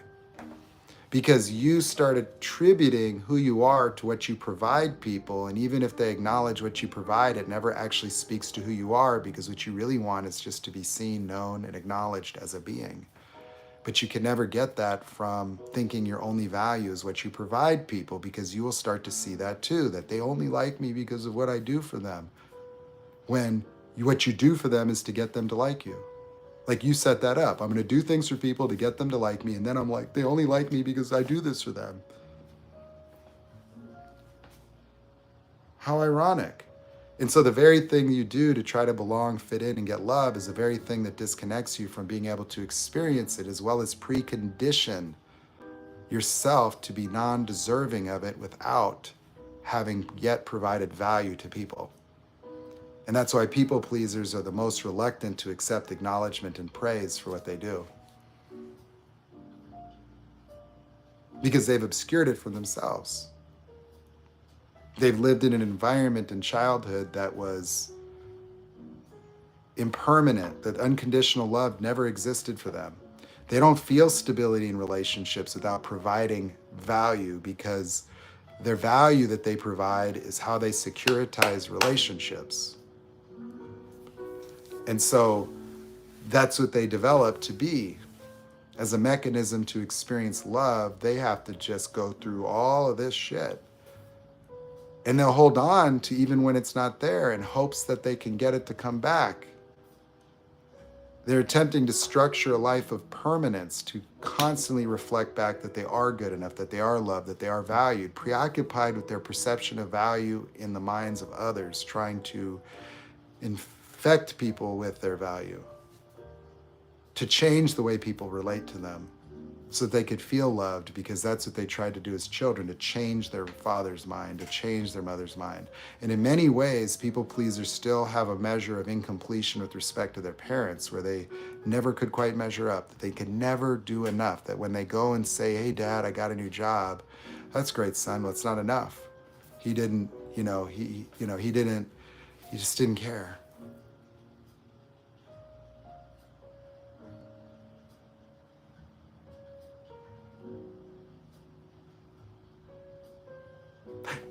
And so how do you fix that? Well, you let it go. That you're the one that wants to be acknowledged and loved and known, and it doesn't require you doing anything. That just the way you are is perfect. That if people have you around, they care about you. You can let all the bullshit go. And then you could account for the people that are just taking advantage of the machinery of a people pleaser, meaning that you do that so automatic, it's like, why not? You turned yourself into a broken vending machine where you could just bang on the glass and Snicker bars fall out. That you're like a vending machine that you don't have to put money in, and now you're complaining that everybody's pushing your buttons to get the free candy. That's it. You're like, hey, you walk in like a vending machine. Hey, everybody, I've got a lot of candy. If you guys let me hang out, you can eat my candy. And then later, you're like, everybody's stealing my candy. That's it. So people pleaser's like a broken vending machine that doesn't get any money. or has the pricing set from 1980. So people are putting like a quarter in there and getting a king size Snickers, bing. Oh, the math isn't mathing.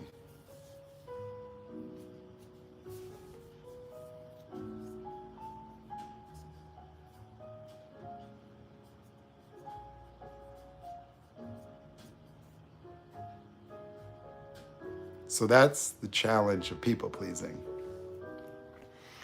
Is that the very act of people pleasing severs acknowledgement. That if the people pleaser was successful, meaning that they created friendships based on providing value and making people happy, they would begin to recognize that people only like them because of what they provide. And it would sever their ability to really feel loved and acknowledged anyway. And so the very strategy of people pleasing creates emotional isolation because it preconditions love on being valuable materially or doing things or actions. And then there's never enough acknowledgement that can overcome a prevailing sense of being not good enough as a person, or not belonging, or not mattering, or not having value. And so the very act of being a people pleaser is stimulated by a prevailing sense of being not enough. And the solution is more people pleasing.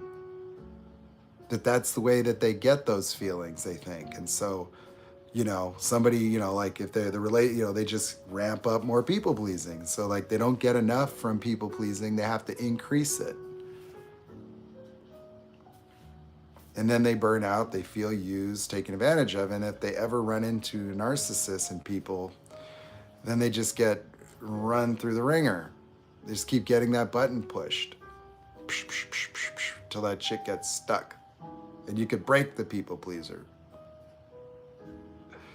Because they just can't survive as stuck and not good enough all the time. That they have to be able to get, some reciprocation, acknowledgement, love, thank you, praise that's beyond just, nice cookies, like they really just want to be acknowledged as human beings, that they make a difference, that they matter, that they belong, that they're lovable, that they're good enough.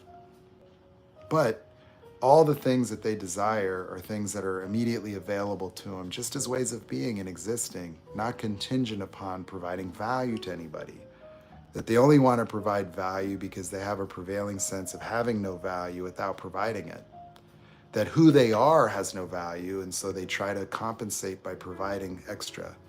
And so it's like, will you accept me, this lower value person, if I give you extra shit? It's a package deal. I'm bringing with me a case of beer, a thing of popcorn, and barbecue ribs. Can I come to the party? And then you get in and everyone eats all your ribs and barbecue shit, and then you're just standing there. Well, I'm here too. Oh, hey, thanks. Great ribs, Jake. Come back next week with more. Oh, okay, I'm still invited. Well, if you bring the ribs. Oh, okay. I'll bring twice as many. Oh, that'll be twice as good.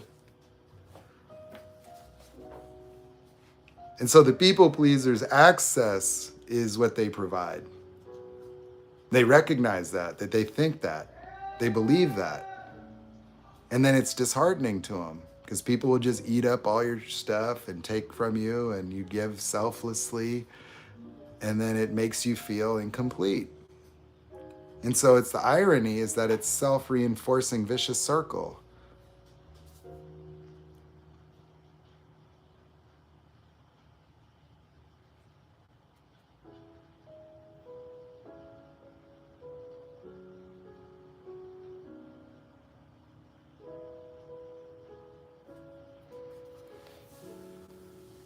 Well, you know what it is you're listening to two different things, right? Is that you got to understand, like, these needs are very, very, big. Like, people do need to experience love. And so, like, a lot of the things that you're going for are natural, normal that you want. Like, it's just that, we're mistaken about why we don't experience that. So, like, all the things that you're trying to experience within the relationship, that has you willing to go for it, even though you have red flags, are really vital and important things that are components of your being. It's just they're not obscured by not having another person. They're only obscured by your occurrence of yourself. That's a disqualifying notion of self, like I'm broken, I'm not good enough. And if that was out of the way, you wouldn't find the same level of scarcity and desperation, because you could feel your internal emotional environment, that you would feel love, you'd feel connected, because really you're actually just trying to connect to yourself. You're just trying to be you. You just want to feel like yourself. You want to feel well. You want to feel whole, complete, perfect. Like you're just trying to restore yourself to yourself. That's ultimately what you're trying to do. Like you just think that love will do it. It's like drugs. You know, why I say it's like drugs is not because of addiction, but because of the shortcut, or because of the occurrence of what it provides. Like, you know, you recognize that something happens to you when somebody treats you a certain way, and then you feel you can reacquaint yourself to yourself. You feel like yourself, like your heart warms up, you got a pep in your step, your enthusiasm, your optimism, like you find yourself again. But the only reason you found yourself is because I'm not good enough got turned off temporarily. And then it gets re-triggered by them. And that's how they control you, is they now control, do you feel good enough or do you feel not good enough? And you want to feel whole, complete, and perfect. In the context of your vicious circles, that's what it requires. And so they will arrest your vicious circles in the front end of the relationship with love bombing, with super validation and all that shit. And you will feel like yourself and you'll like it. It might even be a very high feeling only because you've been down for so long. But if you were to really get rid of those notions of self about you being not good enough, it would no longer necessitate anything outside of yourself for you to be yourself anymore. Yet you could still have relationships, that you could bring all of yourself to the relationship without needing anything, and vice versa. And then you could just experience what it's like to be with somebody that's present, attentive, caring, and understanding. That you wouldn't have to go through all that bullshit just to feel something. Like what you're doing is you're turning love into the Temple of Doom. Like you're damn Laura Croft for love. Like you're sitting here scouring the universe to just find your soulmate, and you're willing to dig up tombs and just have big balls rolling after you and suffer and get knocked down and get back up. And it's like, you're just ready to, you know, like you'll do whatever it takes, you know, and endure whatever, you know. And it's like you turned love into a torture test of endurance, hoping it'll happen, you know, just gonna get it. And it's like you did all that, and then at the end of the movie you realized it was right here. So you had the thing you were looking for, and so like you had put it in your pocket and forgot, and then now you're scouring and digging up tombs and unearthing graves and going through all this. You're looking for a key to a box that's gonna unlock everything. And you had it the whole time.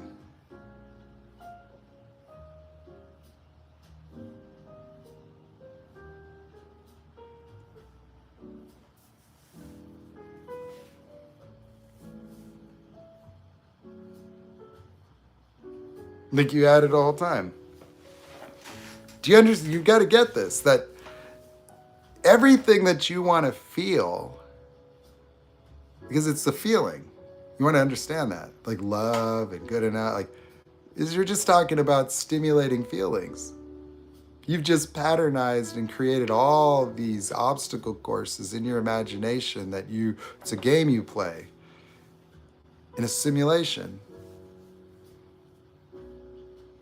But if you took the game out, you know, then all of a sudden you just feel it.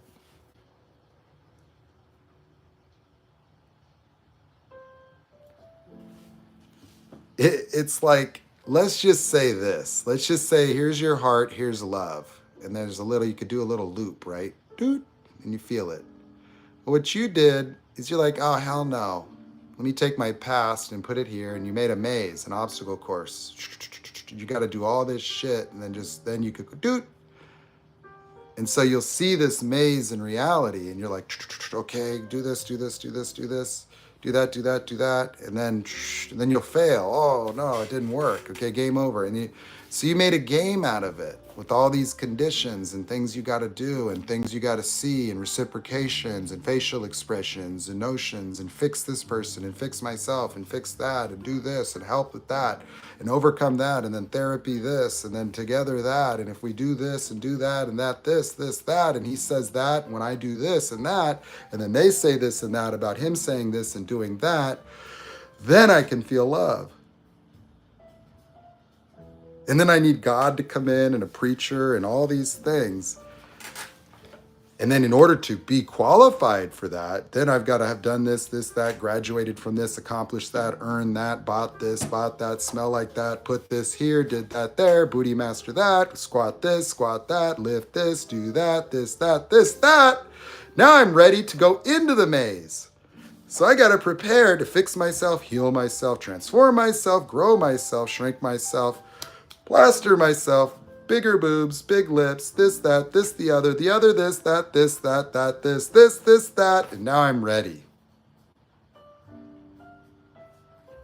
And I'm going to jump through the maze and then fail. Oh no, I thought if I did this, that, this, and that, then I would get that, this, and then I'd feel love. And it failed. I'm so upset. Now I gotta heal more. Add this, add that. I lost this. I spent that. I need more of this, more of that. That of this of that. That of this, and this. And now I'm ready to go. So I'm gonna go back. This, that, this, that. Oh, it didn't work. Oh.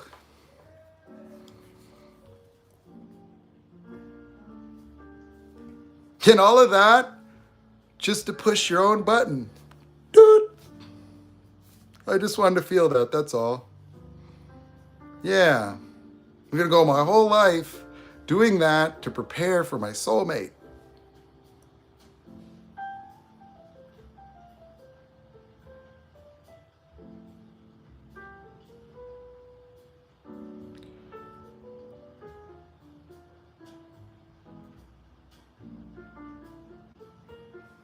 All that, huh?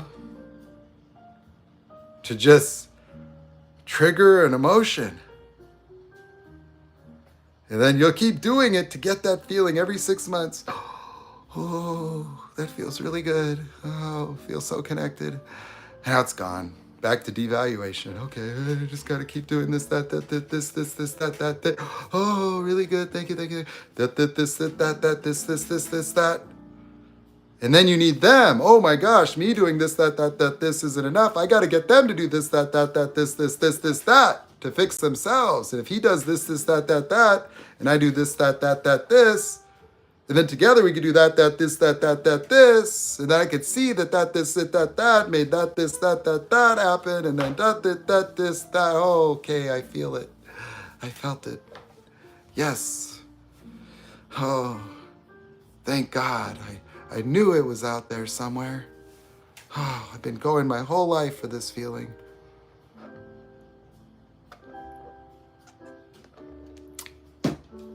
Trying to stimulate the feelings of love. I know.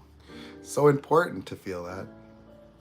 Because I didn't feel that when I was a little kid. So now I'm going to spend the rest of my life to feel what I didn't feel. And I'm going to use these ways of being from my childhood that failed then to fail now. Because I couldn't fix my parents, but I'm going to fix someone else. I'm going to relive my failed strategies of forcing life to love me onto life forever. Who wants to join me? Yay! Let's go, everybody.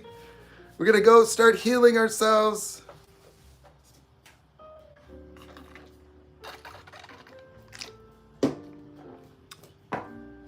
Because if I'm not able to do this successfully, then it means I'm not good enough. Yeah. If I can't force people to like me by being really cool and doing everything that they think they want and need, and then getting them to effusively like me, then I'm gonna feel not good enough forever and ever. Then I'm gonna put myself on timeout like a bad kid, just like my parents did. I'm not gonna trust anybody. I'm gonna stay inside because I'm bad and I'm not good enough because the narcissist treated me that way. Just like my mom used to. They act very similar. It's weird. I wonder if there's a pattern there.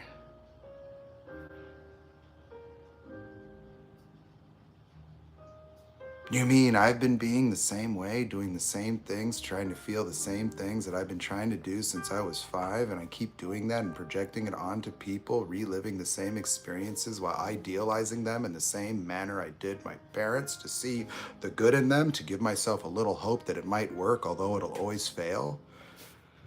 And then everything that they do that's in opposition to the idealization, I dismiss it. I just say, no, he's perfect.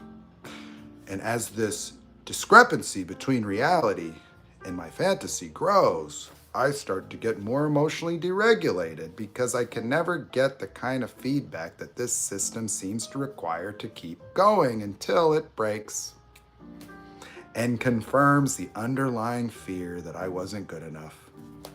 And then I sit there. Not again. Why does this keep happening to me? TikTok says I'm an empath and a narc magnet.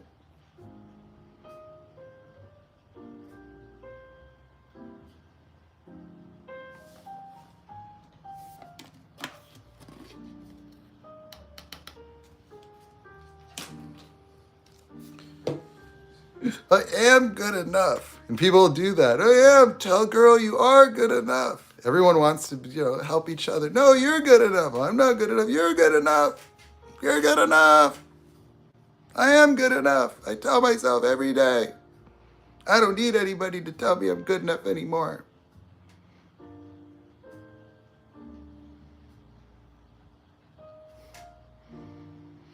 The world is so mean. It won't tell me I'm good enough. I just want to be good enough. Good enough, good enough, good enough, good enough. And I did everything to be good enough. Everything. I dedicated my whole life to being good enough. And I feel not good enough. And I'm mad. And now I'm mad at God. Why didn't you make me good enough? If I had good enough parents and good enough education and good enough.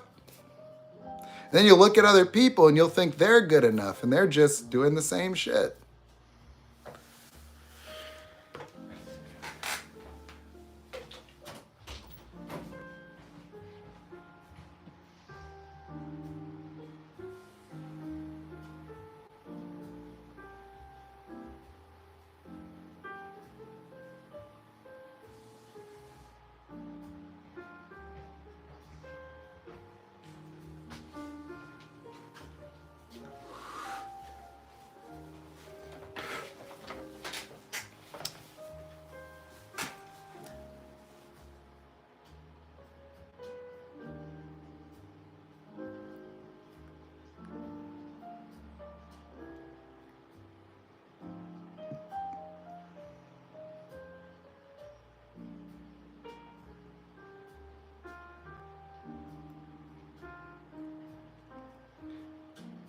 It just is what it is. That's the human experience. That's what's available with transformation. That's what they meant by it. Heaven, nirvana. It was just in recognition that consciousness is such a boundless thing that your personality merely informs consciousness, that it's patterns of thought, it's pattern recognition, that you discern patterns to get triggered. You look at things and listen to them for good enough and not good enough. That when someone's going to talk to you about yourself, your little ear perks up. It could be good, it could be bad. But you have a booby-trapped life. You'll be in avoidance of things that'll make you feel not good enough, hiding out from your dreams. your goals, what you really want, disqualifying yourself based on past experiences. That didn't work out, rejection, no.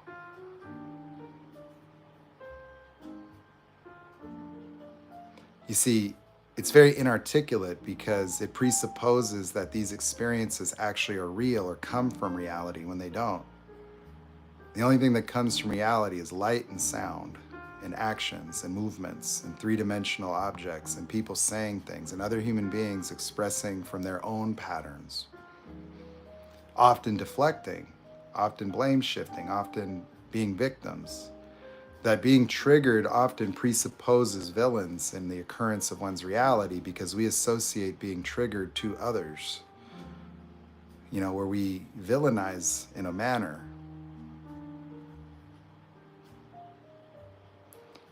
And so that's just the human experience. Just patterns bouncing on each other. You did this, no, you meant that, and I meant this, and you did that, and that, and this, and this, and that. Just two triggered beings triggering each other. We call that an argument, where everybody's right because it's real to them. But you done took your dad and projected it onto this person. They done took their mom and projected it onto you. And you both are right about what you're experiencing and feeling because it came from you and it came from me. And nobody's like, wait, I think it came from my trigger. Okay, let me just turn it off and listen to you. That's a pretty valid thing. Oh, I think I was triggered as well. Yeah, okay, you're making sense. Well, let's use empathy to maybe understand each other's point of view and validate them as a point of view and then come to a new reality together. We call that communication. Yeah, listening objectively and understanding and getting and validating that. And then going, okay, well, here's what I think. Oh, okay, great.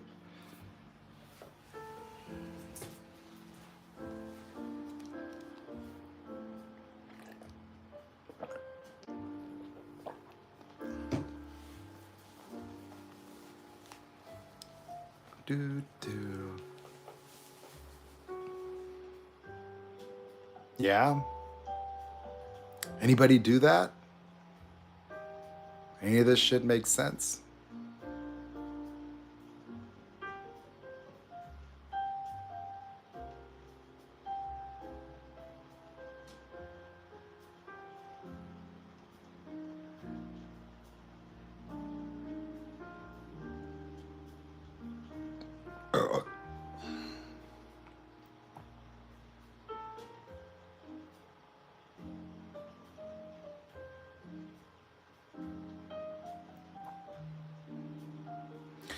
And that's what differentiates narcissists is that they don't have a personality like that.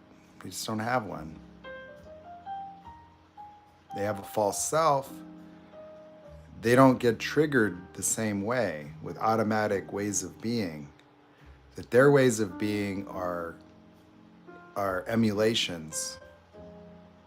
Yours often reactionary and involuntary. And so they conspire ways to trigger you. So they make up ways of being to cause you to experience being not good enough, and then you respond in a particular way.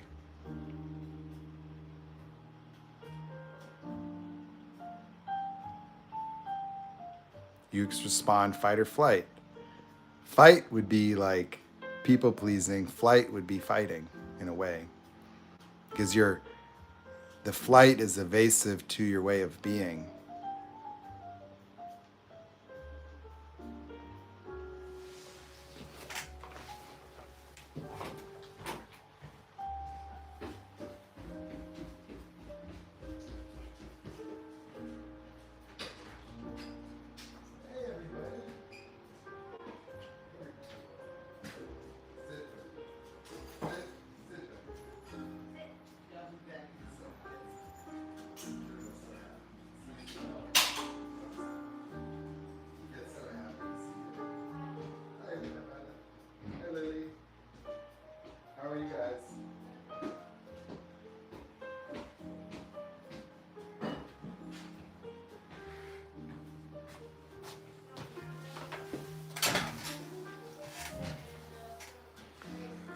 So that's what got me out, right? Was that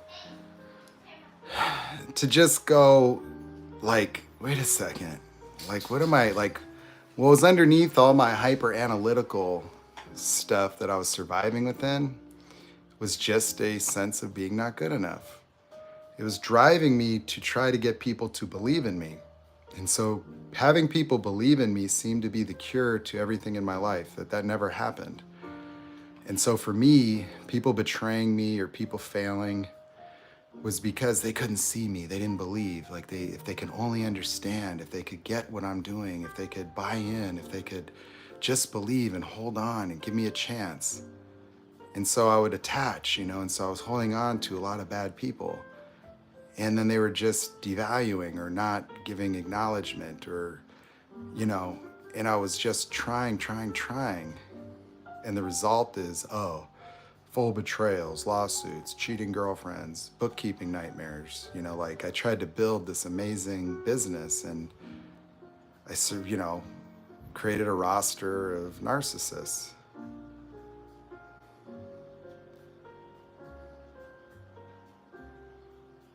Because you know who would believe? Are people like me.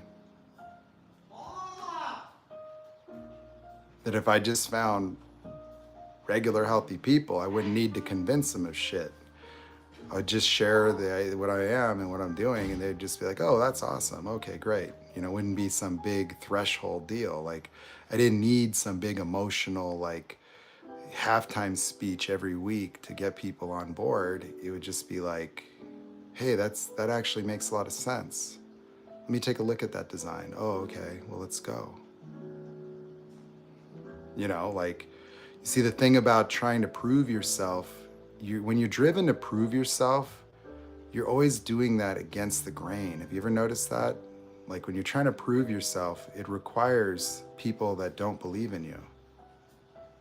That you will stack your life with people that don't readily recognize you so you can overcome them.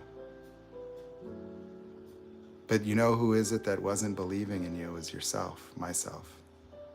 That if I could recognize myself like I could today, then I would never have a need for anybody to recognize. Then I could just go and do the things that I want to do, and it wouldn't require any recognition. It would just require workability, integrity. It would require accountability. And then if that was missing, then I can just adjust,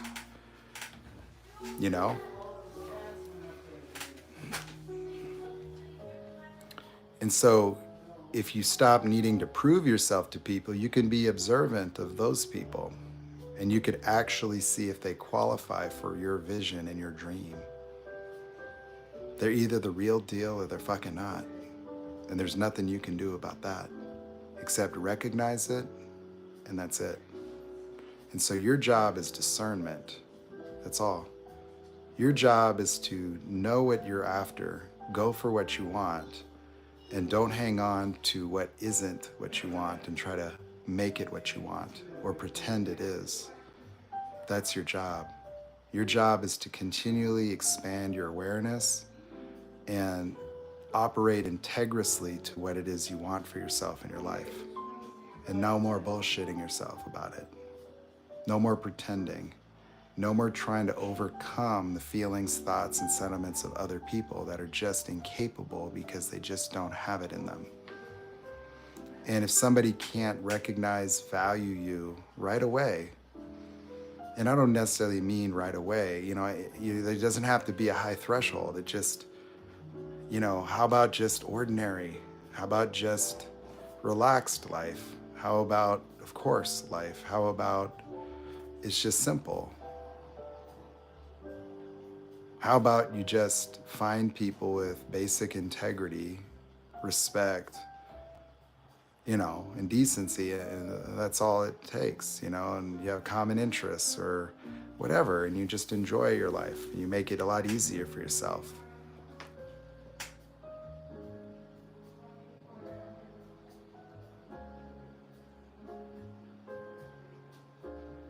That you don't need to prove anything to anybody. That just the way you are, right, just as you are all the time is always okay for people that care about you. You don't have to be anything extra. Notice how you're conditioned to desire to show up in life at your best. And that if you aren't at your best, you feel like you can't.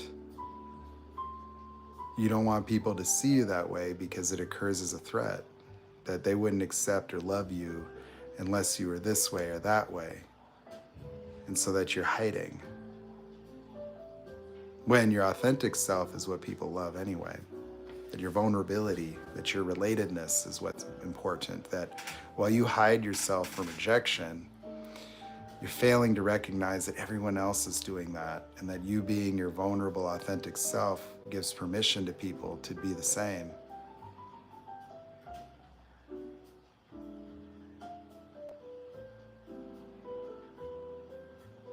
And then they can connect with that. So it's your humanity that needs to be expressed, not your perfection, not just your happiness.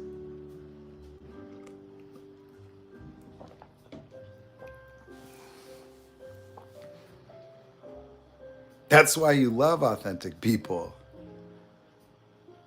because you relax. You know, like you could be a human. That just the way you are is fine. That you don't need anything else. That's just you're here. Like you've arrived. There's nothing to fix about you. It's the notions that there's something to fix, improve, or change that keeps you disconnected from yourself, that actually perpetuates notions of brokenness and deficiency. That if you weren't perpetuating those notions, then you would notice that they never exist. That if you weren't entertaining notions of self about being not good enough, then you also wouldn't feel not good enough. You would just feel whatever you feel in the moment.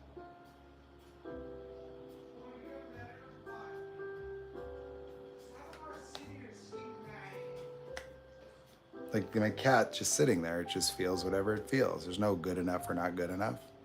I don't want kids to, it's not exactly the latest future.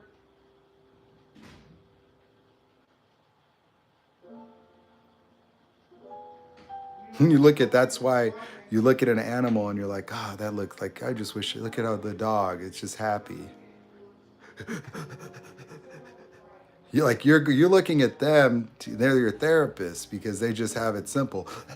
They're just happy to see you. They're really simple, happy, da da da da. Then they get triggered and bark, rah, rah, rah, rah, rah, rah, rah, rah, rah. And then they're happy, and you're just like, man, that's really simple. Well, yeah, it is. Something to learn from that. If I were to give them like a fear of being not good enough and just have my dog troubled all the time, just see it depressed. Why did Nate do that? Is Nate late because I'm not good enough? Did he this? Did he that? Did he, why is he acting like that? His tone of voice, the way he reached to me. Is he not paying attention? Am I not good enough? Am I bad? Am I broken? I'm just going to analyze everything he does and every facial expression and gesture as to determine whether I'm a good enough dog or not. Then I would have a depressed ass dog.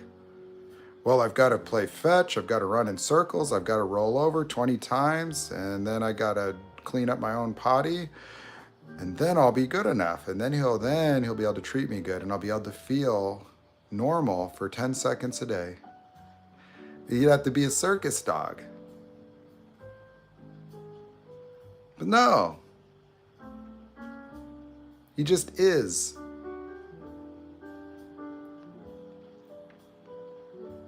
Because he's unencumbered by just the mental nonsense, vicious circles of thought and experience that just keep repeating. Your head's just spinning.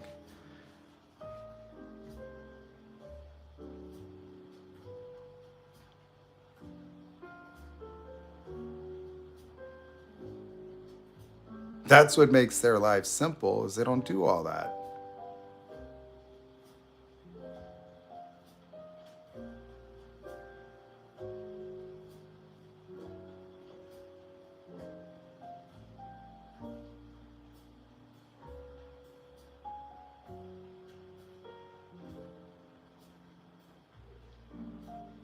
That's why they're comfort fucking animals, you know, like because you just hang out with them and they're just like a Zen master, you know, just happy, you know, for no reason. You touch them and they're happy. Hey, they don't need any reason. Like you need all these reasons. Like you've created all this logic and interpretation and views and analysis and interpret, you know, and scores and numbers, and you got to have all these things, and then you'll be happy. And it's endless, and it just keeps piling up, and you're sitting there trying to line up all these ducks in a row and chasing this and going after that, and then you know you've complicated just the experience of happiness when you could just be that way for no reason.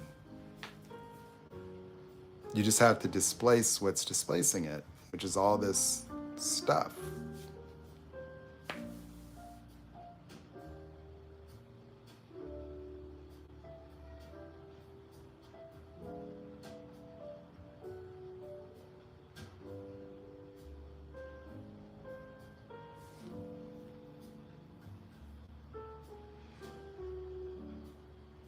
Well, you can live in you can live in your past, Esmeralda, for the next 30 years, regretting the first 5 years. But you've already been doing that, and that's why you didn't even have those 5 years, because you were living in your past even before that.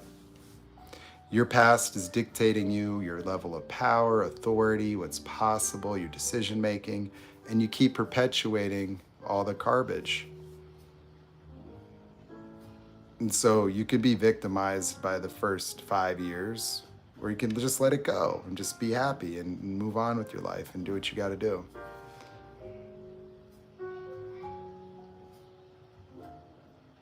If you want to convince me that you can't because of 5 years, then maybe you just want to let go of the guilt.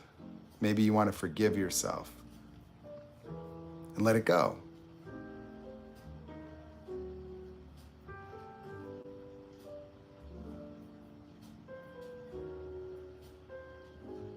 How is that helping your daughter? You think that your shame and guilt is doing anything? No. No, it's actually what's stopping you, because it reinforces even notions of self of not being enough. And so you did all they fucked up for 5 years, so you're going to keep screwing up, you're not good enough, you're this or that, the guilt trips, and you just stagnated, stopped, stuck. And then it can be 10 years.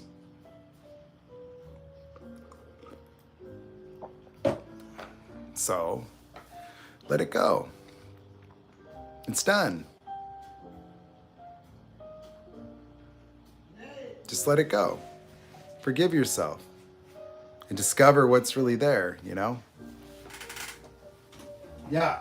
Did you notice Lily has glasses now? As what? Lily has glasses now. That's cute. Maybe I'll put mine on.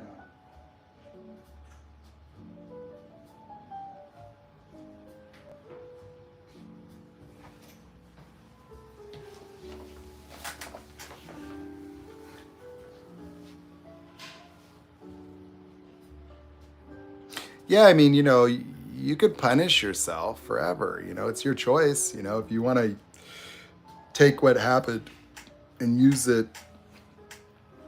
against yourself, you know, you want to be the judge, jury, executioner and sentence yourself to, you know, being unable to be happy.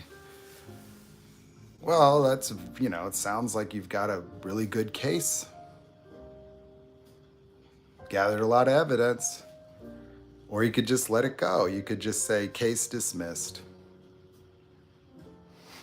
Our star witness wouldn't cooperate, and that's you. Your own star witness in your own persecution. Well, at some point, why don't we just say, I don't want to cooperate with this investigation anymore. I'm done gathering evidence about what's wrong with me. You've been snitching on yourself to yourself.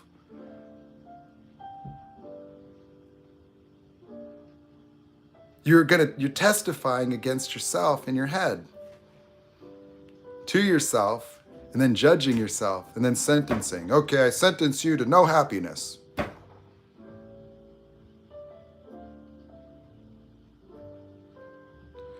And then that state of being is the same state of being that caused you to do that or not do that to begin with.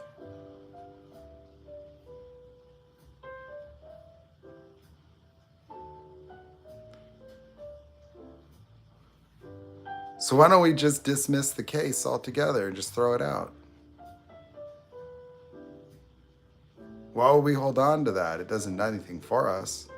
What good does the guilt, shame, justifications for being unhappy, like, is that good for anybody? Does punishing ourselves help? Is that useful?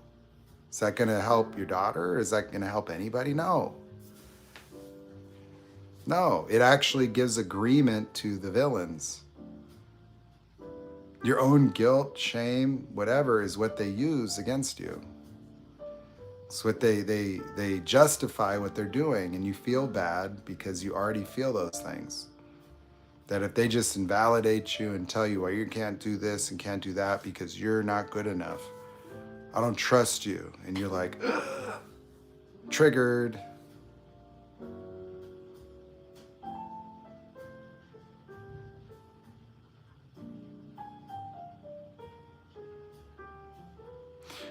You got to understand that narcissistic abuse and behaviors and sentiments that are directed to you are custom tailored to trigger you.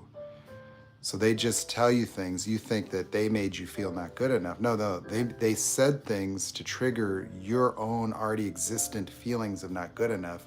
And if you didn't have those, then they wouldn't have done it. Or it wouldn't have done anything. It would have been invalid. That how can somebody tell you who you are for your own daughter and have it have any credibility or power? They can't, unless you agree. You can't stand for yourself. Like, where's your stand? See, if all you know yourself as is good enough and not good enough, you have no stand.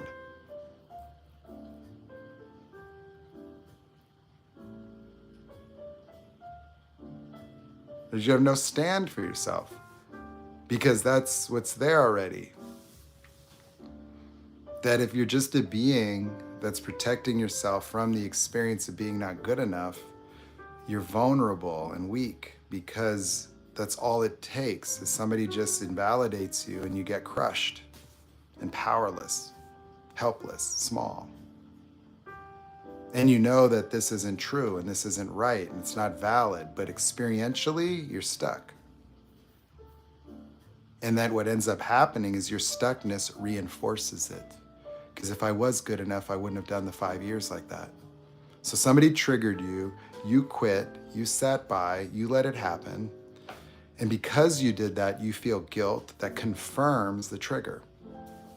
Only a not good enough mom would not do anything about it. And so you blame yourself for the 5 years as well.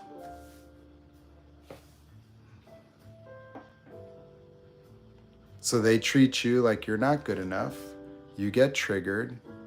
You get small. You allow whatever to happen because you feel that way. And then because you remained that way for 5 years, it reinforces the very underlying notion because there's a cognitive dissonance where you know all along it was bullshit. That what he said was bullshit. It's not true. But it hit you on your trigger, and so it felt true.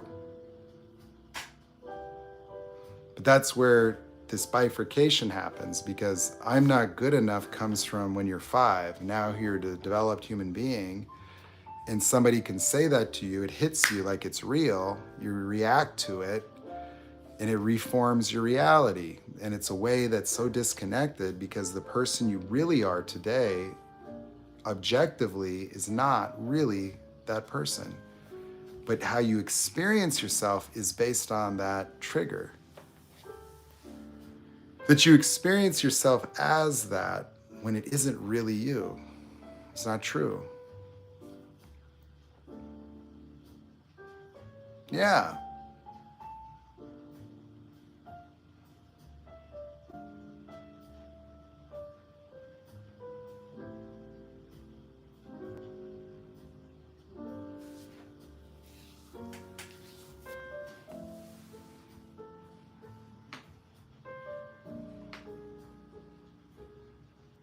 Well, no. You stopped yourself in 2019 by being triggered by your husband. You stopped. You have to own that. Like, there's a reason why it's important to make that distinction, because as long as you preserve your victimhood, you have no power. It's just up to him and up to them. And see, it's not really the truth that you stopped. He did what he did. He said what he did. He might have said no, da da da da da. And you went along with it. You gave up because you felt hurt, or you felt not good enough, or you felt small. So you felt a certain way, and you did or didn't do whatever you did or didn't do as a result.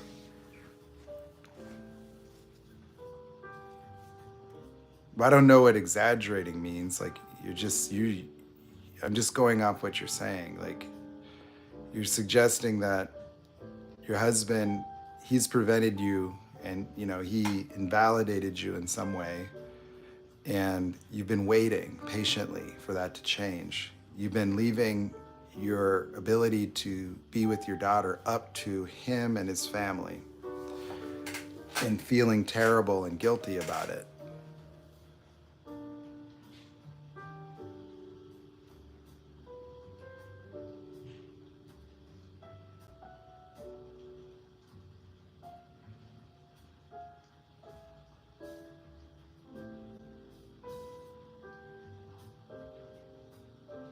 So you've been feeling terrible about it. You miss your daughter tremendously, but there's likely got to be like guilt underneath it, because in a way you stopped yourself. That you've been waiting patiently, knowing that that's futile, but feeling small, or feeling like maybe not good enough, or worrying, and so those experiences are valid, but you could see the consequence of it, that it's not necessary anymore for you to feel not good enough, that it's irrelevant, that you don't even need to worry about that you'd want to let it go. That's why I do these simple exercises. I give up the right to have the complaint that I'm not good enough in my life forever. So you say that out loud. I give up the right to have the complaint that I'm not good enough in my life forever. This isn't to make you good enough. It's to get you out of the vicious circle that good enough and not good enough are the same thing. Just a subjective nonsense. And so it's just a coin. Good enough, not good enough. So you don't need to feel good enough to qualify yourself. You just don't even need to consider it. That all there is just doing what you got to do. And handling shit. And you don't need to be good enough to do that, or not good enough. It doesn't matter. That what if there was no such thing? What if being good enough or not good enough had no existence? It's not even real. That there's just whether you have what you want or don't have what you want. And that's all that there is. Like, you either have done what you're gonna do to get what you want, or you haven't done it. And the rest is bullshit. Meaning like, I didn't do it because I wasn't good enough. And that, and so you have all these emotions and stories, but the plain Jane reality is that you have a life, and it's either working or isn't, and you either are or aren't. And then the rest is how you would explain it, or why I couldn't, and I felt this, and that kept me from doing that, and I was afraid to try that because I felt this, and I felt that, and if I did that, then I would feel that. And so you've just been being dominated by these feelings they've been making all your decisions. And so where do they come from? Well, it's childhood. So you've been being a small version of yourself, a triggered version, somebody that was invalidated by someone and hurt.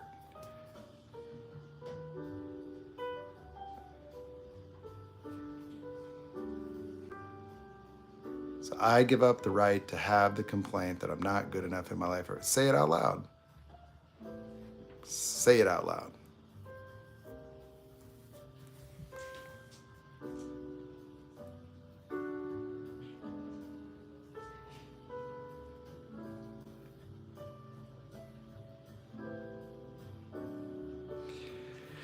Can you smell what the rock is cooking? Anybody get anything out of this conversation?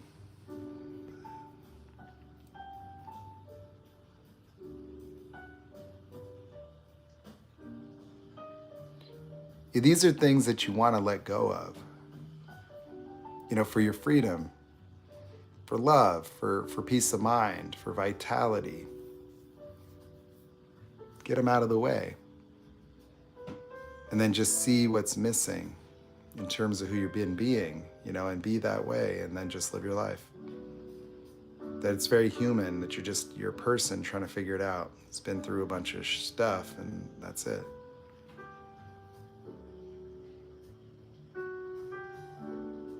Right?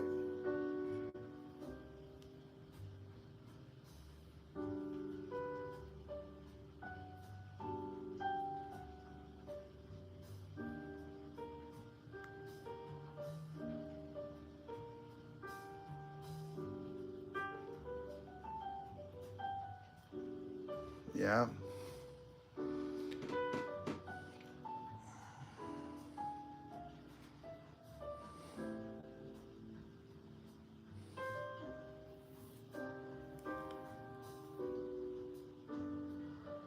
Oh, hey, what's up, Texas girl?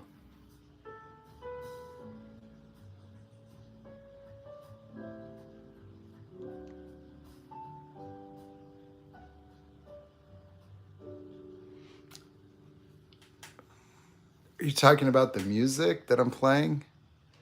It's just like if you look up like free jazz on YouTube and you'll see all these little things. So it's just like, it's like these repetitive like AI videos. Like, it's just like,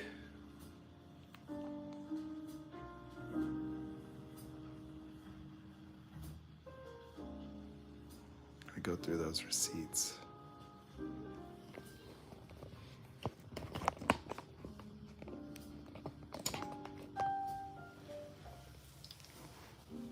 Holy mackerel.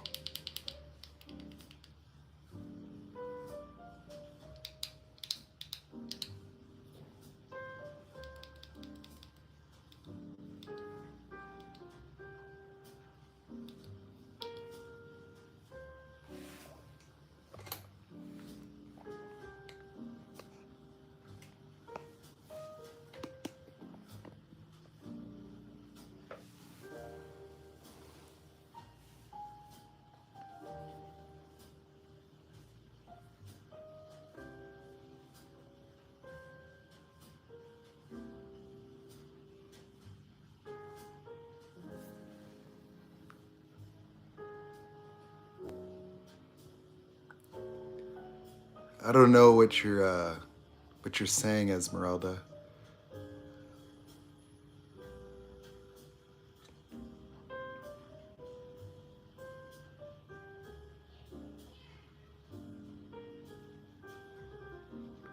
Yeah, it's chill. I like it too. Just the jazz. Are you talking about like the ability to provide for your child? Like, I'm sorry, I didn't capture that. You said you have large to assume me and him. So I don't know. I think that sounds like take care of them, or I don't know.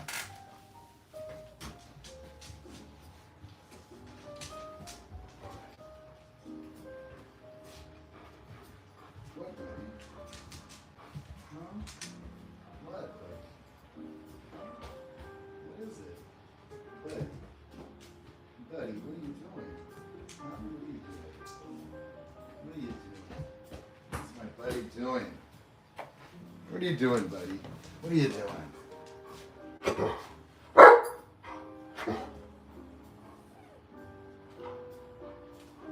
It's okay, go down there. There you go. You go, buddy. Go in there. You coming in here? What do you want, huh? Go to your bed. Go to your bed. Go to your bed. Go to your bed. There you go. Go to your bed. No, your bed. Go to your bed. There you go.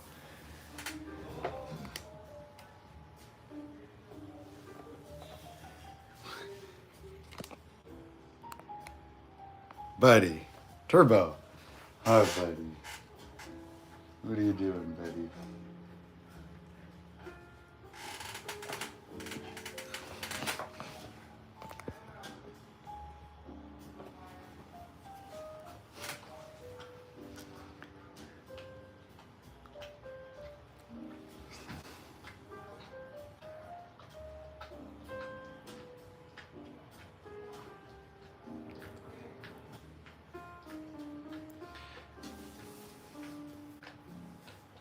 Yeah, we just got to make a church tax-free. You know, it's like Scientology. I mean, geez. Yeah, wouldn't that, like, if you joining a religion written by a science fiction writer who did science fiction novels, that just seems funny to me. I don't know. Wouldn't that be weird?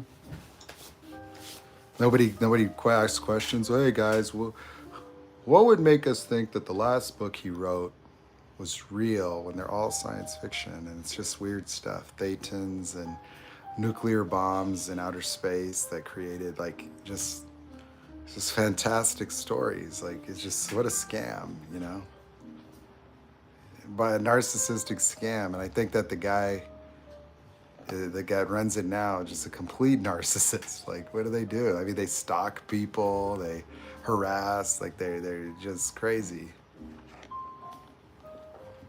I was always curious. I was like walking around in Pasadena. I'm like, read my Thetan levels. Bring me right in here, man. They'll bring me right to the damn top. You know, I'll break the meter, hook that shit up to me, man. Now you're gonna see that thing just jump. Oh, we gotta get a hold of Tom. You know, hey, Tom, we got a Thetan level 27 here.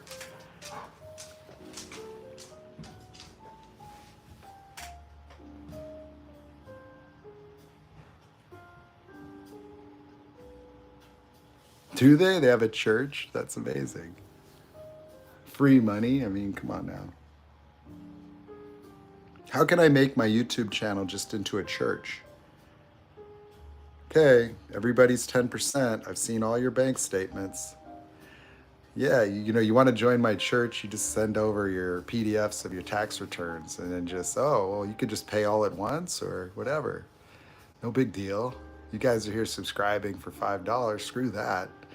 We got to get to 10%. What are you talking about?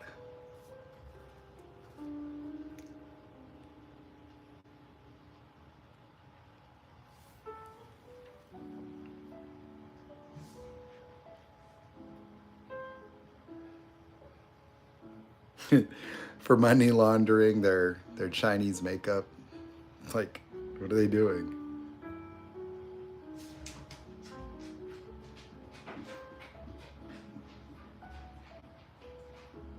A church, you know, is just out of control.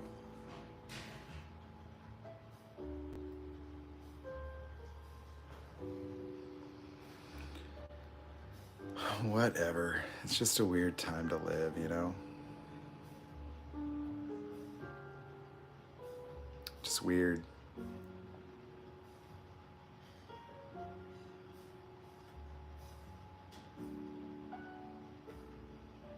Oh my God. Where's Tristan?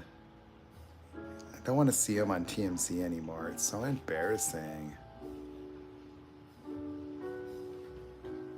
Did you see The Last Girl? Oh my God. I can't believe you would do that.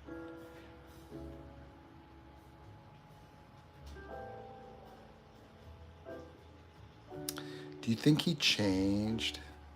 Yeah, I think he's different this time. Like, wow, whoa. I don't think he changed. No.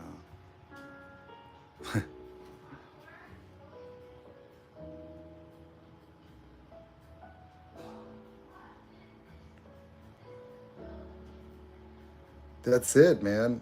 I'm just gonna change my name to Brother Nathan. Actually, I'm just gonna declare myself as a church. I am a church. The Church of Nathan's Body. Yep. And I have a big imaginary congregation.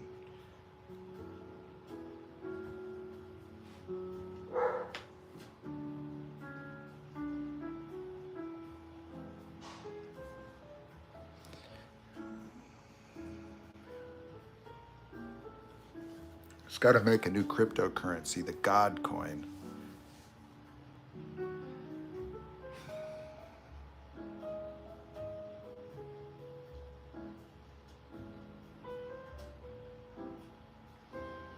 Like, Nathan, how did you get 1 billion God coins? Oh, well, God did it. Yeah, we source them from a different dimension.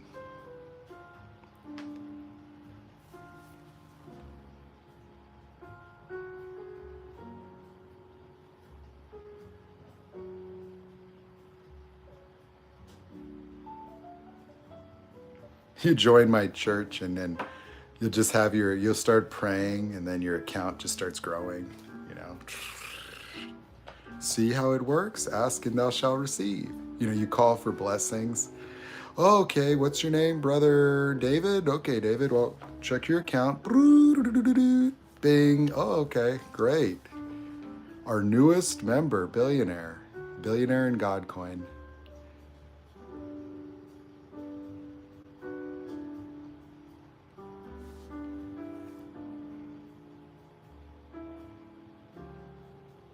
Yeah, that's what we'd have to do, man. We would win, man, because you got all these prosperity gospels. You keep sending in your money and stuff. We'll convert your tithings from dollars to Godcoin. Yeah, that would be perfect. Just tax-free, everybody. We're going to teach you how to set up as a church. Just all these little churches. It'll be a multi-level marketing church that uses a new digital currency. And then you do tithings to the church that's tax-free and it gets converted into God coins for profit. Of course, I mean, you know, we got to, you know.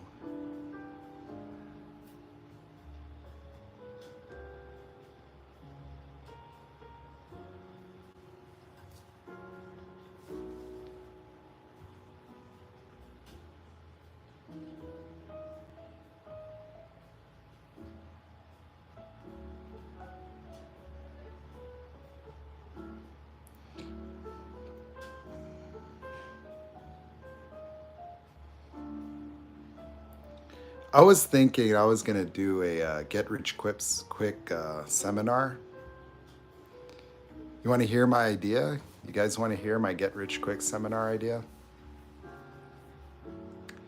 It's a get rich quick seminar about how to orchestrate get rich quick seminars. Okay, guys, we're going to teach you everything you need to know to host your own get rich quick seminar. That's right. How do you do it? Well, we're going to show you right now. And then you just do it. And so you just train people. Like the whole seminar is training how to do the same seminar. So take notes, you know, and then you give them all the script and you go out there, get it, man.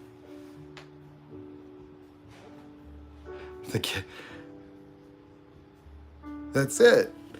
Hey guys, I'm going to teach you how to do a Get Rich Quick seminar. It's the Get Rich Quick seminar of Get Rich Quick seminars. So you just do this seminar, you get 300 people to show up, and then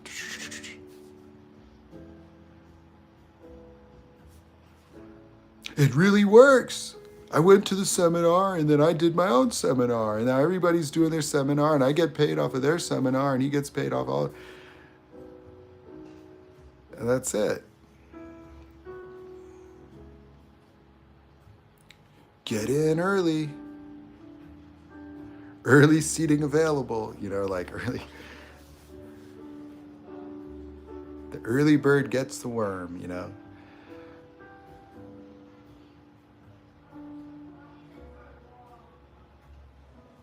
The seminar of giving seminars. We're going to teach you everything you need to know about giving seminars, about teaching people how to give seminars.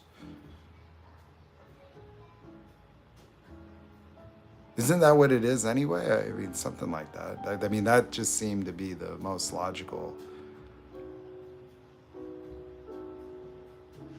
That's always my favorite.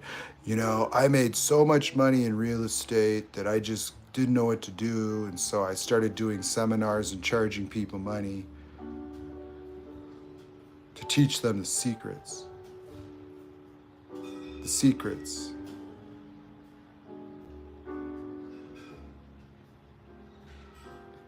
I'm like, so you really think that this real estate billionaire just needs to travel the country to do seminars, to teach you the secrets of how to scam people? Look, you don't have to use your own credit. We're going to teach you how to scam other people, use their credit, how to trick people to give you money so you could buy something and just sell it to someone else.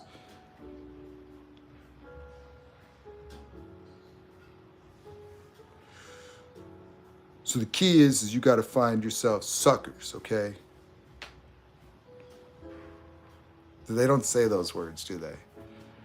Because at the end of the day, somebody's got to be holding the bag, so someone's going to buy it and then no one else will buy it, So they had these, seminars and just weird shit. Shit that the math didn't math, like.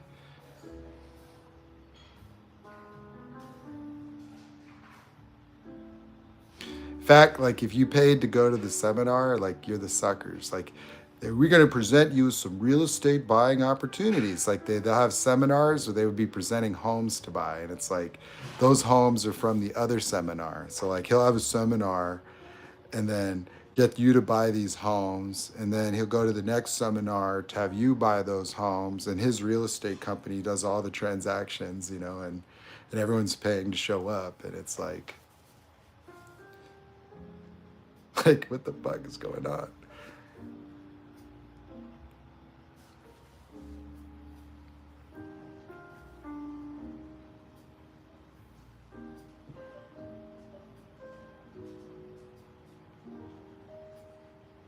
So many different things people do that's just crazy.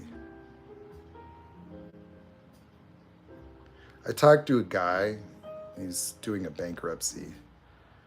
He owned a toy manufacturer. And he said that KB Toys took possession of $1 million of toys from him. And that they didn't pay him. And then the KB Toys got bought by another company and it was owned by this group. And there was a particular politician in the group. It's not necessarily that important, but these were like investors that would buy companies just to liquidate them. And what it sounded like is what they would do is they would liquidate the company, all the assets, even not pay any of the bills. And then they would pay a dividend that was just some just take the money and pay it out to the shareholders. And then they would just file a bankruptcy and walk away. And so he's saying that's how he got burned, is that KB Toys got purchased by one of these companies that just strip mines them, just like liquidates them, takes all the assets, and then just flushes the toilet on the whole thing. And so I'm not sure about whether that's a viable thing or if it makes a lot of sense, but I don't know if there's any dividend limitation to shareholders, I'm not sure. But that's what he said. That's what he said they would do. is they would use the bankruptcy systems and stuff to avoid any personal liabilities while just being able to take all the assets out and then burn everybody in the process and just walk away and just keep making money. So like teams of attorneys and venture capitalists just do that. But they have no interest in the business. They just want to know what the assets are, and then they just have a process of, okay guys, let's get all this, let's just take everything and then walk away.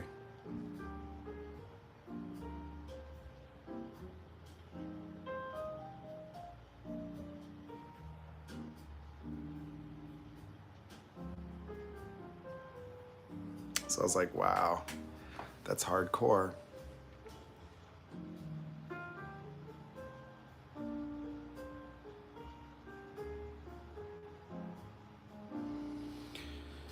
Just all kinds of weird stuff. Like I was talking the other day about this attorney, this lady, she sat with me and was like having a drink at this bar place, and she was telling me how she was going to file a lawsuit against them because she goes to places in public to just determine if they're in compliance with like handicap accessibilities. Like she'll measure tape things, and if she finds some kind of infraction, it's like she'll probably have like someone in a wheelchair go in there and then be able to file a civil lawsuit and then cite these violations as justification to steal money. I'm like,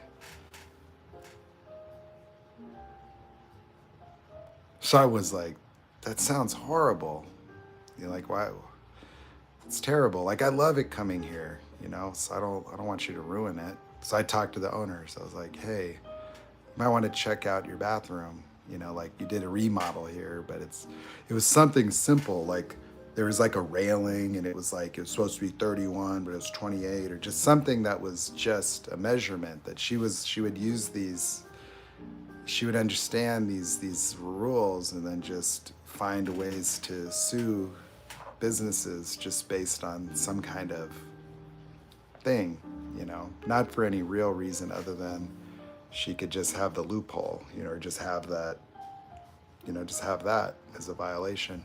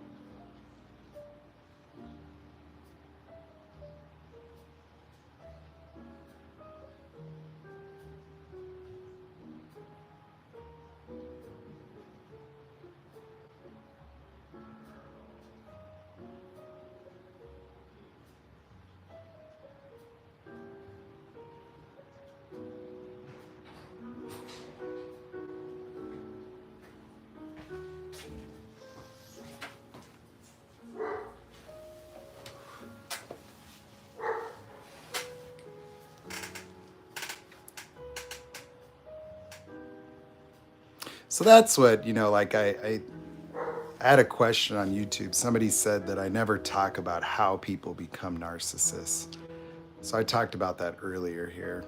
I'm probably going to make a more lengthy video because my video length of 10 minutes, sometimes I can't fully develop. those ideas. But it's pretty simple. Pretty simple. You just can't traumatize young children. See, like toddlers, like they don't have any self, you know, they don't have morality. Like they're completely helpless, you know, like they're just beings, you know, like like transformation is a restoration of just being, like nothing. You know, so like a little child that's running around, they're just happy and they have no boundaries, they have no territory, they have no right or wrong. Like you have to protect them. You have to child-proof your house because they don't understand anything. And so they don't have good, bad, right or wrong, should or shouldn't. They're just like experiencing life, you know, just running, cruising, you know, just doing whatever, right? Only informed by basic little child emotions, you know. Do. They could cry, they could be happy, they could giggle, they can just be blitzing life, you know. So it was like a little boy at the gym earlier, and he was just running around, and I was just watching, you know, and because he doesn't have any occurrence of anything, there's no danger, there's no one's scary, you know, like there's just people, and he's just looking at everything, and he's just taking it all in, like pattern recognition. It's just you know, it's his mind is forming and developing. So emotionally, there's no cognition associated with feelings, you know, meaning like, you know, what happens is if a parent screams at him or beats him or spanks him, he doesn't understand anything. All he does is suffer.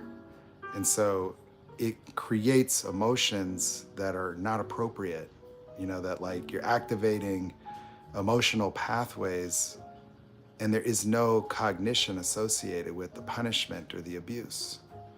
And so it just disrupts them. It's like they're not supposed to be triggered because they're not supposed to have any responsibility for the outside world, that they live through the parents, that the job of the mother is just to protect them and guide them and, you know, kind of control them a little bit, you know what I mean? And so if you scream at them and you trigger them into fear, into whatever, that's the voice of God. They don't even have a differentiation between mother and reality, dad and the world. And so what you've done is, since they don't have any of that awareness, you've just nuked their nervous system. You created their first trigger, their first fight or flight, just an all-encompassing state of fear, suffering, pain. It's indistinguishable, that is not correlated to any cognition. It's only just coming from out there, coming in here, and they got to protect themselves. And so they form a relationship to the outside world that's based on fear, suffering, horror, likely causing some form of dissociation right there. Boom.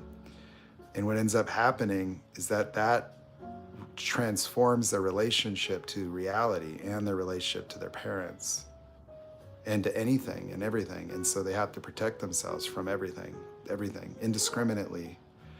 And this will become the basis of their entire experience of existing. And they will go through childhood as a narcissist.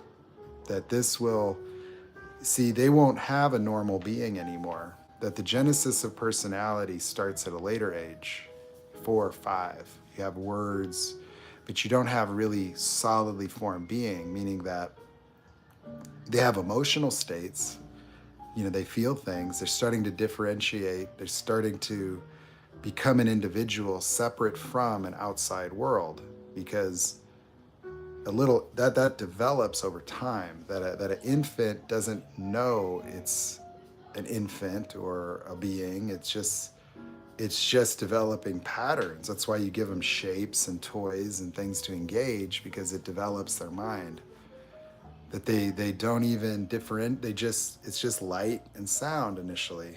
Let there be light. They just open their eyes and they don't recognize anything yet. It starts to take form. They start to individualize objects and see this as separate from the background. You know, they marvel at things because their mind is creating distinctions and patterns. And so the development of our understanding of the world outside. It's not just cognitive, it's also emotional. And so if you traumatize that child that way, they will not respond to life in the same way. They will never develop a personality, because personalities are developed by being that same being at a later stage that has knowledge, words. They have to have formed object permanence and ability to interpret their environment at a higher level in order to deal with trauma. They have to have cognition to understand what's happening. And so when they get an originating trauma, then they can interpret that environment and they can use language to describe what's happening. And then they will determine a failure to be enough.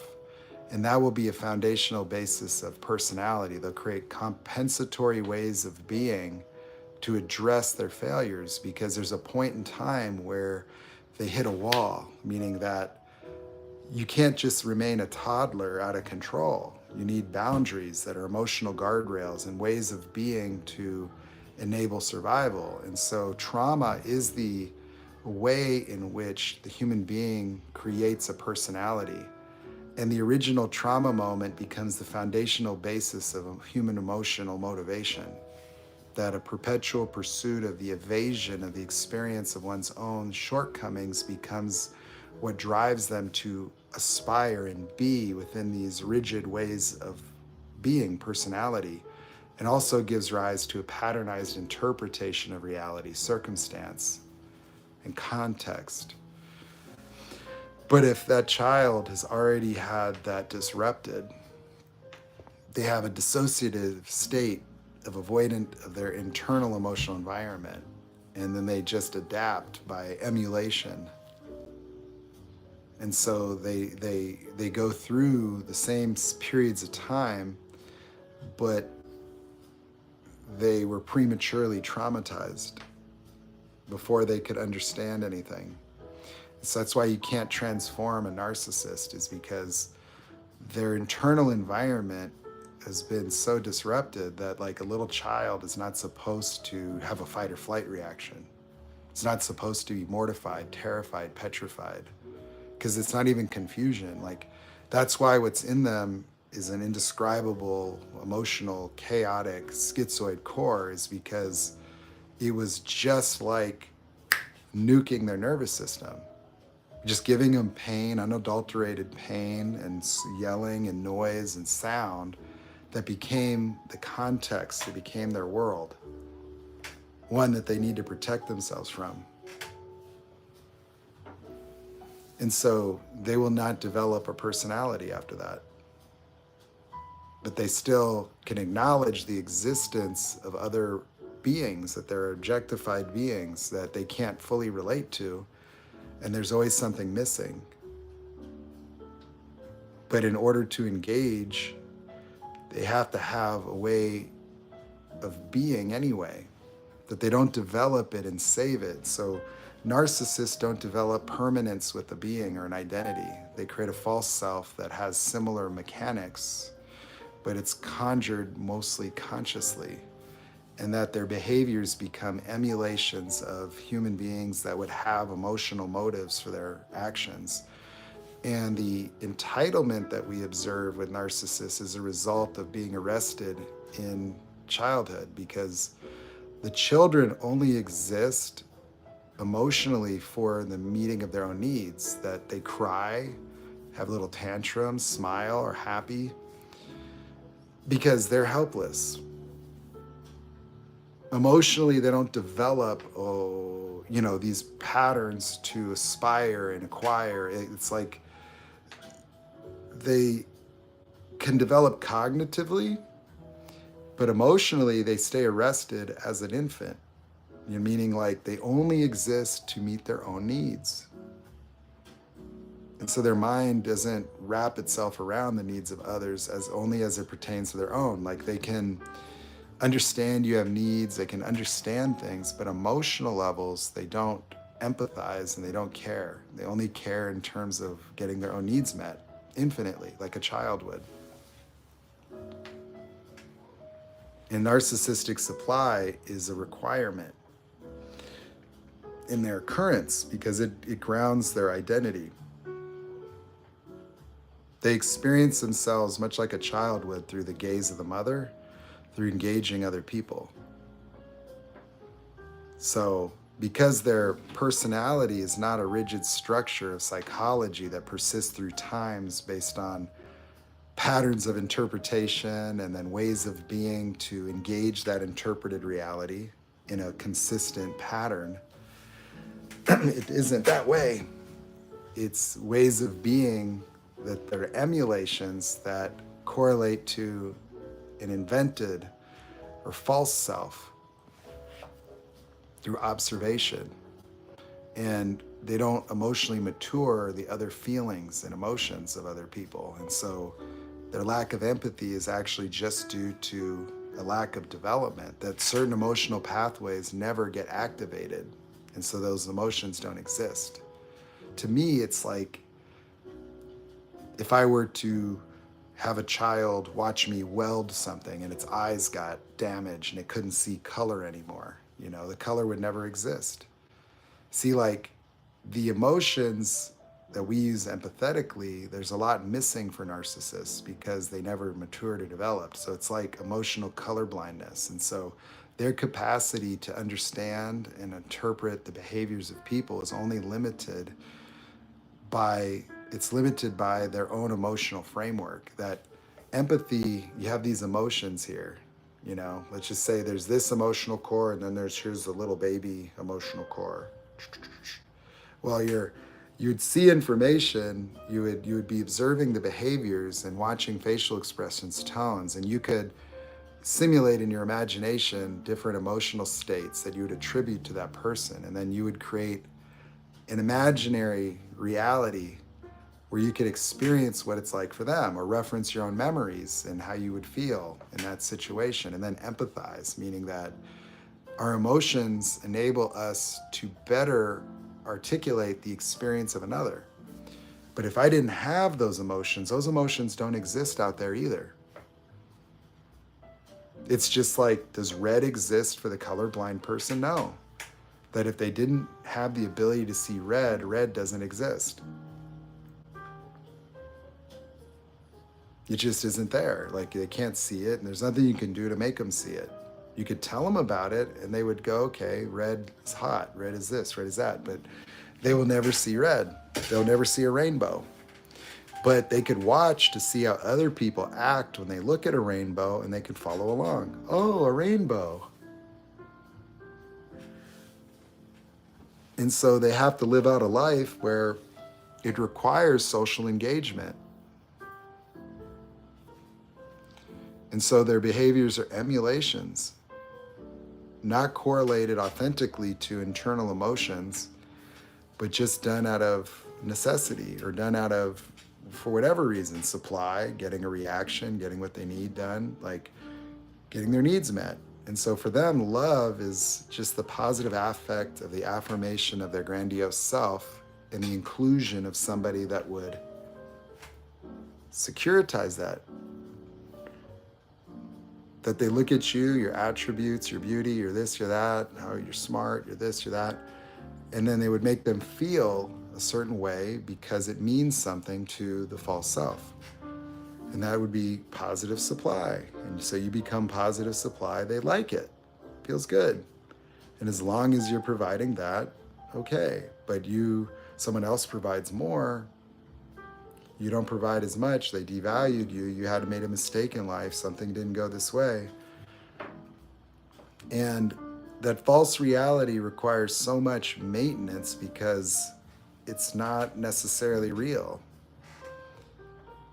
That's why the truth and other things, like if they act based on their dysregulated emotional behavior, that the fact that they're mentally ill violates the perfection that they project.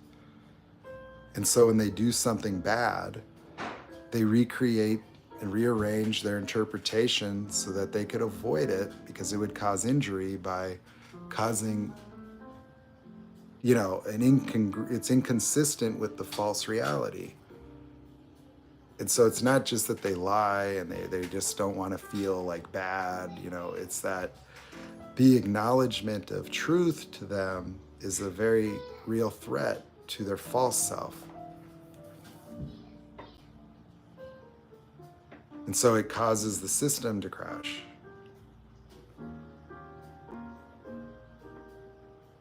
So they're not encumbered by those emotions, though. You see, that's why they actually would perceive you as crazy or weak, because of how simple you are to manipulate. You know, you're simple to manipulate because of your personality, rooted in trauma, where if you experience being not good enough, you try to do something. Like you're trying to maintain the relationship, you're trying to be good enough for them, and you know, and so those predispositions, they'll find them, and then they'll just use it. Breadcrumb you, trigger you, breadcrumb you, trigger you. And then some, depending on the type of narcissist, they need you to fight with them. They're a covert. Covert's supply is fighting. It's reactive abuse.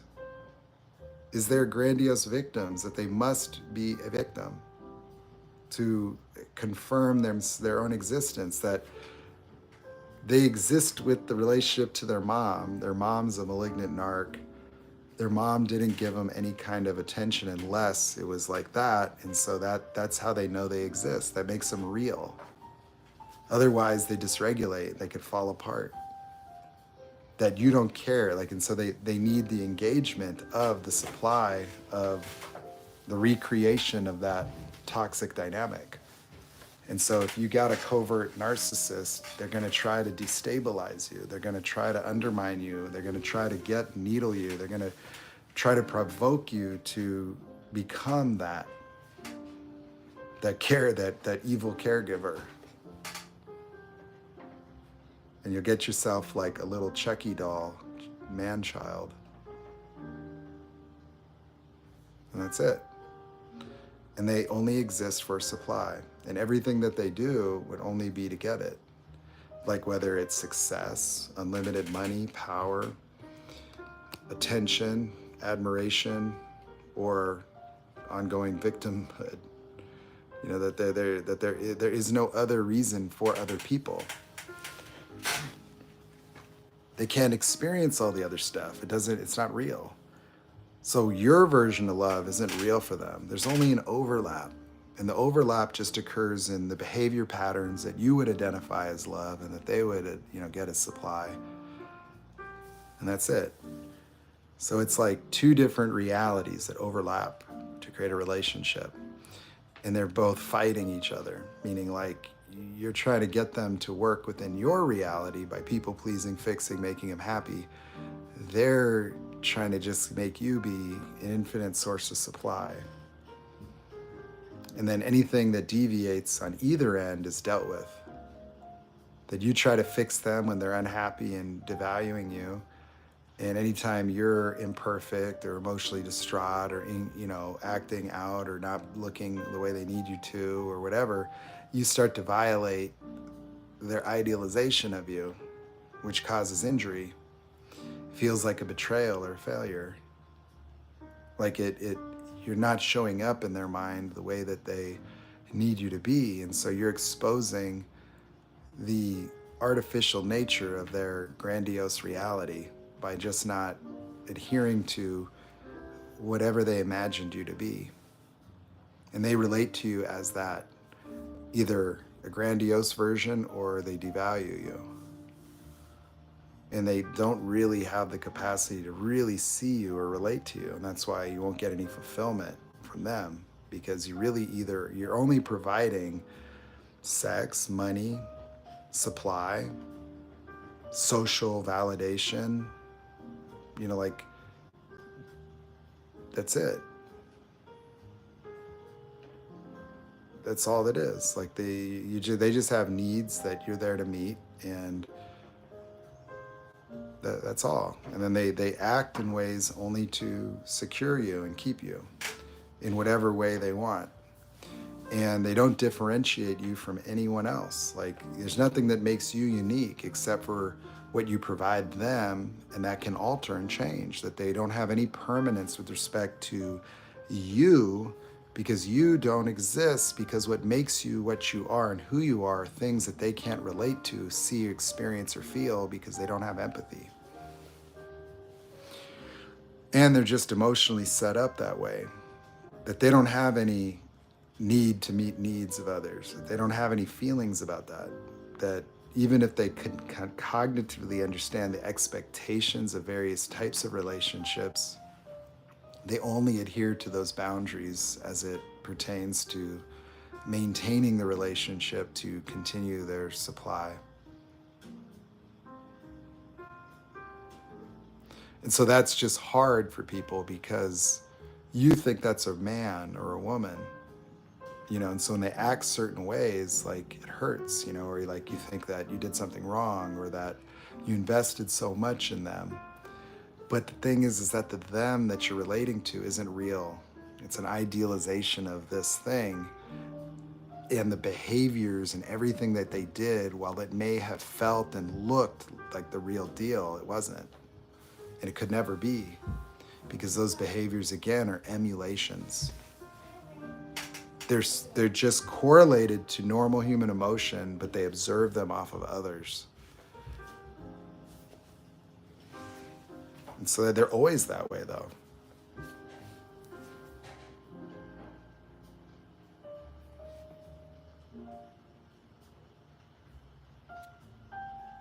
So that's the deal. Well, yes, I've been on here for fucking, what's that? How many hours is that? 6, 7 hours? Without a break? It's unusual. Wow. All right, any questions? Anybody got anything to say? I think I'm gonna have to wrap it up, man. I gotta actually see what's happening out here in the real world too.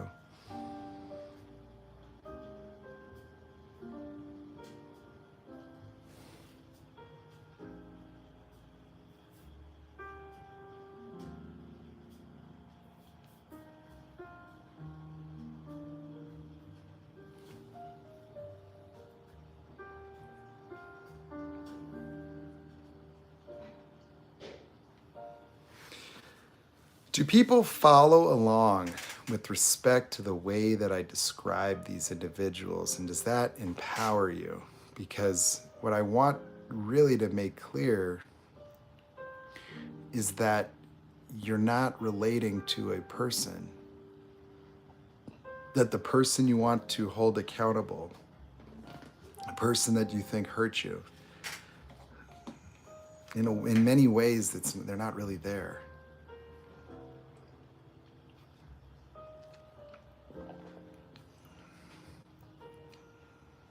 And there really wasn't any other way that this could have gone. That it's just, like the way they are, that they're like those, you see people make these videos on TikTok about NPCs, like non-player characters. Well, in many ways, in this realm of reality, there's something, they're very mechanical. They're human beings that are trapped, like their consciousness, it's informed by the disorder. Like they don't have any choice with respect to the narcissistic disorder, and so there's a measure of predictability, and it's automatic. Very little choice. And while those behaviors are horrible, and that they make decisions, but these outcomes are inevitable. That there's no ruminating about what happened and didn't happen.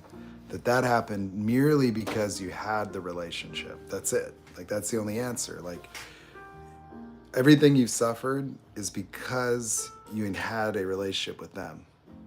That's it. And then you got triggered. So that's it. So what happened to you? You got in a relationship with a narcissist. You got triggered, and discarded. Or you discarded them, and now you trigger, you discarded them, now you got a stalker.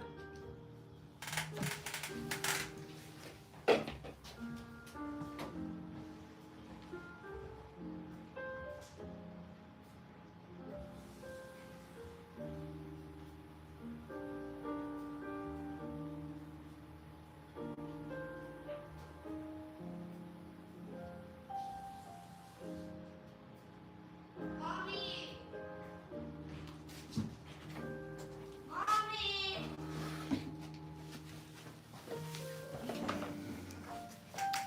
All right, if everybody's at peace, then we'll go ahead and shut this shit down. I gotta just see what the hell's going on out here. Okay, all right, yeah, everyone good?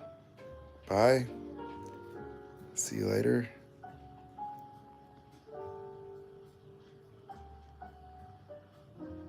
Okay, well, it's good to see you too. All right, bye, everyone.